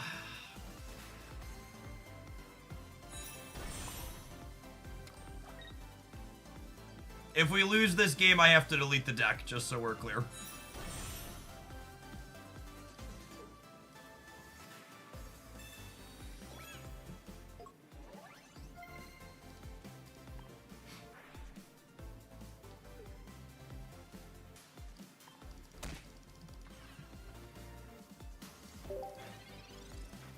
I'm leaving the Rotom in hand because we might rummage through this one with Chumpers in here.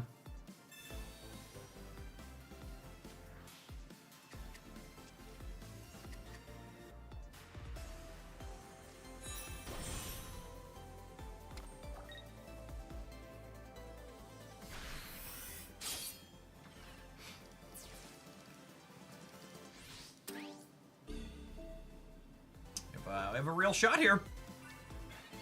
We have a real shot.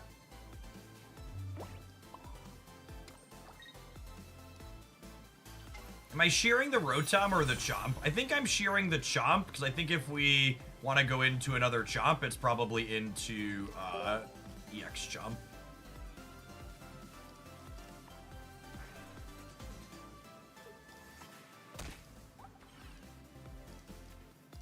Okay, and then because we have Cape, we're surviving a 120 hit here.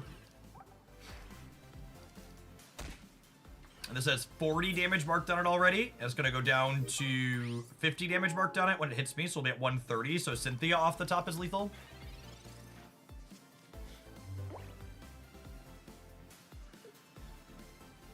There's 6 cards in our deck, and we'll have 2 draws at it.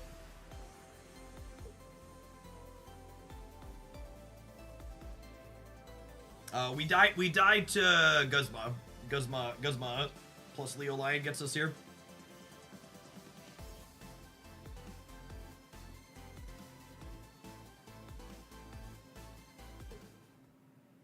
They don't have it. Even if they had it, we were in a still pretty decent spot. They needed 2 things. They needed the Guzma and the Leo Lion.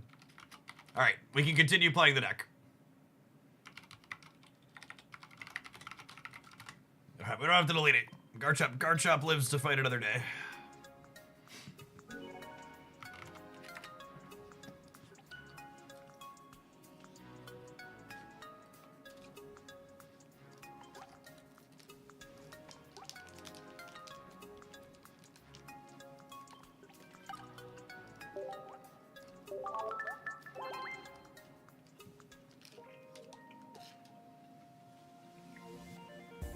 They're any remotely decent past some index. I haven't played with them yet. I got my second copy this morning. But I don't know that we're going to get around to him today. Because I've been distracted by land sharks. Is deck playable without full art Garchomps? It is not. You'll need to trade for those.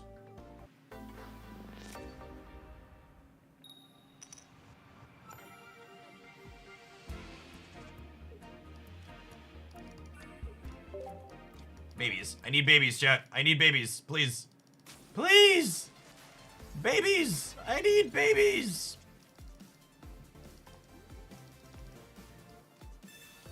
Baby dragon. Baby dragon.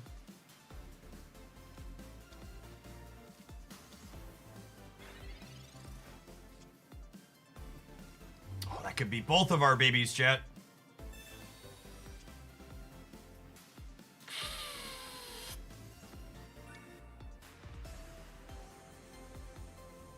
I think I just have to put my first two energies on here. Unironically. Because if there's just like a slew of fighting energy in a row here, I just like end up so far behind.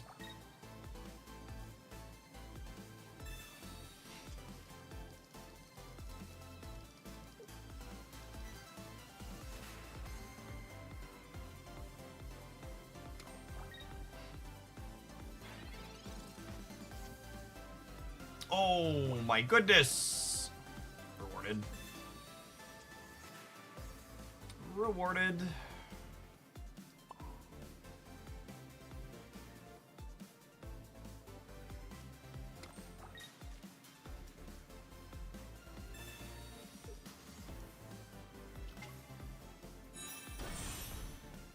This is not an EX Garchomp game.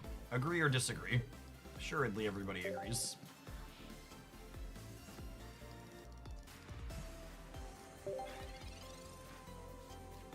Should put an energy on Farfetch to attack. No, they're going to clear me in one with weakness. So, this can go down and then Chomp will come up.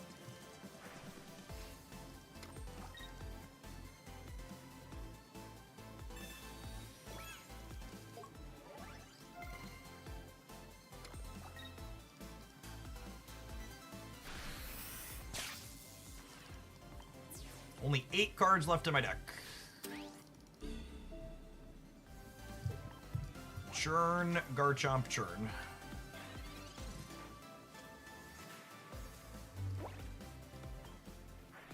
I don't envision Cyrus being necessary.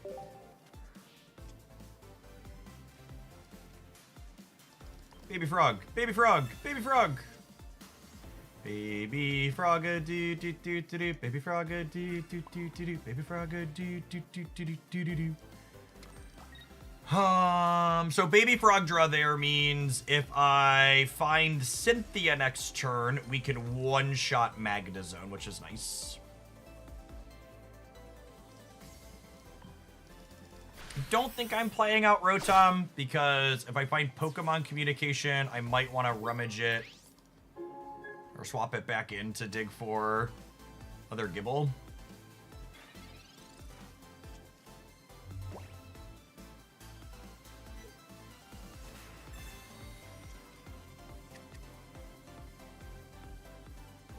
Need to dodge a Sabrina here. Maybe I'm supposed to play the Rotom out because of Sabrina.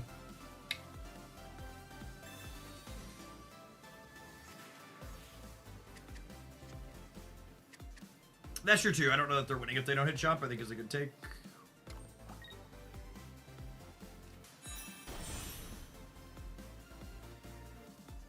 I think I'm supposed to play it out. I would say I probably should have played it out.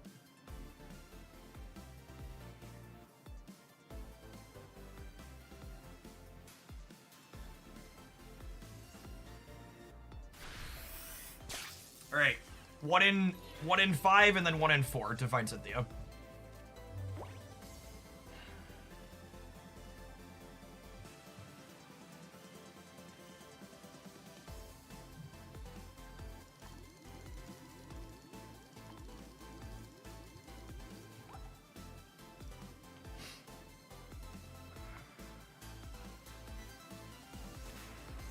Yeah, I'm trying to decide what I want to discard here. I think I'm discarding communication.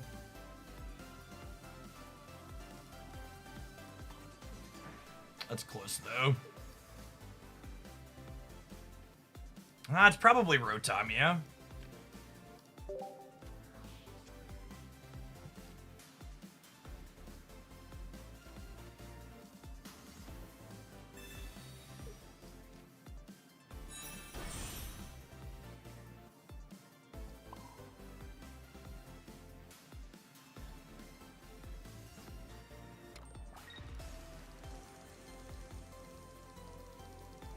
What if I keep this and put it up?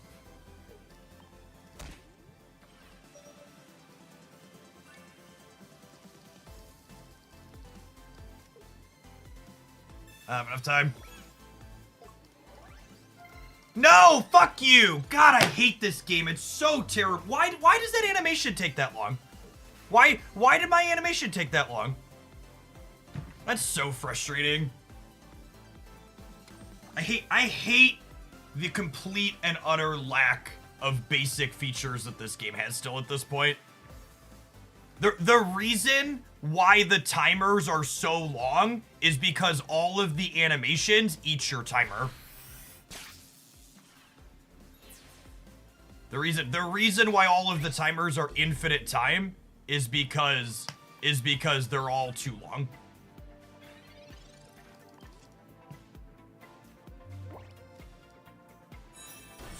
Oh, it's so deeply frustrating. Oh, and we're dead now, yeah.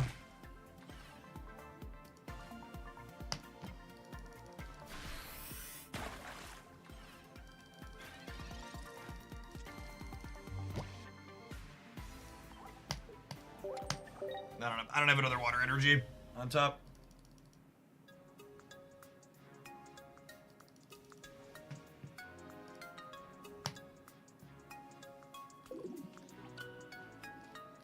Yeah, I think we win that game with the Garchomp attack, right?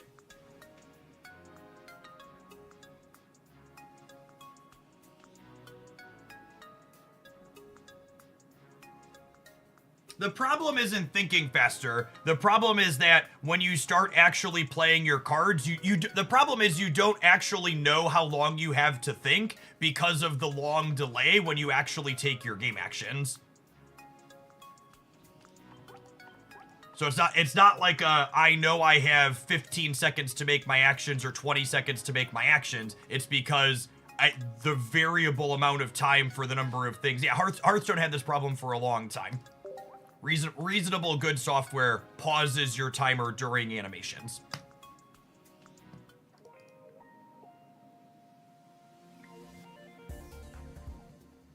How is the energy distribution of this deck? What does that mean? You don't get to assign your energy distribution in Pokemon Pocket decks.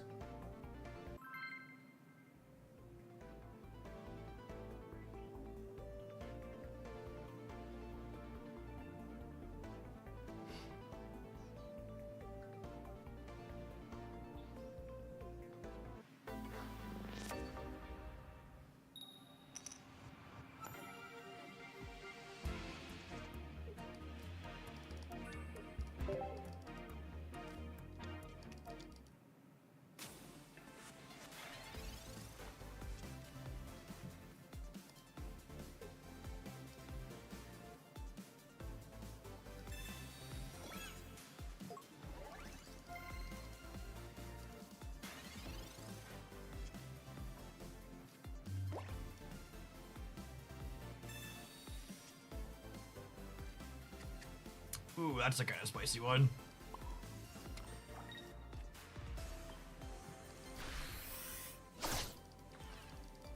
If we hit Candy, we could communicate for Chop Dexter, which should be sick.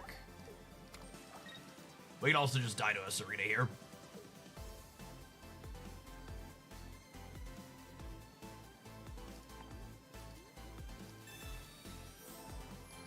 That is not the play of someone who has a Serena.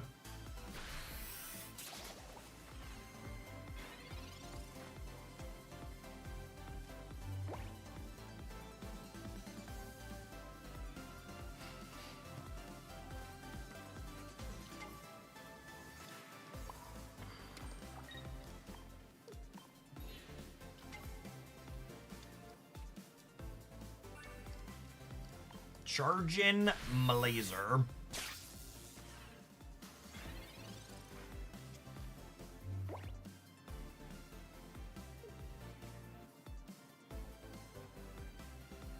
Pew pew, pew pew pew, pew pew pew.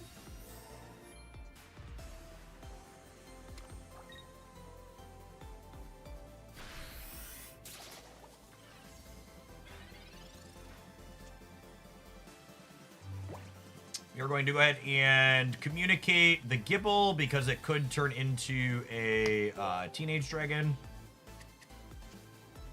Nice. Still need a candy for this. We're not playing Teenage Frog, but...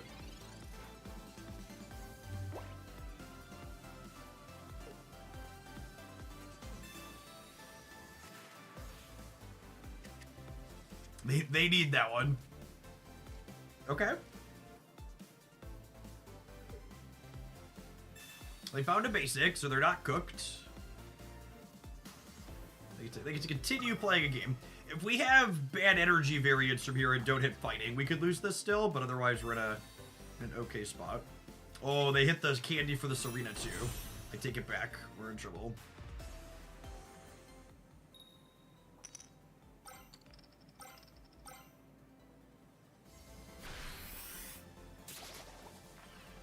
Honestly, if there's going to be a time for them to hit 3 heads, that's the time for us to have them hit 3 heads, right?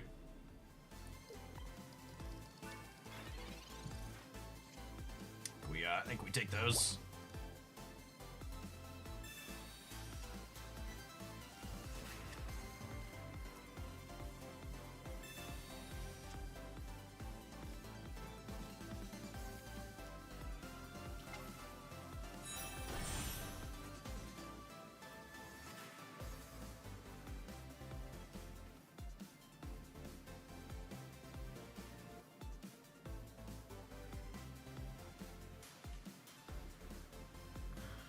I'm definitely shearing. The question is just what? I think it's the cape at this point, right? Is that multiples of 50 are all that matter?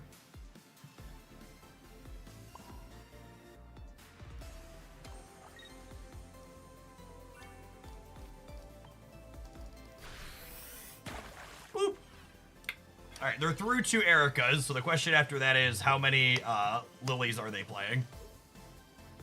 Or, the other lady that full heals. Okay. There's no way they have potion in their deck, right?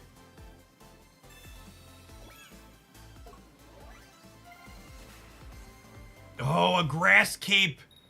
Oh, grass cape means what's it called survives. Oh, man.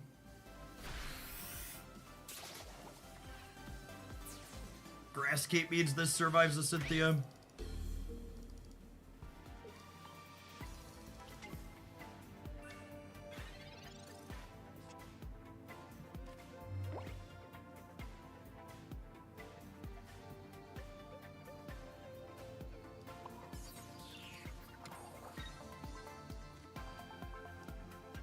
Gosh, if only I knew what my next energy was. If only we knew what our next energy was. I think we need to shear this one.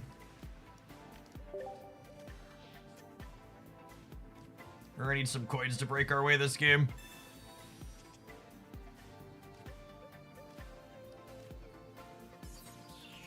Yeah, realistically, we're gonna need Celebi to do some Celebi things.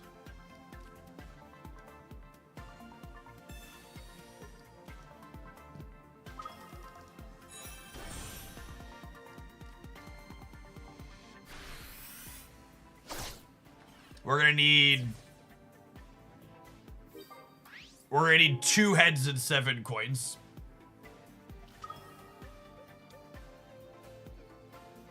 We're gonna need 2 heads and 7 coins. It's a lot of tails.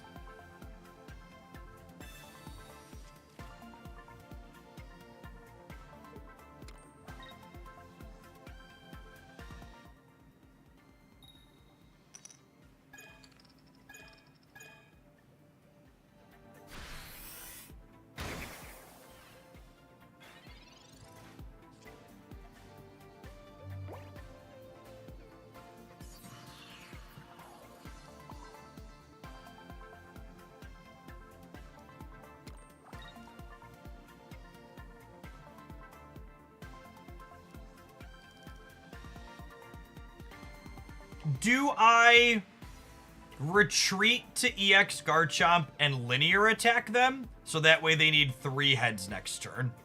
Yeah, right?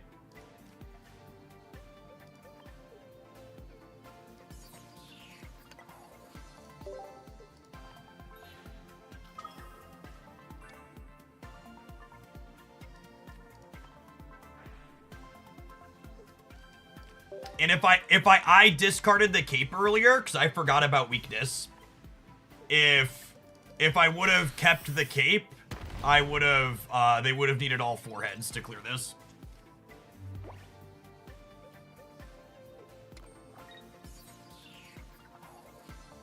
So if they hit 3 heads here, I misplayed. Cool, sweet. Small mistake on my side, not punished.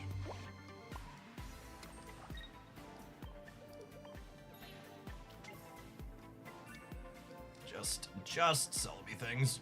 To be fair, if they had hit average number of heads, they still would have lost this game, right? They needed a 3 out of 3 or a 3 out of 4 to win this game. If they hit 2 out of 3 and 2 out of 4, we still won.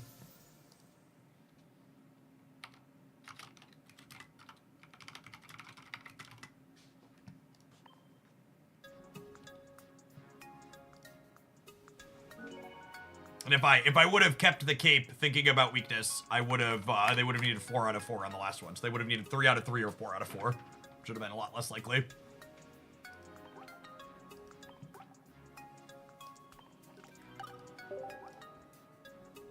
Not Aki, thank you for the 15 months. Welcome back.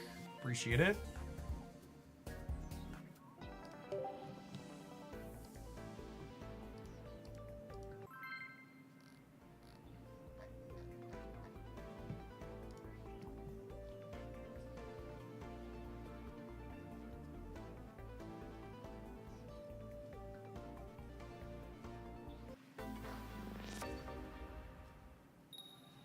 Howdy, Austin.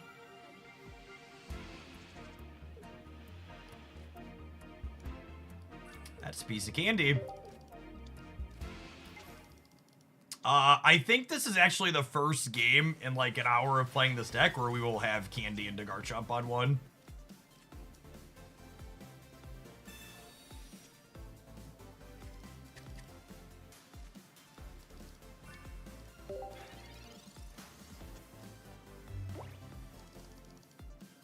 Yeah, you know, fighting energy underneath this, huh? We have a fighting energy underneath that. We are gonna be off to the races. Zoom, zoom.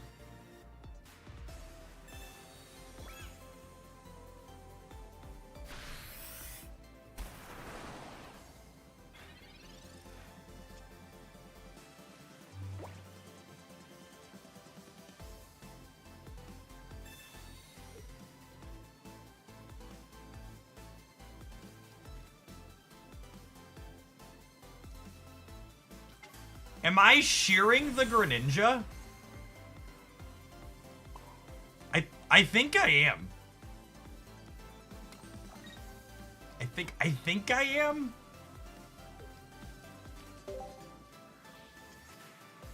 Man, it's close though. I think I need to churn and find I think I need to churn for Cynthia as aggressively as possible here.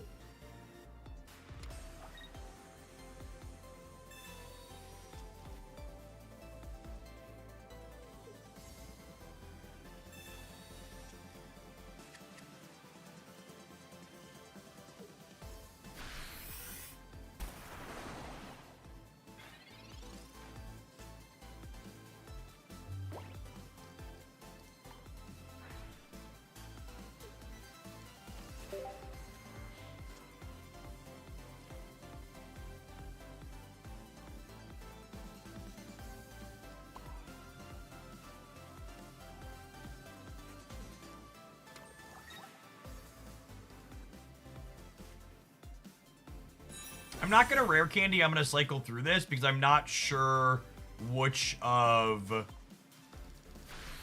I want the second chomp to be yet. There's a chance I want this to be another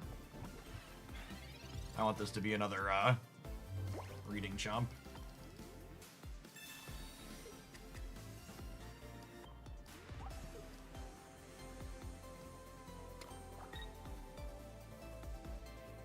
Don't misty me.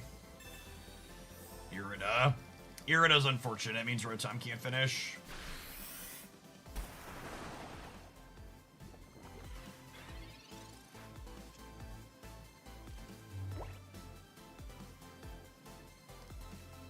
So definitely shearing candy, because I discarded my Greninja earlier, so it doesn't have text anymore. Sorry, Furky.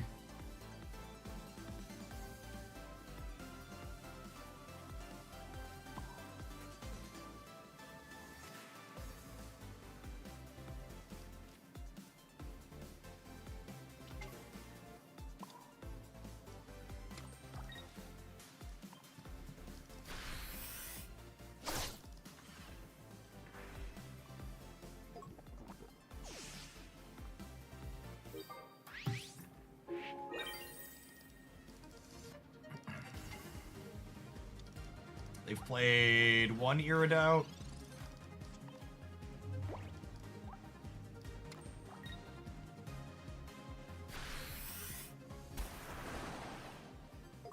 I think I'm putting Gabite in. Or is it just right to put Rotom up? No, I think I'm putting Gabite in. So if this is a fighting energy, I just want to run through it here.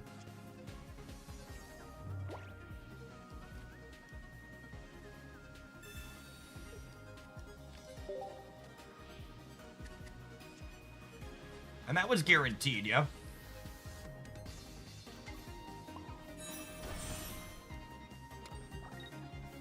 This is taking 60 twice, so Cape doesn't save it. So I think I Cape the Rotom, so it lives Sabrina.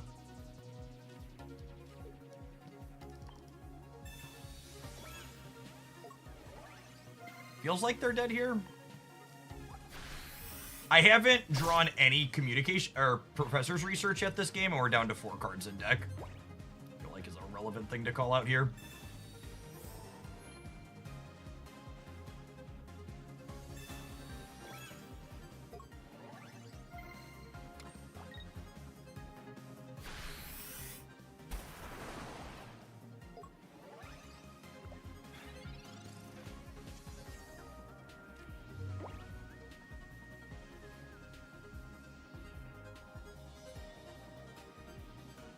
I don't want to discard the Cyrus because they could retreat this next turn, and that could be important to run it down.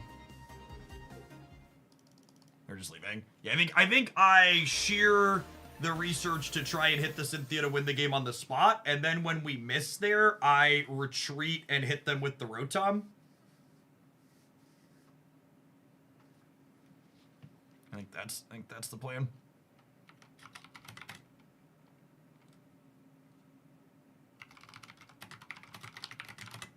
All right, it's time to take a pause for the cause to let some adverts roll. I'm gonna throw the deck list up on the screen while that happens. Appreciate everybody hanging out today. Don't go anywhere. 2 points. 2 points off of Ultra 4. Garchomp's gonna deliver us, I believe. If you're watching on YouTube right now, consider tapping the like button. It doesn't cost you anything. It helps my content reach some more people. If you want Pokemon Pocket streams 5 days a week, helping it grow a little bit, it's the best way you can do that. You should keep score on the current deck. You should learn about statistically significant sample sizes and not to judge decks based on ones that aren't significant.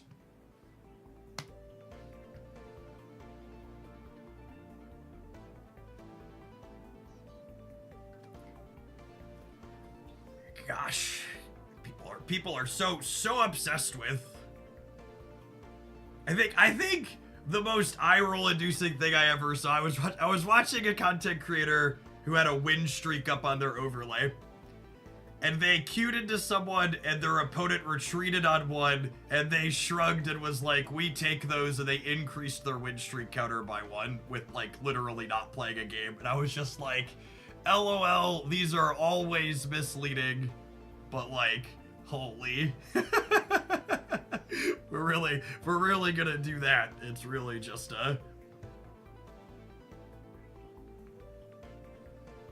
my next 5-0 in the last 5 games is the best deck in the format. A win's a win's a win. Yep.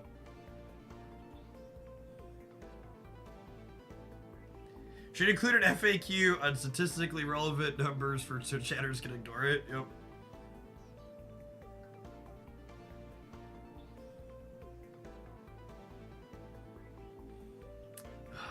YouTube. YouTube.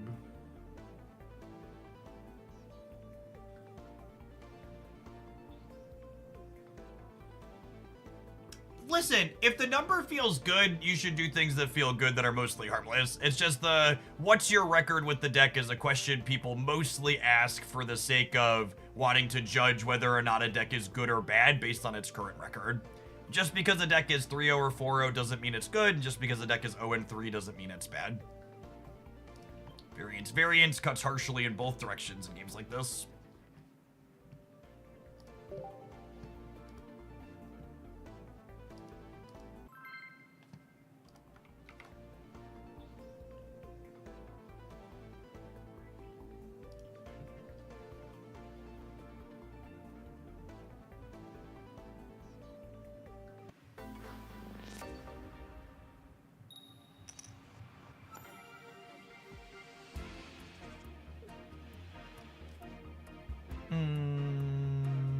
Yep, lead non-gibble. I think we hold the other one because we have a communication that it could swap out with.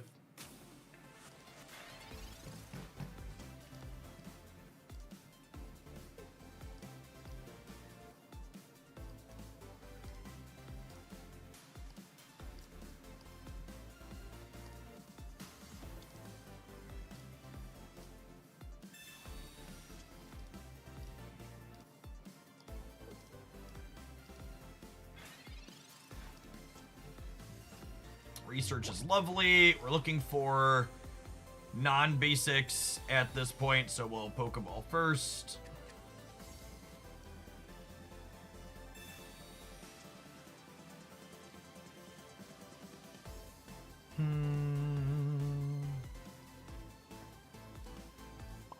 May or may not want to play Farfetch'd out here. Giving them another low HP basic for an EX Garchomp to be poking at is very scary.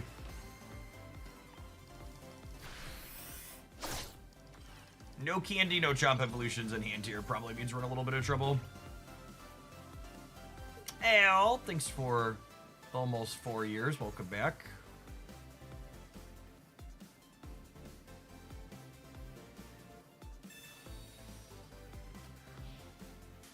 I got pretty happy with an Iono redraw here. Our hand was pretty schmedium.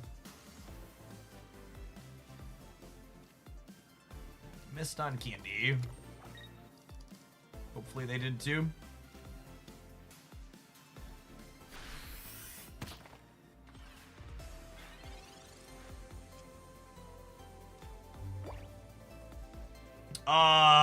If this hits Farfetch'd, we get to clear their Gibble. Unironically, I think we're digging for the duck.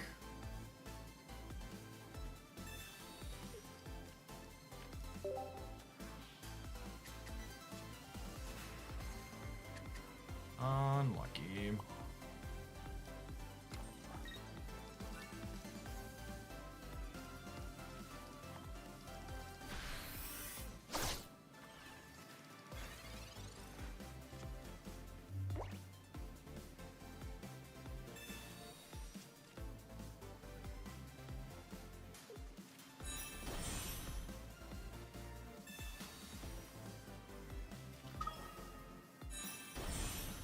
Unfortunately, I think our opponent has won the first to rare candy angle. Discarding their skull fossil so they don't get got by a linear attack is smart on their part.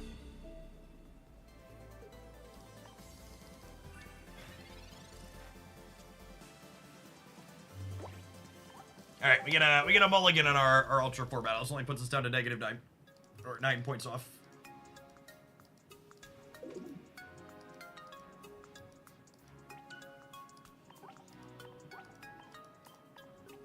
Anecdotally, Giratina Darkrai is probably the most common deck I've hit during my climb through Ultra 3, but it's also not 3 out of 4 games currently.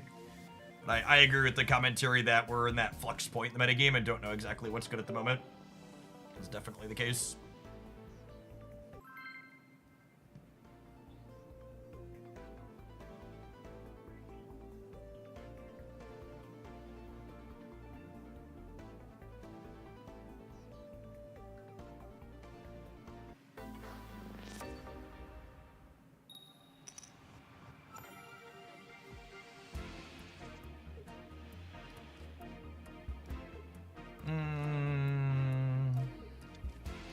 I don't love leading Farfetch'd against a lightning deck, but for synergy advantage means it's probably fine. Yeah, it smokes Oricorio cleanly.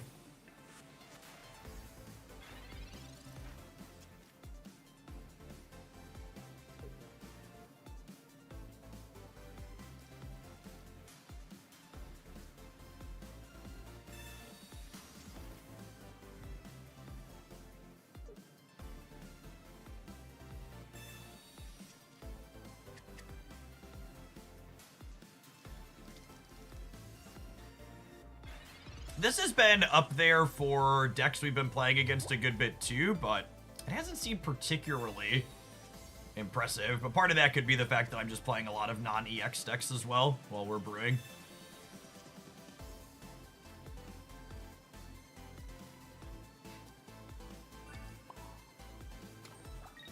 Am I chilling on Rotom? Yeah, not showing them this is nice because it means if they like put a cape on this, we can still clear it next turn as a surprise. And holding this means I could communicate with it into a daddy dragon or a baby frog.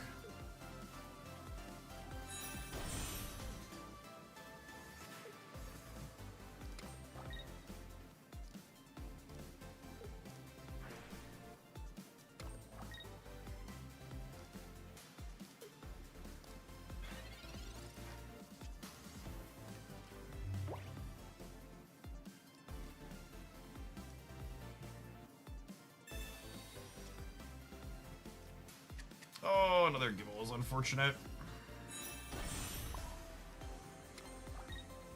So this is gonna die to this, which I think means I want Rotom as an interim.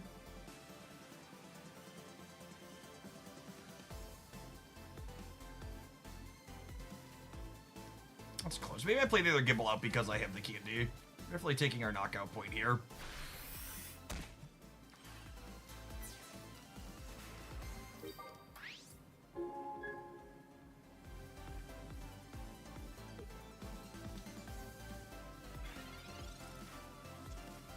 Yes, Incineroar, all in Incineroar deck should probably be playing Rocky Helmet because Burn plus Rocky Helmet lets you burn through Oricorio very quickly.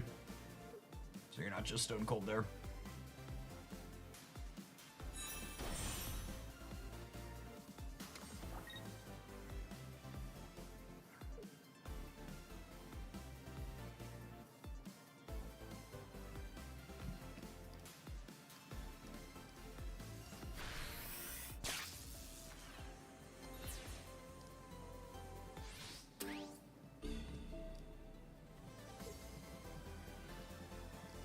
Alright, we're gonna draw Garchomp and then shear into Cynthia.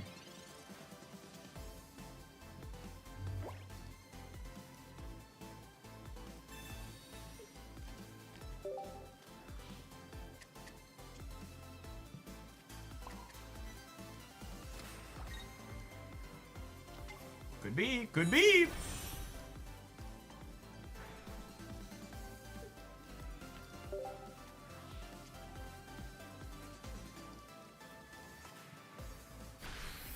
I think all in Incineroar is better than Stoke Charizard because of Oricorio. I think we don't know the answer to that question currently. It is unclear if Oricorio is a metagame threat worth considering. And anecdotally, the Oricorio decks I've played against so far have not seemed particularly strong.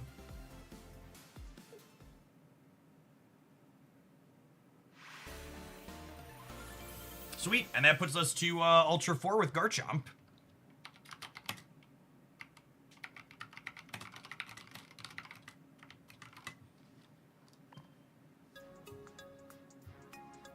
That kind of seems sweet.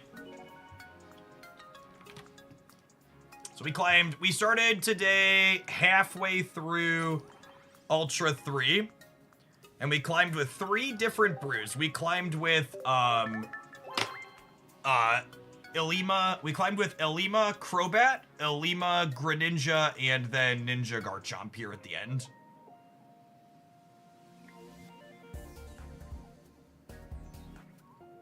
Let's walk through those ones real quick here. I think I'm gonna do a roundup this weekend of all the decks I used to climb through Ultra 3 to start the season. And there's been individual highlights too if you want to see gameplay in action. There's going to be 1 to 2 gameplay highlights every day on the channel, but we can showcase the 3 that we used today real quick. Want a little sneak peek? Get your screenshots ready. We're going to stay on them for a couple of seconds. I was expecting some of these to feel terrible, but honestly, they all felt pretty good. Really sweet, neat things. So Ilima, for people who aren't familiar, is our new supporter down here. She returns, or they return. I think she, returns a colorless card from anywhere on your board that has damage from it back to your hand. So really nice, kind of giving you a he. It is a he. Okay, the pink hair caught me. He. That's why you just default to they, gamers. The kind of get you a free retreat cost on Kangaskhan and a free retreat cost on Arceus too in spots. Like, one of the big downsides Arceus decks often have is, like, you start Arceus and then it takes a hit and it gets drugged back up to the front with a Cyrus later, and Ilima letting you kind of reset that or just wall with it for a little bit felt really, really clean. And then in another pile, This one had some sweet things going on too. Greninja gives you a little bit more control over where your free chip shots are going.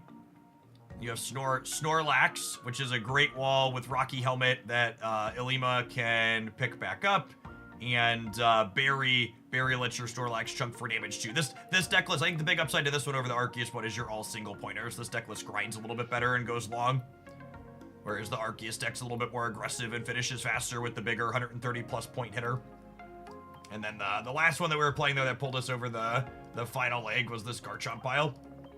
Which is just like, I've screwed around with Garchomp Greninja every set since Garchomp Greninja came out, and this build was easily the cleanest of the things that we played. Honestly, I think, and this feels kind of surprising to say, I don't think we leveraged Cyrus once during that set of games. It kind of felt like once we got up to the front of the class and started clearing things, we didn't need it. I don't know. Its utility is maybe useful because you do some chip shots sometimes, but Cyrus is probably the flex slot here that you could sub for something else. Honestly, this deck felt like it wanted an X speed a whole lot. I think that's probably what I'd swap. I think I would try an X speed in the Cyrus slot. Yeah, we sheared Cyrus a bunch. And that's the downside to, like, some situational utility cards, right? It's like when you have the Reckless shearing. I think I would play X speed in the Cyrus slot next time. I'm gonna make that change. But I'm definitely keeping this deck in the editor. It was sweet. It plays one of my favorite Pokemon.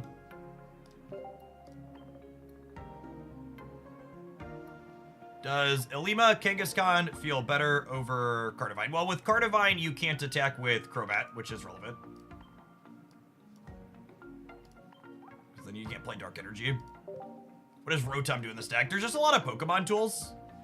It's just a card that's decent into Pokemon tools.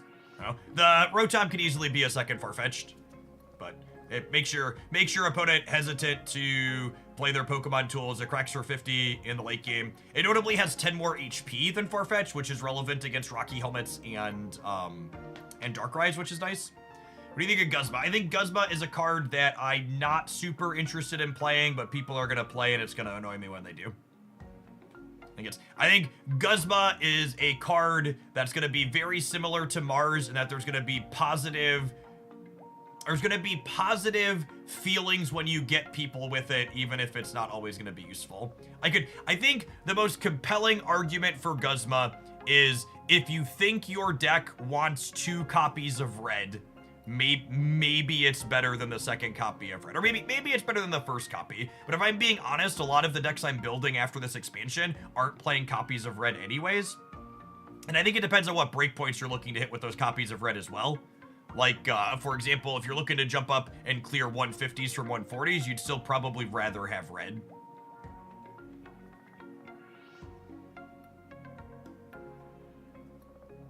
Yeah, there's some big Christmas time vibes with Guzma for sure.